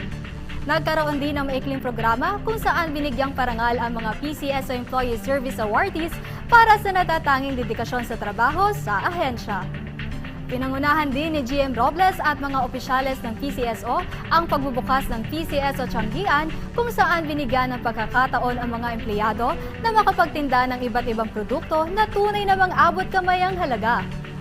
Noong Martes, October 24, 2023, namigay din ang PCSO ng libreng Super Lotto 649 tickets worth 60 pesos at 60 Lotto tickets worth 40 pesos sa mga Lotto players natin na maagang pumila sa PCSO Games Hub sa PCSO Main Office at sa mga PCSO branch offices nationwide. Happy anniversary sa PCSO. Thank you sa libreng ticket. Happy anniversary po sa PCSO. Thank you po sa free new ticket. Salamat po sa libre ticket, mananalo ko. Dahil big time ang 89th anniversary regalo ng PCSO sa sambayan ng Pilipino, inaaprubahan ng PCSO Board ang one-time big time anniversary jackpot increase. Sa darating na Lunes, October 30, 2023, lahat ng jackpot prizes ng mga Lotto jackpot bearing games ay gagawing 89 million pesos ang minimum jackpot prize. At habang hindi ito napapanalunan, mas lalaki pa ang premyo. Happy anniversary, PCSO! mula 1934 hanggang sa kasalukuyan at sa darating pang mga taon dahil sa inyo at para sa inyo, pananatiling matatag ang PCSO. Para sa PCSO News Blitz, ako po si Princess Laurel Elefante.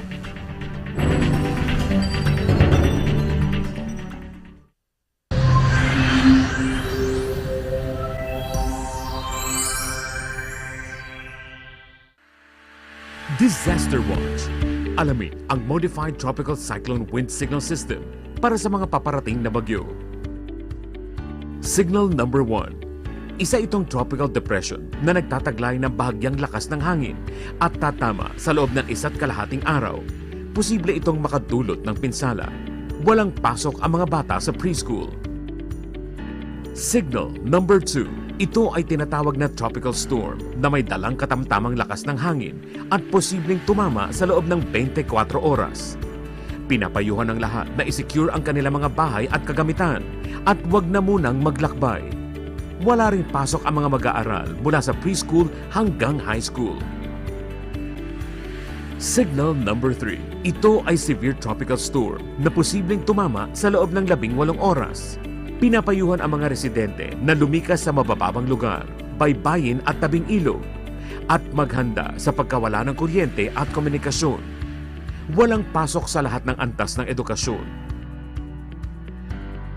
Signal number 4. Ito ay isang ganap na typhoon na maaaring tumama sa loob ng 12 oras at nagtataglay ng napakalakas na hangin. Dapat manatili muna sa bahay at lumikas mula sa mga mapanganib na lugar. Signal number 5. Ito ay isang super typhoon na nagtataglay ng napakalakas na hangin at posibleng magdulot ng malawakang pinsala. Manatili sa loob ng matibay na gusali at mag-monitor sa mga weather update para sa inyong kaligtasan. Sa panahon ng bagyo, dapat laging listo. Muli po naming paalala sa mga Lotto players na maging mapanuri sa mga nakikita online.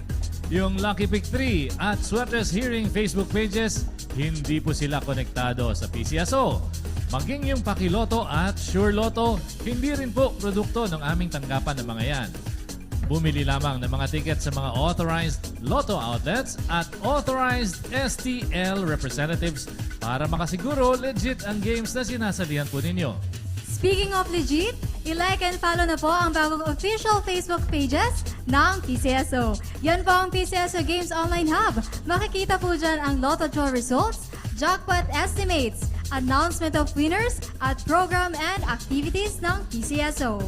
At sa usapang pangkalusugan naman po, tuloy ang free medical and dental outpatient services ng PCSO para sa lahat. Bumisita lamang po sa PCSO main office sa ground floor ng Conservatory Building sa Shaw Boulevard, Mandaluyong City. Bukas po ang clinic mula alas 8 ng umaga hanggang alas 5 ng hapon, Monday to Friday. First come, first serve ang pinatutupad, kaya agahan nyo ang pagpunta. Huwag kalimutan ng photocopy ng inyong valid ID at ng inyong vaccination cards dahil fully vaccinated individuals lamang po ang pwedeng makatanggap ng serbisyo. At dahil nga po priority ng PCSO ang kalusugan po ninyo, marami pang health programs ang PCSO para lamang sa inyo. Ang detalye, narito po. Libreng konsulta ba ang hanap ninyo? Meron tayo niyan dito sa PCSO. Inihahandog ng PCSO Multi-Specialty Clinic ang free medical services para sa inyo. Tuwing Lunes, ready to serve you ang aming mga cardiologist and neuropsychiatrist mula alas 9 na umaga hanggang alas 12 ng tanghali. Available naman ang ating mga ENT doctor and pulmonologist every Tuesday from 1 p.m. to 4 p.m. At pagsapit ng Miyerkules, pwede kayong kumonsulta sa aming mga gastroenterologist and endocrinologist.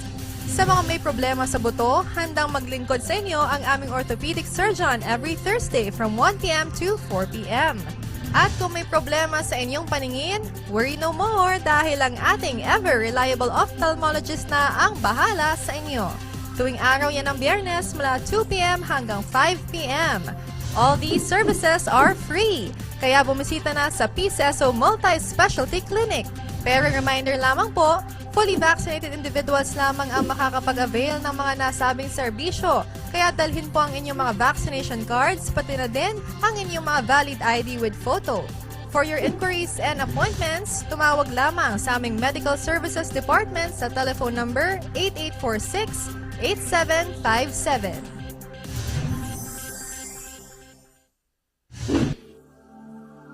Para po sa kaalaman ng lahat, sa ilalim ng PCSO Medical Access Program, lahat ng kahilingan para sa mga gamot na pang-chemotherapy, post-kidney or liver transplantation, hemophilia, at ipuwitin injection ay kailangan ng kalakip na official quotation galing sa retailers, drugstores, pharmacies, ospital o dialysis centers.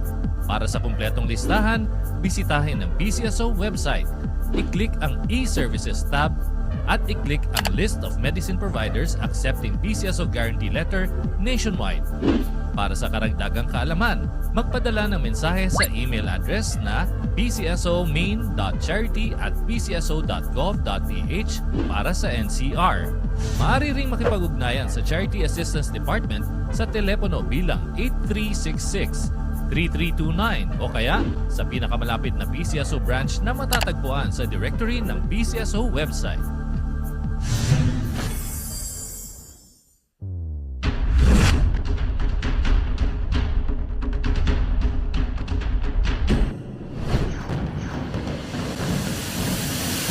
Narito na po ang resulta ng 2 p.m. Lotto Draw sa 3D Lotto. 9, 7, and 7 in exact order. Sa 2D Lotto, 20 and 14 in exact order. Para naman sa 5 p.m. Lotto Draw sa 3D Lotto, 9, 9, and 3 in exact order. Sa 2D Lotto, 13 and 15 in exact order. Sa mga ngayon lang po nag-tune in, uulitin na namin ni Eric ang mga resulta ng ating 9 p.m. draw. Simulan po natin sa 2D Lotto winning numbers. We have 20 and 21 in exact order. Para naman sa ating 3D Lotto, we have 5, 6, and 6 in exact order. Para sa Super Lotto 649 in any order, 30, 31, 13, 42, 2, and 33 with a jackpot prize of 15,840,000 pesos net of the agent's prize commission. At sa ating Ultra Lotto 658 in any order, 51, 34, 24, 2, 53, and 6 with a jackpot prize of 73,078,774 pesos and 20 centavos net of the agent's prize commission. Lotto players, handa na ba kayong malaman kung may jackpot winners tayo tonight? Ayon po sa PCSO Data Center, sa ating Super Lotto 649, we have no winner. At sa Ultra Lotto 658, we have no winner. Congratulations po sa ating consolation prize winners. To know how to claim your prizes, panoorin po natin.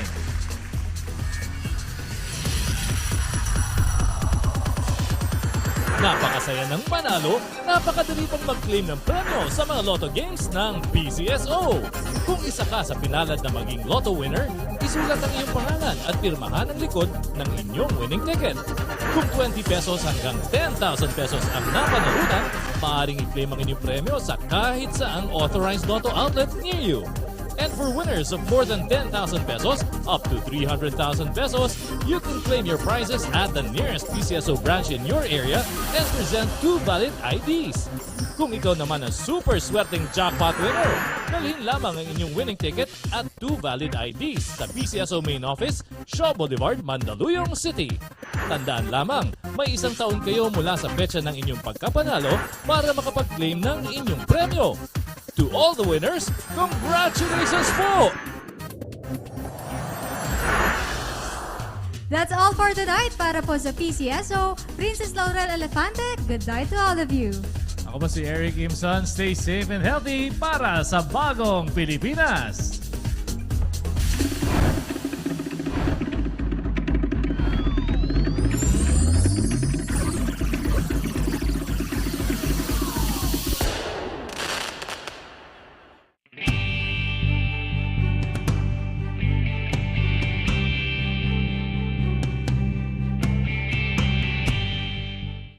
hindi lang din ito isang trabaho, kung hindi isang advokasya. Ibibigay mo yung tapat at tunay, makatotohanan na impormasyon at balita. Makapangyarihan yung tanong mo dahil makakapagpabago talaga ito ng buhay ng isang tao. You have a big purpose that will make a big change. Ang buong akala ko ang pagiging journalist ay isang simpleng pagkuha lamang ng data, paggagawa ng voice-over at simpleng pagbibigay lamang ng report. Dito, parang tayo ay nagiging tulay na rin, tayong nagiging instrumento para makaabot sa kanila yung tulong na nararapat para sa kanila.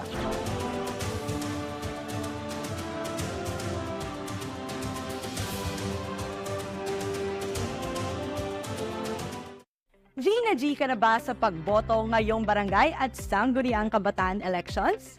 Tandaan na ang voting hours ay mula alas 7 ng umaga hanggang alas 3 ng hapon. Habang alas 7 ng umaga hanggang alauna ng hapon naman sa mga emergency accessible polling place para sa mga PWD, senior citizens at buntis. Manual o mano-mano ang magiging botohan. Pwera na lang sa 3 pilot testing barangay na gagamit ng VCM or vote counting machine. Paalala lang sa araw ng halalan, alamin ang inyong precinct number at voting center. Gumawa ng listahan ng mga kandidatong iboboto. Gamitin ang ballot secrecy folder sa pagboto. Huwag kuhanan ng litrato, ang balota o gumawa ng kopya nito. At iwasang dumihan, burahin, punitin o lagyan ng anumang kakaibang marka ang balota. Tandaan mga kabarangay ha, isang SK ballot ang kailangan punan ng mga botanteng edad 15 to 17 years old. Isang SK ballot at isang barangay ballot naman para sa mga botanteng 18 to 30 years old. At isang barangay ballot para sa mga botanteng 31 years old pataas. Kabilang ka dito, kaya makilahok at bumoto. Isang paalala para sa maayos, malinis at payapang halalan mula sa PTV.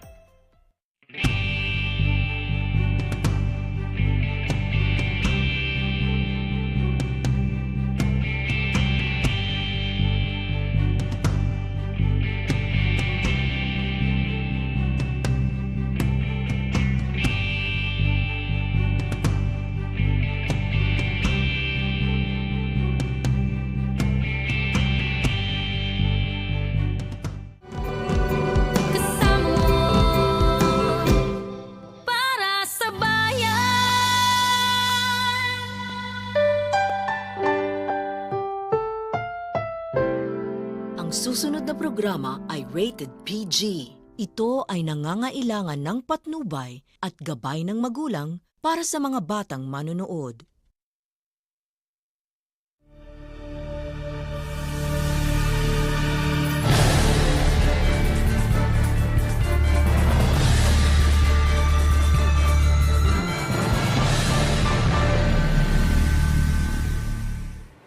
Pleasant greetings, y'all. Proud Filipina Charms, Espina here. We have no idea when our time on God's green earth is up.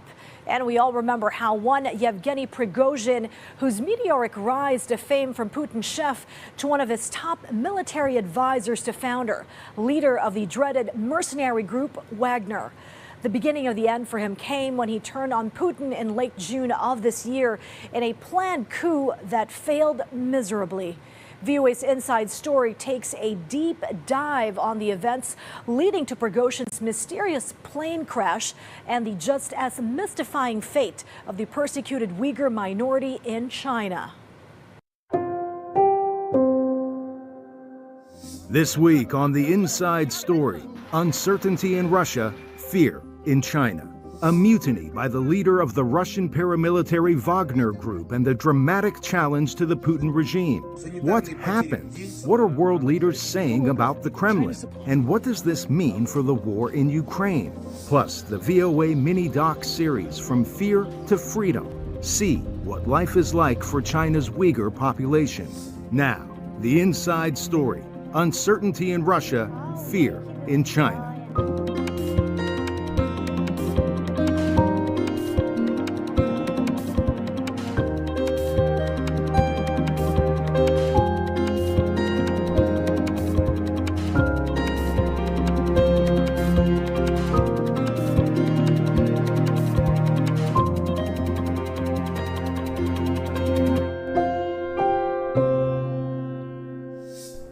Welcome to the Inside Story. I'm Jessica Dorit in Washington. Today we're going to focus on the plight of the Uyghur people in China. It's a tale of repression, mass arrest and family separation. But before that, we're going to try to shed some light on what exactly is happening between Russian President Vladimir Putin and the Wagner Group leader Yevgeny Prigozhin.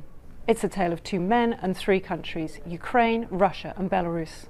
All that today on the Inside Story. An attempted coup in Russia seems to have fallen flat about a day after it began. The destabilizing and dramatic events followed a mutiny by Russian paramilitary Wagner Group founder Yevgeny Prigozhin against top leaders in Putin's government. Prigozhin publicly blames the Kremlin for mishandling the war in Ukraine, leaving his fighters in heaps. We have daily losses of up to 1,000 people. This includes those killed, those missing, and those injured, and those who are refusing, who don't want to fight, not because they are cowards, but because they have no choice, no weapons supplies, no command structure. Putin called the move treason. What we're facing is exactly internal betrayal. Extraordinary ambitions and personal interests led to treason. Treason of their own country and people, and of the case that fighters of Wagner were dying for alongside our soldiers. The showdown of Wagner mercenaries advancing on Moscow posed the biggest threat to date of Putin's 23-year reign in Russia. And world leaders took notice. Western governments say the attempted coup shows weakness at the highest levels of the Kremlin, with European Union Foreign Policy Chief Joseph Borrell saying this was Putin being bitten by the monster he created. China, meanwhile, remains publicly steadfast in its support of Russia. And while the rebellion was short, fewer than 24 hours from start to finish, big questions remain about Putin's grip on the country. Not to mention what all this means for Ukrainians fighting on the front lines against a Russian military widely believed to be demoralized. A lot to unpack here. So let's begin with VOA White House correspondent Anita Powell for the reaction from Washington, and travel to VOA Moscow Bureau for the scene inside Russia. We'll then join VOA correspondent Heather Murdoch on the front lines in Ukraine. And we'll hear from VOA correspondent Henry Ridgewell, all contributing to this report. Over the weekend, Wagner Group chief Yevgeny Prigozhin halted his fighters' march just 200 kilometers from Moscow and accepted a Kremlin offer for him to go to Belarus. That, in effect, could neutralize him and his mercenaries. What this all means to Washington is another story. On Monday, questions continued to swirl. I think I'd be fibbing to you if I told you that there was some sort of big agenda item changed because of what happened over the weekend. We'll have to see how this plays out. He said President Joe Biden was briefed hourly on events over the weekend. And on Monday, Biden answered one critical question. We made clear that we were not involved. We had nothing to do with it. This was part of a struggle within the Russian system. In an address Monday, Putin appeared to question that. It was precisely this outcome, fratricide, that Russia's enemies wanted. Both the neo-Nazis in Kyiv and their Western patrons, and all sorts of national traitors. Analyst Leon Aron told VOA that one thing is clear. I think the friendship is probably over. And the question is whether Putin can forgive Prigozhin. Now, the Belarusian leader, Alexander Lukashenko, probably does not sneeze before checking it with Putin. So whatever guarantees he gave to Prigozhin may not be worth the paper or the phone call they were conveyed in. Prigozhin's troops halted their advance just a few hours from Moscow. In an audio statement released Monday, Prigozhin said he sent tanks in Moscow's direction to express our protest, not to oust the government. Anita Powell, VOA News, the White House. Wagner mercenary troops occupied the southern Russian city of Rostov-on-Don on Saturday for about 12 hours, encountering little resistance as they seized the local military headquarters. Russian officials have flooded the media with assurances that Putin emerged stronger from this short crisis. But international observers say, on the contrary, the Russian leader's weaknesses have been irreversibly exposed. This destroys the myth that Putin had cultivated so hard of being completely in control and having a firm grip on power throughout the country. That is plainly no longer the case. And the Prigozhin incident sets an extremely dangerous precedent for power in Russia. Once other people see that this can be done and it can be survived, there will be other challenges. Now, the Russian authorities are working to cover up the tracks of the Wagner Group, which until last week was praised by Kremlin propaganda. Observers believe that whatever deal Putin has made with Prigozhin, a dark future awaits the mercenary leader. Whatever happens for the rest of his life, he'll be a man looking over his shoulder, because he will now be a marked man. He has challenged power in Russia and so far survived. The question is, for how long? Calm has returned, at least for the moment, to the streets in Russia. But after the acute crisis last weekend, analysts say the events of the last few days may be a precursor to something bigger. For the VOA Moscow Bureau, Jonathan Spear, VOA News. While many Ukrainians anxiously watched the recent chaos in Russia, hoping their foe would defeat or at least weaken itself, soldiers on the front lines battled on. They say there have been no observable changes in the field, and Russian forces continue to lob artillery at Ukrainians, who are now on the offensive. When we are on the offensive conducting an assault, our artillery works first, and most of the Russian soldiers flee their positions. Only a few stay, maybe 2 or 3 soldiers, but then we throw a couple of grenades and that is the end. Like many soldiers fighting in Ukraine's weeks-old counteroffensive, he says he has overheard panicked Russian soldiers complaining about lack of ammunition and reinforcements. But soldiers also say the battles have been fierce, as Russian troops have had more than a year to build fortifications and devise strategies to hold this area. If you are monitoring the situation, you know that the offensive and the liberation of cities are not progressing as fast as we would like, but they are progressing quite well. Once a picturesque string of quaint villages, Ukraine's battle here is for what has become an abandoned wasteland. In more peaceful Ukrainian cities and towns, locals say they hope that Russian infighting will speed the end of this war, but it's hard to say if that will happen. What's obvious, they add, is that the death and destruction they have already suffered make it impossible for it to ever end all that happily. How many young people died? How many became disabled? The things can be rebuilt, but we cannot bring people's lives back. Besides more than a year of shelling, Zaporizhia has suffered from the destruction of the Kakhovka Dam that killed dozens and turned this region's reservoir into a massive desert, leaving locals to try to stave off what is now a looming food and water crisis. But in the combat zone, soldiers say as battles rage on, it's impossible to look beyond what they say is their most immediate goal. We are doing everything to make it end as soon as possible. I would say we're motivated. We want to go home. We understand that we will not go home until our mother Ukraine is free and intact. He says for soldiers, the war will only end if or when Ukraine is victorious, which means for them, retaking all of the land internationally recognized as Ukraine. Heather Murdoch, VOA News, Storozheva, Ukraine. The chaos in Russia is making Warsaw nervous. We don't know, and no one in the world knows, what were the real reasons behind the events.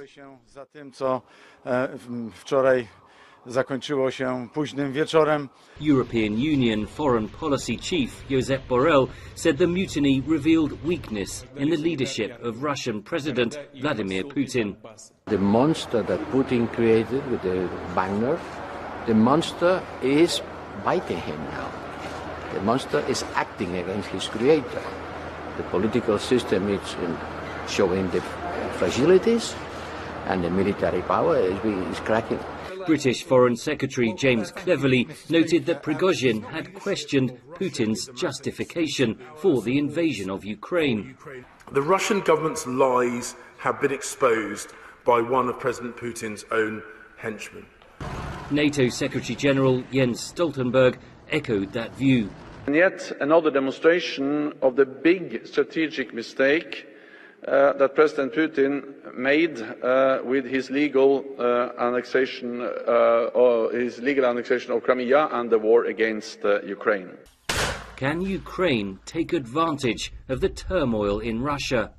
Certainly, this begins to open some doors of opportunity, but we don't go rushing headlong through them. We take them as they are applicable to the plan that Ukraine has already set out. Meanwhile, Moscow's ally China described the attempted mutiny as a Russian internal affair.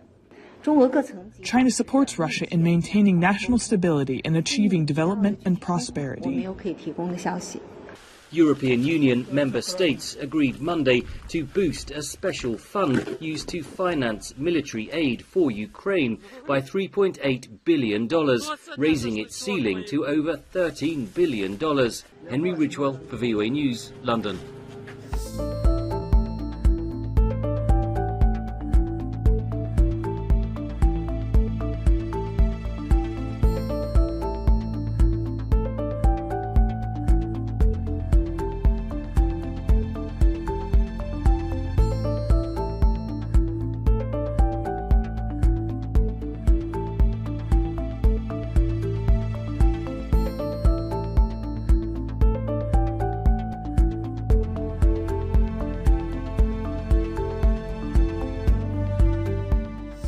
We'll continue to monitor the events in Russia, but now we move to China for a tale in 3 parts about the Uyghurs, an ethnic group living predominantly in Xinjiang, northwest China.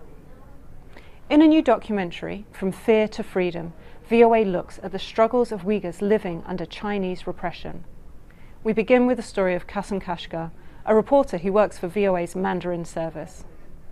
For decades, Kashgar lived in fear, first as a Uyghur in Xinjiang, where he was repeatedly questioned by police, and later as an exile, acutely aware that speaking out could put family in China at risk.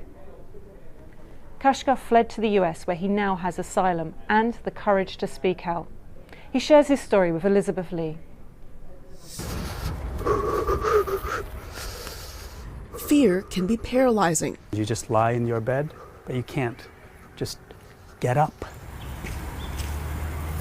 Fear also pushed Kasem Kashgar to do something he never thought possible. I didn't want to leave my home country. With Beijing persecuting Uyghurs in Xinjiang and police repeatedly calling him in for questioning, Kashgar fled China in 2017. He ended up in the U.S., eventually landing a job as a journalist at Voice of America. But the Uyghur reporter still feared what the Chinese government would do to his family back home if he wrote under his own name. I've seen dozens of friends, personal mentors, teachers, and some relatives being targeted. They had been interned, imprisoned, killed. Uyghur experts, including Sean Roberts, author of the 2020 book The War on the Uyghurs, say of the estimated 11 million Uyghurs living mostly in Xinjiang, more than 1 million have been detained in mass camps. These arrests have been ethnically profiled, mean that all Uyghurs are under constant fear of the potential that they might be detained, arrested. The U.S. and several other countries have accused Beijing of genocide. The Chinese embassy in the U.S. declined an interview, but directed VOA to comments, stating that the camps were vocational centers and that China's policies were justified in the wake of terror attacks. Some anti-China forces in the United States and the West ignore the fact that the people of Xinjiang are living a better life. They stigmatize and demonize Xinjiang with no bottom line, reason, or grounds, and even fabricate the lie of the century of genocide. You have 2 minutes for your prepared speech. While living in China, Kashgar won several English-speaking competitions, this one airing on Chinese state TV. From then on, I worked hard to become... But the publicity caught the attention of authorities. He says police even tried to recruit him to work overseas to spy on Uyghur rights organizations. I was disgusted.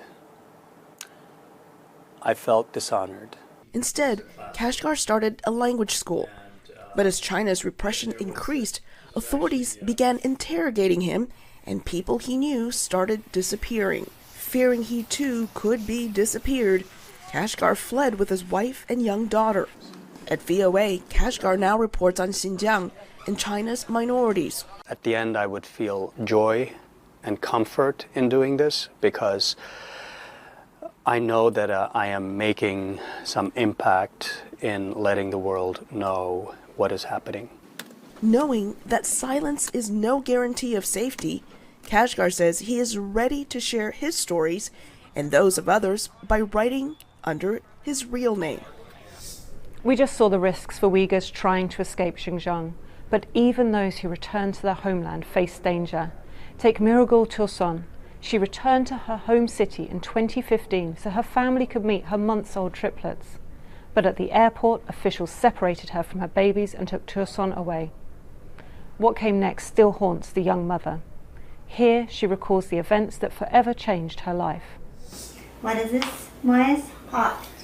Miragul Tursun is keeping a painful secret from her children, the truth about their sibling, Mohamed. Sometimes you ask, Mom, we have 3 kids, where is one? When they are grow up, I will let them know. You have actually one brother. They die by the Chinese government, killed them. In this book, What Has Happened to Me, Tursun has shared her story. A Uyghur from China's northwest Xinjiang region, Tursun moved to Egypt for graduate school. There she met and married an Egyptian man and gave birth to triplets. In 2015, during a visit to China, so her parents could meet their 2-month-old grandchildren, Tursun's life turned upside down. At the airport, she says police separated her from her babies, and then they took her away. Tip my mouth. Then give my head black hood and then handcuff to take me from the airport to Urumqi prison.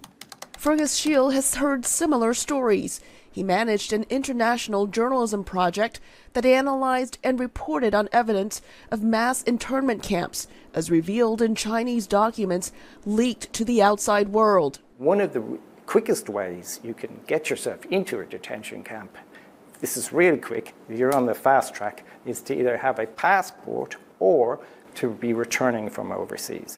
Several countries, including the U.S., call China's treatment of the Uyghurs genocide. China denies that, saying it is fighting extremists. From 1990 to 2016, there have been thousands of incidents related to violent terrorists, injuring innocents and creating tremendous losses. To target these incidents, the Chinese government has implemented a proper and powerful policy to support Xinjiang.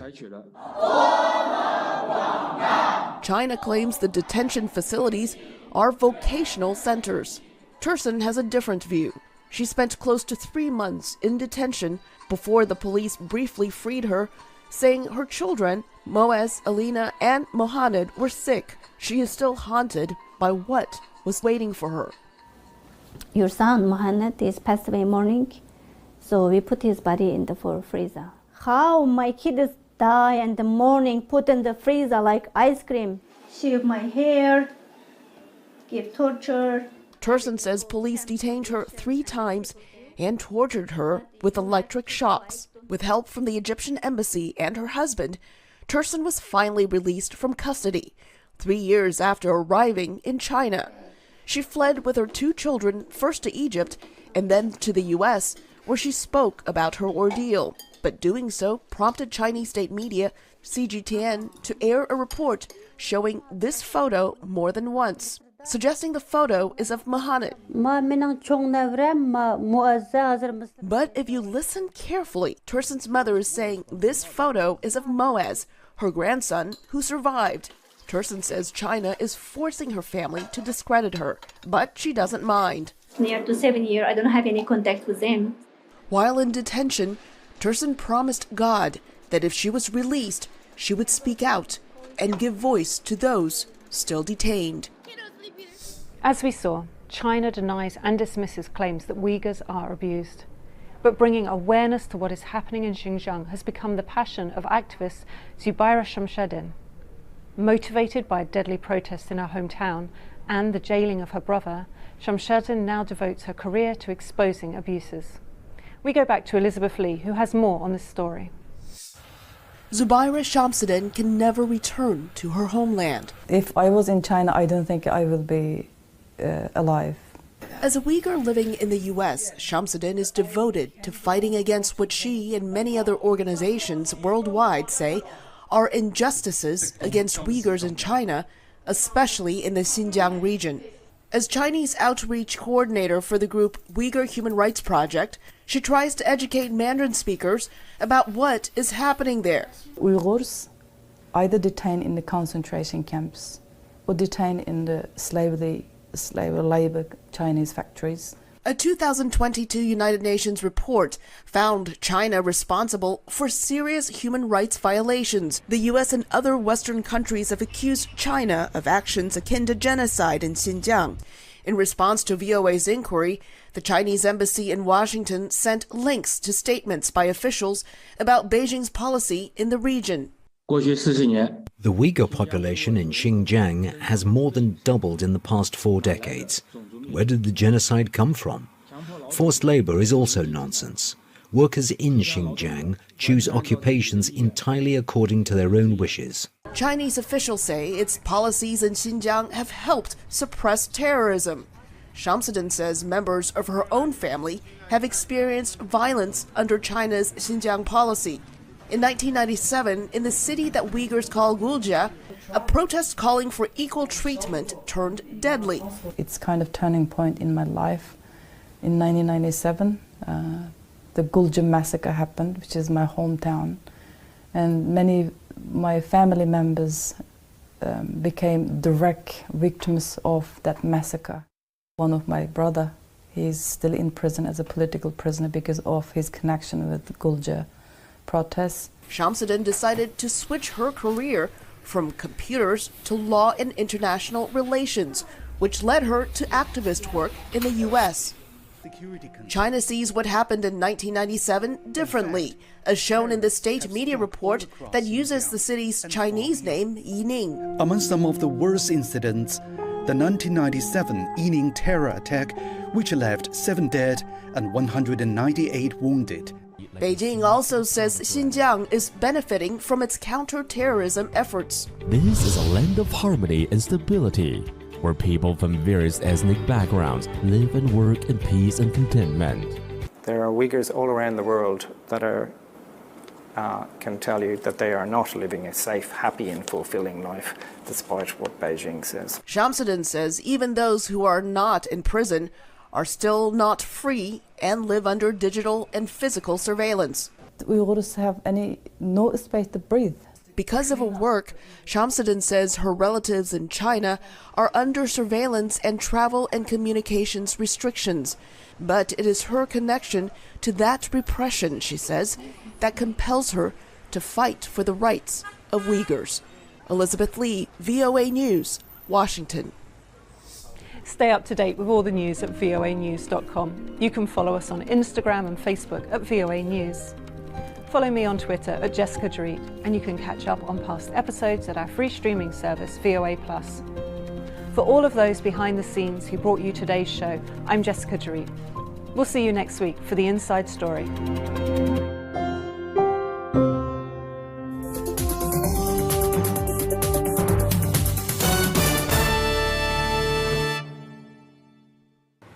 And that's it for today. We hope you came out a tad more informed and enlightened, and we look forward to you guys joining us again for the next half-hour presentation.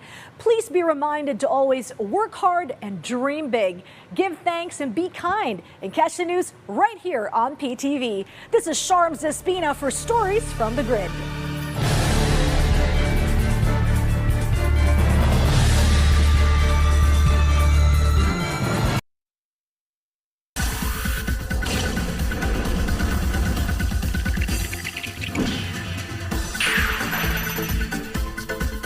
Good evening, Lotto players! For those who missed our draws today, October 29, 2023, I will be doing a recap for the winning numbers. Let's start off with the results of our 2 p.m. draw.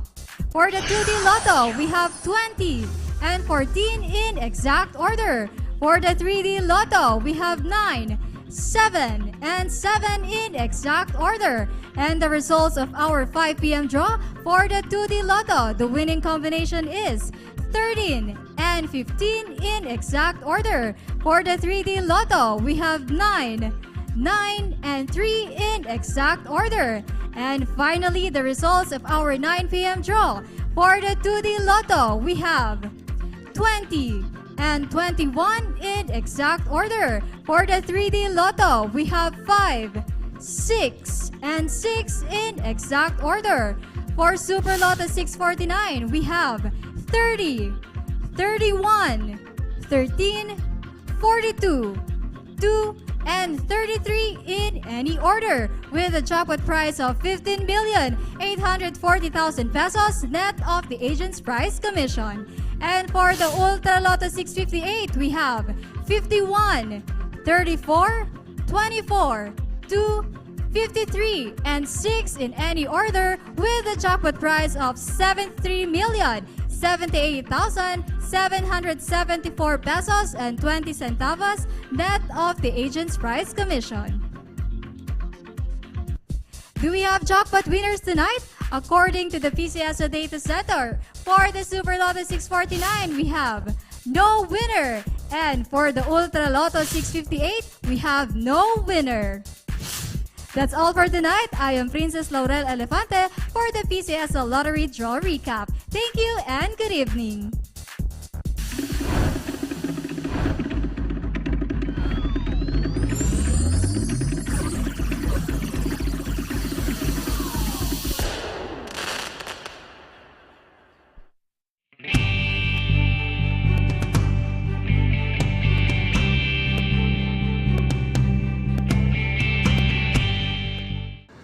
Mapapanood ang PTV sa bawat sulok ng Pilipinas, reaching millions of Filipinos across the country through the power of terrestrial TV. Abot na abot namin ang mga Pilipino para sa tapat na balita at impormasyon. Dito'y Cordillera, kan intero ang Luzon. Da kami, di mapangnamnamaan. Sa aton sa Visayas, wala kami mapugong sa pagpaabot sa unsang hitabo. Dini sa saad ng yuta, Mindanao, PTV, pirmi maminaw para sa paghatod sa balita. Broadcasting in Luzon, PTV4 Manila, PTV8 Cordillera, PTV4 Naga, and PTV4 Palawan. In the Visayas, PTV11 Cebu, PTV10 Dumaguete, PTV2 Guimaras, PTV8 Tacloban, and PTV12 Calbayog. And in the heart of Mindanao, PTV11 Davao City, PTV8 Cotabato, PTV7 Zamboanga, PTV11 Sibugay, PTV11 Pagadian, PTV48 Davao del Norte, and PTV8 Agusan del Sur. PTV Regional Network, buong katapatang naghahatid ng balitang maaasahan para sa inyong pambansang TV.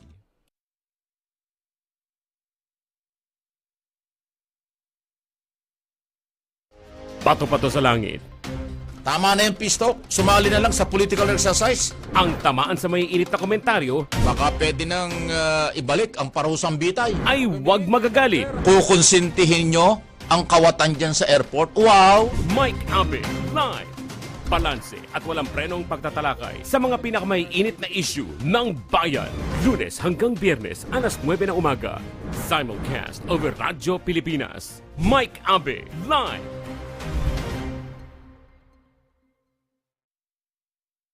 Ang pagpapahalaga sa karapatang katutubo ay pagyakap sa ating pagka-Filipino.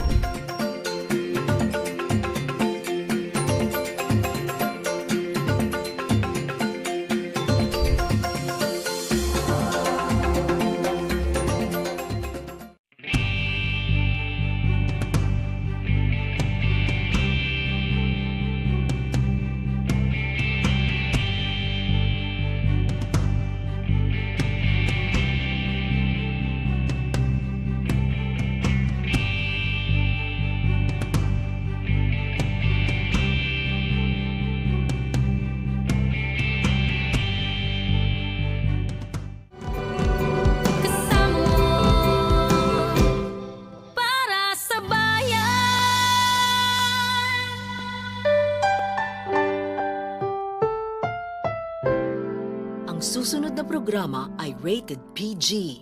Ito ay nangangailangan ng patnubay at gabay ng magulang para sa mga batang manonood.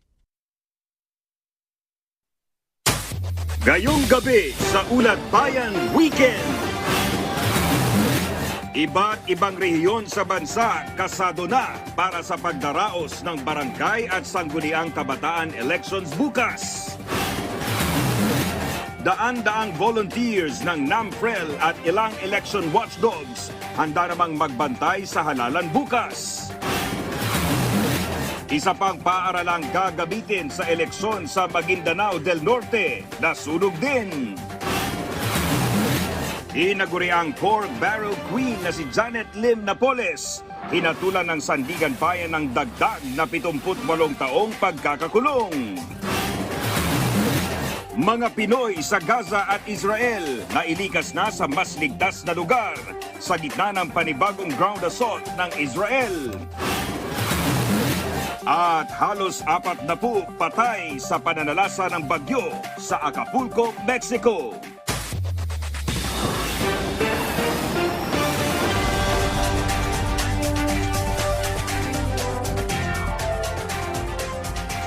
Magandang gabi, Pilipinas!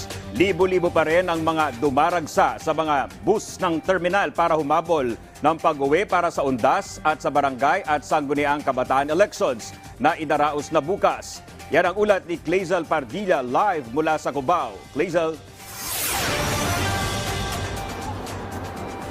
Dominic, ilang oras bago yung barangay at sangguniang kabataang elections, dagsa yung ating mga kababayan sa mga terminal ng bus dito sa Cubao para umuwi sa kanilang mga probinsya at bumoto. Pagod pa mula sa pagtatrabaho sa isang construction site ngayong linggo sina Mang Ronaldo at kanyang mga kaanak. Pero diretso na sila sa terminal ng bus na ito sa Cubao para makauwi sa probinsya at makaboto sa barangay at sangguniang kabataan elections bukas. 8 po kami magkakamag-anak, galing Batangas pa.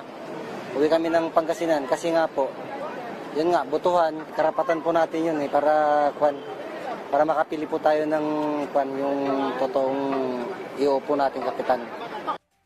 Ilan lamang sila sa libo-libong pasahero na dumagsa sa terminal na ito.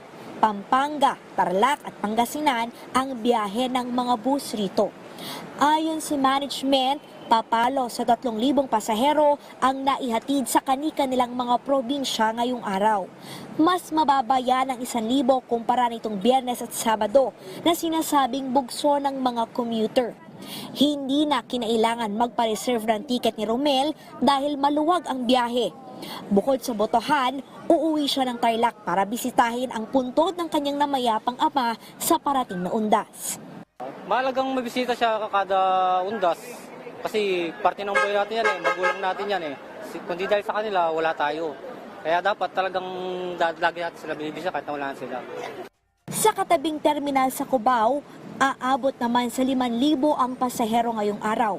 Paalala nila, bawal ang baril o matutulis na bagay, pintura, paputok, lason at mga flammable material, pati na ang pagdadala ng hayop na walang kulungan. Dominic, 24/7 na yung biyahe ng mga bus dito sa mga terminal sa Cubao. At para sa ating mga kababayan na hahabol para umuwi sa kanilang mga probinsya, asahan nyo na po na magkakaroon na kaunting pagbibigat ng trapiko, lalo na po dun sa mga lugar kung saan nandoon yung mga terminal ng bus. Dito nga po sa bandang northbound ng Cubao, may kaunting build up dahil po dun sa mga palabas po ng mga bus at pati po yung ating mga commuter na bumababa po rito para sumakay ng bus. Pero magtutuloy-tuloy naman po yung biyahe pag nakarating po tayo ng Quezon Avenue at Monumento. Doon naman po sa going southbound, asahan na po na may build up din po ng mga sasakyan. Pero moving pa rin naman po hanggang kayo ay makarating ng Ortigas. Asahan nyo na lang din po na magkakaroon ng kaunting pagbabagal kapag po kayo ay nakarating na sa may Makati area. All in all, Dominic, kailangan talaga ng kaunting pasensya pagka bumabiyahe para makarating ng matiwasay at payapa. Yan na muna ang latest mula rito sa Cubao, Dominic.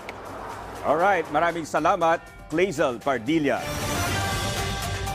Nagpaalala ang Philippine Ports Authority sa mga biyahero na may mga bitbit na alagang hayop na sumunod sa kanilang patakaran para hindi maabala sa pagsakay sa mga barko. Ayon sa PPA, dapat na makipag-ugnayan sa Bureau of Animal Industry, National Quarantine Services o mag-register sa kanilang website para sa shipping permit ng inyong pets. Kailangan din ang kanilang health certificate mula sa veterinaryo kung saan nakasaad ang mga bakunang natanggap ng inyong mga alaga. Ang mga nasabing dokumento ay kinakailangan para mapayagan ang pagpasok ng mga alagang hayop sa mga pantalan at barko. Samantala, dahil sa long weekend kaugnay ng undas at isasagawang barangay at SK elections, patuloy pa rin ang dagsa ng mga pasahero sa iba't ibang pantalan sa bansa. Inaasahan naman ang mahigit sa 1.4 million na bilang ng pasahero sa mga pier hanggang November 8. Samantala, handa na ang Quezon City sa barangay at sangguniang kabataan elections bukas. Bukod sa mano-manong botohan, pinaghahandaan na rin ng syudad ang pilot testing para sa automated elections sa level ng barangay. Yan ang ulat ni Joshua Garcia.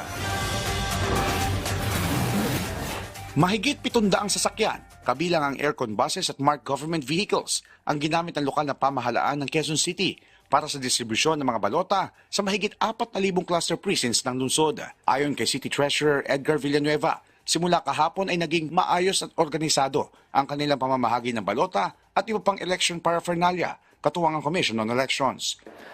Yan po yung para sa 6 na distrito from 1 to 6 ng Quezon City. Sa ganda ng binigay na support ng QCLGU sa COMELEC, ay napaka-smooth po ng aming distribution dito sa Quezon City. Sa Quezon City rin gaganapin ang pilot testing para sa automated BSKE kung saan gagamit ng vote counting machines o VCMs. Isasagawa ito sa Pasuntamo Elementary School, Judge Feliciano Belmonte Senior High School at sa CBE Town Covered Court. Gagawin din polling precincts ang 3 mall sa lungsod sa kauna-unahang pagkakataon para sa District 1, 4 at 5. Kaugnay pa rin ang puspusang paghahanda ng LGU. Nagtalaga ang QC Traffic and Transport Management Department na mahigit 800 tauhan para sa magiging sitwasyon sa trapiko. Mahigit 300 tauhan naman ang ide-deploy ng Department of Public Order and Safety at 372 uniform personnel mula naman sa QCPD para tiyakin ang seguridad at kaayusan sa isasagawang halalan. Quezon City is very ready for tomorrow's political exercise. Joshua Garcia para sa Bayan. Bukod sa Metro Manila, all set na rin para sa barangay at sangguniang kabataan elections ang hanay ng Philippine National Police sa Eastern Visayas. Yan ang ulat ni Sol Alarcon ng Philippine Information Agency Eastern Visayas. Handang-handa na ang mga pulis sa Eastern Visayas sa pagbibigay seguridad para sa gaganaping barangay at sangguniang kabataan elections ngayong Lunes. Yan ang siniguro ni Police Brigadier General Reynaldo Pawid, Acting Regional Director ng Police Regional Office 8 sa isang press conference sa Kamkang Leon, Palo, Leyte.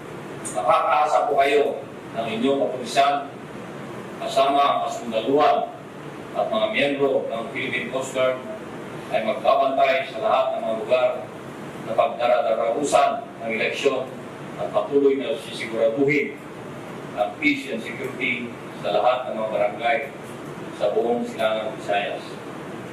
Bilang bahagi ng security preparations, aabot sa 9,000 mga pulis, sundalo at mga tauhan ng Philippine Coast Guard ang dideploy sa iba't ibang bahagi ng reyon at tutulong sa Commission on Elections sa pagbabantay para sa maayos na halalan.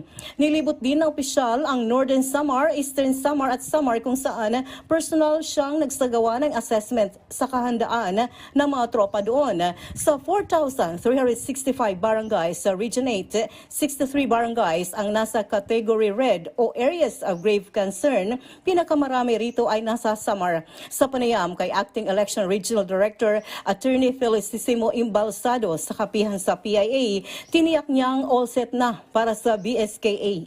Ayon pa sa kanya, nasa 4.5 million ang registered voters sa Rion. Kasama na rito ang regular at mga bagong botante sa SK na daragsa sa 3,813 polling centers. Kasama si Elcana Torres at Raul Chuzon, Sol Alarcon, Philippine Information Agency, Eastern Visayas. Para sa Bayan. Isa pang paaralang gagamitin para sa barangay at sangguniang kabataang elections ang inihinalang sadyang sinunog sa poblasyon Dalican, Dato Odin, Sinsuat, Maguindanao del Norte. Base sa investigasyon, 3 galon ng gasolina ang ginamit para silaban ang ilang gusali sa Dalican Pilot Elementary School. 2 classroom ang nadupok, pati na ang school canteen. Pero ayon kay COMELEC Chairman George Erwin Garcia, maaari pa ring ituloy ang halalan sa eskwelahan lalo't may iba pang silid-aralan na maaring gamitin. Bago nito, nasunog din ang ilang classroom sa Rubinimbang Elementary School sa bayan ng Barira sa Maguindanao del Norte kahapon. Maging ang Puuna Piagapo Central Elementary School sa Lanao del Norte. Pareho ring gagamitin bilang polling precincts ang mga paaralan. Dagdag naman ni Garcia, masyado pang maaga para matukoy kung may kinalaman nga sa halalan ang mga insidente. 27 kaso na ng vote buying ang naisampa ng Committee on Kontrabigay ng COMELEC at may mahigit 100 pa ang biniberipika. Ayon sa mga watchdog ng eleksyon, indikasyon pa rin ito ng karakter ng halalan sa bansa. Yan ang ulat ni Bea Bernardo. Naniniwala ang ilang election watchdog na may bentahan pa rin ng boto lalo na sa parating na barangay at sangguniang kabataan elections bukas. Ayon sa National Citizens Movement for Free Election or NAMFREL, dahil sa mas mahigpit na kampanya ng COMELEC kontra bigay ay mas naging maingat naman at patago na lamang ang transaksyon. Kaya mahirap ding sabihin kung tumaas o bumaba ang kaso ng naturang iligal na gawain. Mas patago kasi nga electronic na hindi mo na makikita. 27 kaso na ang unang naihain ng Task Force kontra bigay, habang nasa mahigit 100 kaso naman ang patuloy na biniberipika ng COMELEC sa kaso ng vote buying. Una nang nagbabala ang COMELEC na hindi agad ipoproklama ang mga kandidatong mananalo na posibleng sangkot sa bentahan ng boto. Para naman sa grupong kontradaya, masasabing posibleng hindi nagbago ang karakter ng eleksyon sa bansa. Naging mas mahirap pa niyang i-monitor ang mga ganitong gawain ng mga kandidato. Kahit na very stringent king COMELEC ngayon sa may mga task forces na siya, those are all but reactive. Kaya more fundamental long-term changes, sabi nga ni Sir Gus, need to be made para mawala talaga yung vote buying ngayon.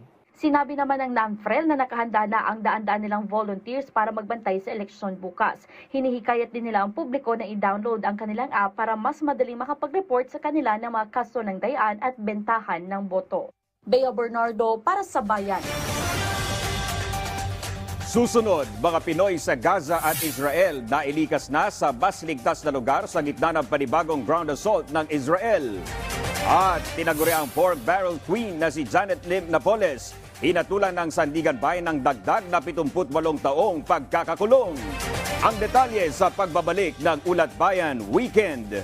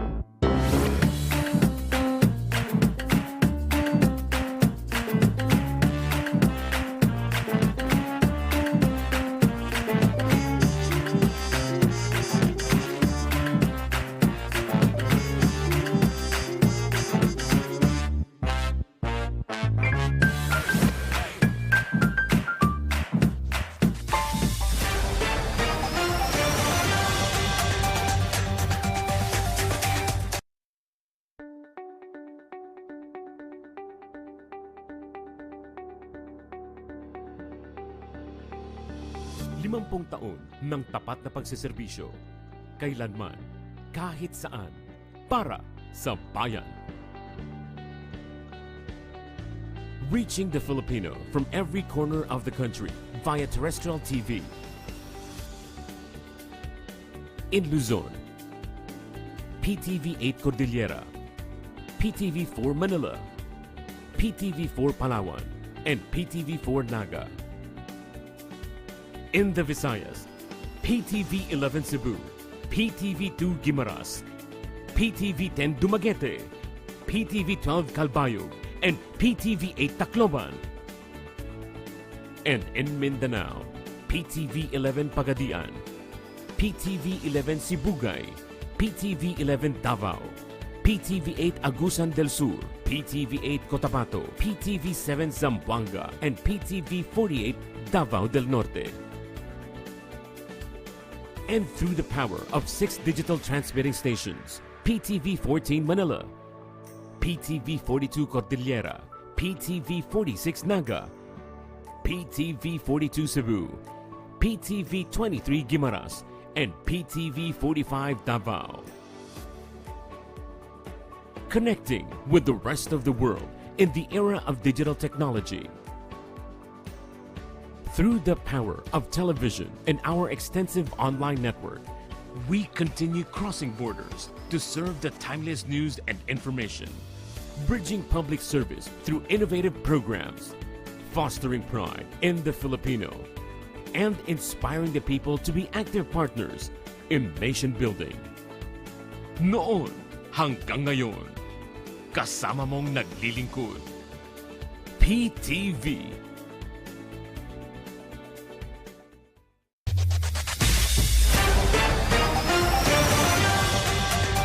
Nagbabalik ang Ulat Bayan Weekend. Pumalo na sa 7,000 ang namatay sa patuloy na gera ng bansang Israel at grupong Hamas. Samantala, nakapag-abot na ng tulong ang Red Cross sa unang pagkakataon matapos itong makapasok sa Gaza Strip. Narito po ang ulat. Daan-daang gusali at libo-libong bahay ang nawasak kasunod ng pinatindipang air and artillery assault ng Israel sa Gaza Strip nitong Biyernes. Mas maraming Hamas targets ang tinamaan, lalo na ang kanilang underground tunnels. Pero ayon sa Gaza Health Ministry, kabilang sa mga namatay ang mahigit 3,500 na mga bata. Sa ngayon, pumalo na sa mahigit 7,000 ang bilang ng mga namatay sa digmaan sa pagitan ng Israel at Hamas. Samantala, napasok na ng International Committee of the Red Cross ang Gaza Strip sa kauna-unahang pagkakataon mula nang sumiklab ang gulo noong October 7. Dumaan sa Rafah border crossing sa Egypt ang 6 na medical staff kasama ang 4 na specialists at 6 na aid trucks. Sa pahayag ng ICRC, sinabi nilang bagamat bahagyang nakapaghatid ng ginhawa ang maliit nilang convoy, hindi pa ito sapat. Makakatulong naman ang kanilang surgical team at dalang medical supplies para maibsan ang mabigat na pasanin ng mga doktor at nurse sa Gaza. Pero kailangan pa rin umano ang ligtas at tuloy-tuloy na humanitarian access para sa kanilang grupo. The International Committee of the Red Cross, the ICRC, has finally been able to bring in some trucks with urgently required medical items that we hope to be distributing to hospitals that are running low on supplies in the coming days. We also have a team of specialists who are about to enter, including surgeons and other medical teams that will be supporting our response in the coming days and weeks. Dominic Almelor, para sa Bayan. Sa gitna pa rin ng giyera sa pagitan ng Hamas at Israel, isang resolusyon ang pinagtibay ng United Nations para bigyang daan ang humanitarian truce sa pagitan ng dalawang bansa. Kung ano ang posisyon dito ng Pilipinas, alamin sa ulat ni Bea Bernardo.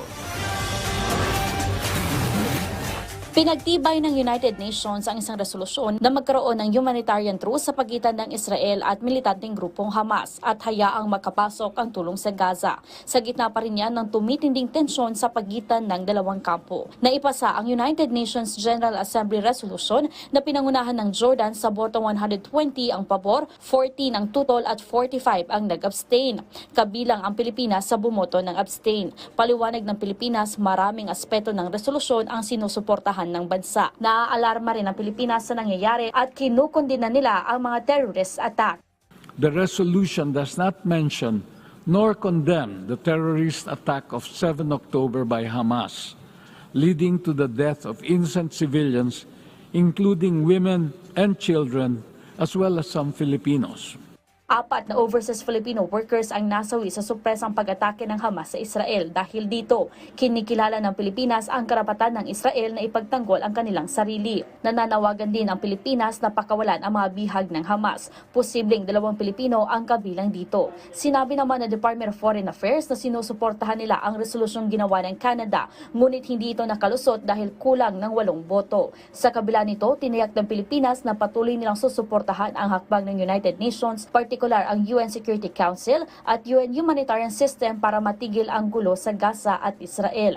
Bea Bernardo para sa Bayan. Sa harap ng mas pinaigdig na opensiba ng Israel kontra Hamas sa Gaza City, tiniyak ng pamahalaan na nasa mas ligtas ng lugar sa Southern Gaza ang mga Pilipino doon. Tutulak naman pa Israel ang augmentation team ng DMW at OWA para mapangalagaan ang mga inilikas na Pinoy sa Southern Israel. Yan ang ulat ni Joshua Garcia. Nakaantabay ang Foreign Affairs Department sa pagbubukas ng Rafah border sa Egypt. Dito idadaan ng mga Pilipino sa Gaza City na ngayon ay nailikas na nila sa Southern Gaza na mas ligtas kaysa sa syudad na sentro ng bakbakan. Ngayong araw sinimulan ng Israel ang second phase ng kanilang ground assault sa Gaza City. Sabi ng DFA, nadala na sa mas ligtas na lugar sa Southern Gaza ang may 136 na Pilipino. Nakaramihan ay nakapangasawa ng Palestinian maliban sa isang madre na kusa nagpaiwan at mag-ama na nasa ospital. I just have to point out na yung political security scenario, I will defer to the DFA on this. But yung kung merong effect dun sa ating mga kababayan sa Gaza, nitong latest developments, rest assured, no, nagsagawa na ng paraan ang DFA in terms of saan sila dadalhin, saan sila ililikas, ano yung border crossing, which is the Rafah border crossing. At inaantabayanan na lang na makatawid sila from the Gaza side to the Egyptian side. Maging ang mga Pilipino sa Israel na naninirahan malapit sa Gaza ay nailikas na sa mas ligtas na lugar. Ayon sa Department of Migrant Workers, nasa pangangalaga sila ngayon ng Philippine Labor Attaché at Welfare Officer. At upang matiyak na mapapangalagaan sila ng gobyerno, tutulak sa November 2 patungo ng Israel ang augmentation team mula sa DMW at OWA. Doon sa southern part of Israel that borders Gaza. And meron na dong no entry o no-go zone doon sa southern part. Yung pinakamalapit sa Gaza border, yun ang declared no entry zone ng Israeli Defense Forces. At yung mga Pilipino sa zone na yon, mailikas to safer ground. Kaya yun ang pinupuntahan ng ating Labor Attaché at Welfare Officer, yung mga rescue areas. Samantala, patuloy namang kinukumpirma ng Israel Forces kung kabilang sa mga hostage ng Hamas sa Gaza ang 2 Pinoy na nawawala. Ayon sa DMW, sa 770 Pilipino na ipinahahanap ng kanilang pamilya sa Pilipinas, nasa 768 lamang ang kanilang nahanap. Sa Lunes, darating na ang 60 OFWs at 2 sanggol. Ang ika-4 na batch ng mga nagpa-repatriate na Pilipino mula sa Israel. Pero sabi ng DMW, marami sa mga caregivers mula sa Israel ay walang planong umuwi. Sabihin na nating many Filipinos, OFWs have already found Israel as a second home. Kaya't napipili na rin nila ngayon na manatili muna doon. But having said that, yun nga, merong mga gustong umuwi. At dito naman sa mga gustong umuwi, sinisiguro natin na maganda ang paghihiwalay with the employer para may babalikan pa silang trabaho kung kumuha ang sitwasyon. Joshua Garcia, para sa Bayan. Sa ibang balita, hinatulan ng Sandigan Bayan ng dagdag na 78 taong pagkakakulong ang tinaguriang pork barrel scam queen na si Janet Lim Napoles. Kaugnay pa rin ito sa mga kasong may kinalaman sa pork barrel fund. Narito po ang ulat. Kung pagsasama-samahin, posibleng hindi lamang 1 siglo o 100 taon makukulong ang tinaguriang pork barrel scam queen na si Janet Lim Napoles. Sa pinakahuling hatol ng Sandigan Bayan kay Napoles, 78 hanggang 150 taong pagkakakulong ang desisyon ng Anti-Graft Court. sa 3 kaso ng graft at 3 kaso ng malversation of public funds. May kaugnayan ito sa paggamit sa 35 milyong pisong pork barrel fund ni dating congressman sa Lacnib, Baterina. Nahatulan ding makulong ang 4 pang kasamahan ni Napoles mula sa mga organisasyon na ginamit nila para daanan ng pondo. Pinawalang sala naman si Baterina, subalit inatasan siya ng korte na isole ang 35 milyong pisong nakuha ni Napoles sa kanyang pork barrel fund. Ito na ang ikatlong conviction ni Napoles ngayon lamang Oktubre. Noong nakaraang linggo, hinatulan din ng 2nd Division ng Sandigan Bayan si Napoles ng hindi bababa sa 66 na taong pagkakabilanggo. Nag-ugat naman ito sa iligal na paggamit sa 20 milyong pisong pork barrel ni dating South Cotabato Congressman Arthur Pingoy. October 3 naman nang ideklarang guilty si Napoles sa 9 na kaso ng corrupting a public official dahil sa pagtanggap ng kickbacks mula kay Congressman Edgar Valdez. Ang unang conviction ni Napoles ay sa plunder case na sangkot si Senador Bong Revilla. Napawalang sala ang senador pero inatasan siya ng korte na ibalik ang halagang iligal na nakuha ni Napoles. Convicted din si Napoles sa mga kasong graft at malversation dahil sa paggamit ng pork barrel ni na dating Congressman Constantino Haraula at yumaong Congressman Douglas Cagas. Dominic Almelor para sa Bayan. Nasa gitna ng mga tauhan ng Philippine Coast Guard ang 2 baging isda na unang napaulat na nawawala sa Bulig Shoal.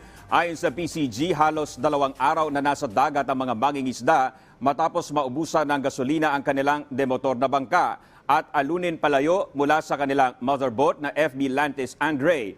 Agad na naiulat ng Naval Forces West ang pangyayari sa Coast Guard District Palawan. Rumesponde naman ang PCG at ipinadala ang BRP Sindangan para magsagawa ng search and rescue operation. Matapos na mailigtas sa mga mangingisda, agad silang binigyan ng PCG ng medical assistance at pagkain at tiniyak na nasa maayos silang kalusugan. Suportado ni Pangulong Ferdinand R. Marcos Jr. ang pagbili ng locally manufactured na materyales na maaaring gamitin sa mga future projects ng pamahalaan sa infrastruktura. Ito ay matapos niyang tanggapin ang rekomendasyon mula sa Private Sector Advisory Council Infrastructure Cluster. Inutusan ng Pangulo ang Department of Trade and Industry na makipagtulungan sa PISA para matiyak ang mga construction materials para sa mga proyekto ng gobyerno.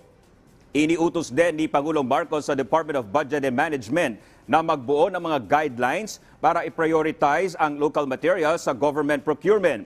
Binigyang diin din ng Presidente ang tamang pagtukoy ng mga materyales na bibilhin ng gobyerno para maiwasan ang anumang aberya sa hinaharap.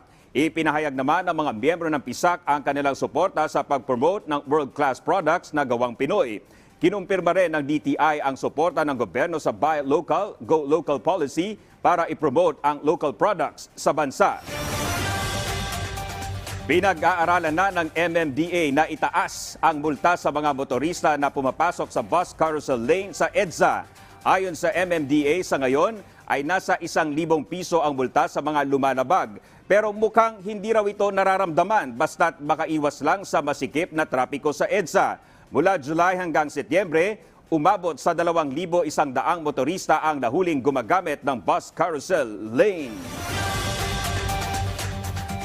Susunod, Senator Francis Tolentino, tiwalang darami pa ang mga kabataang tatangkilik sa mandatory ROTC program.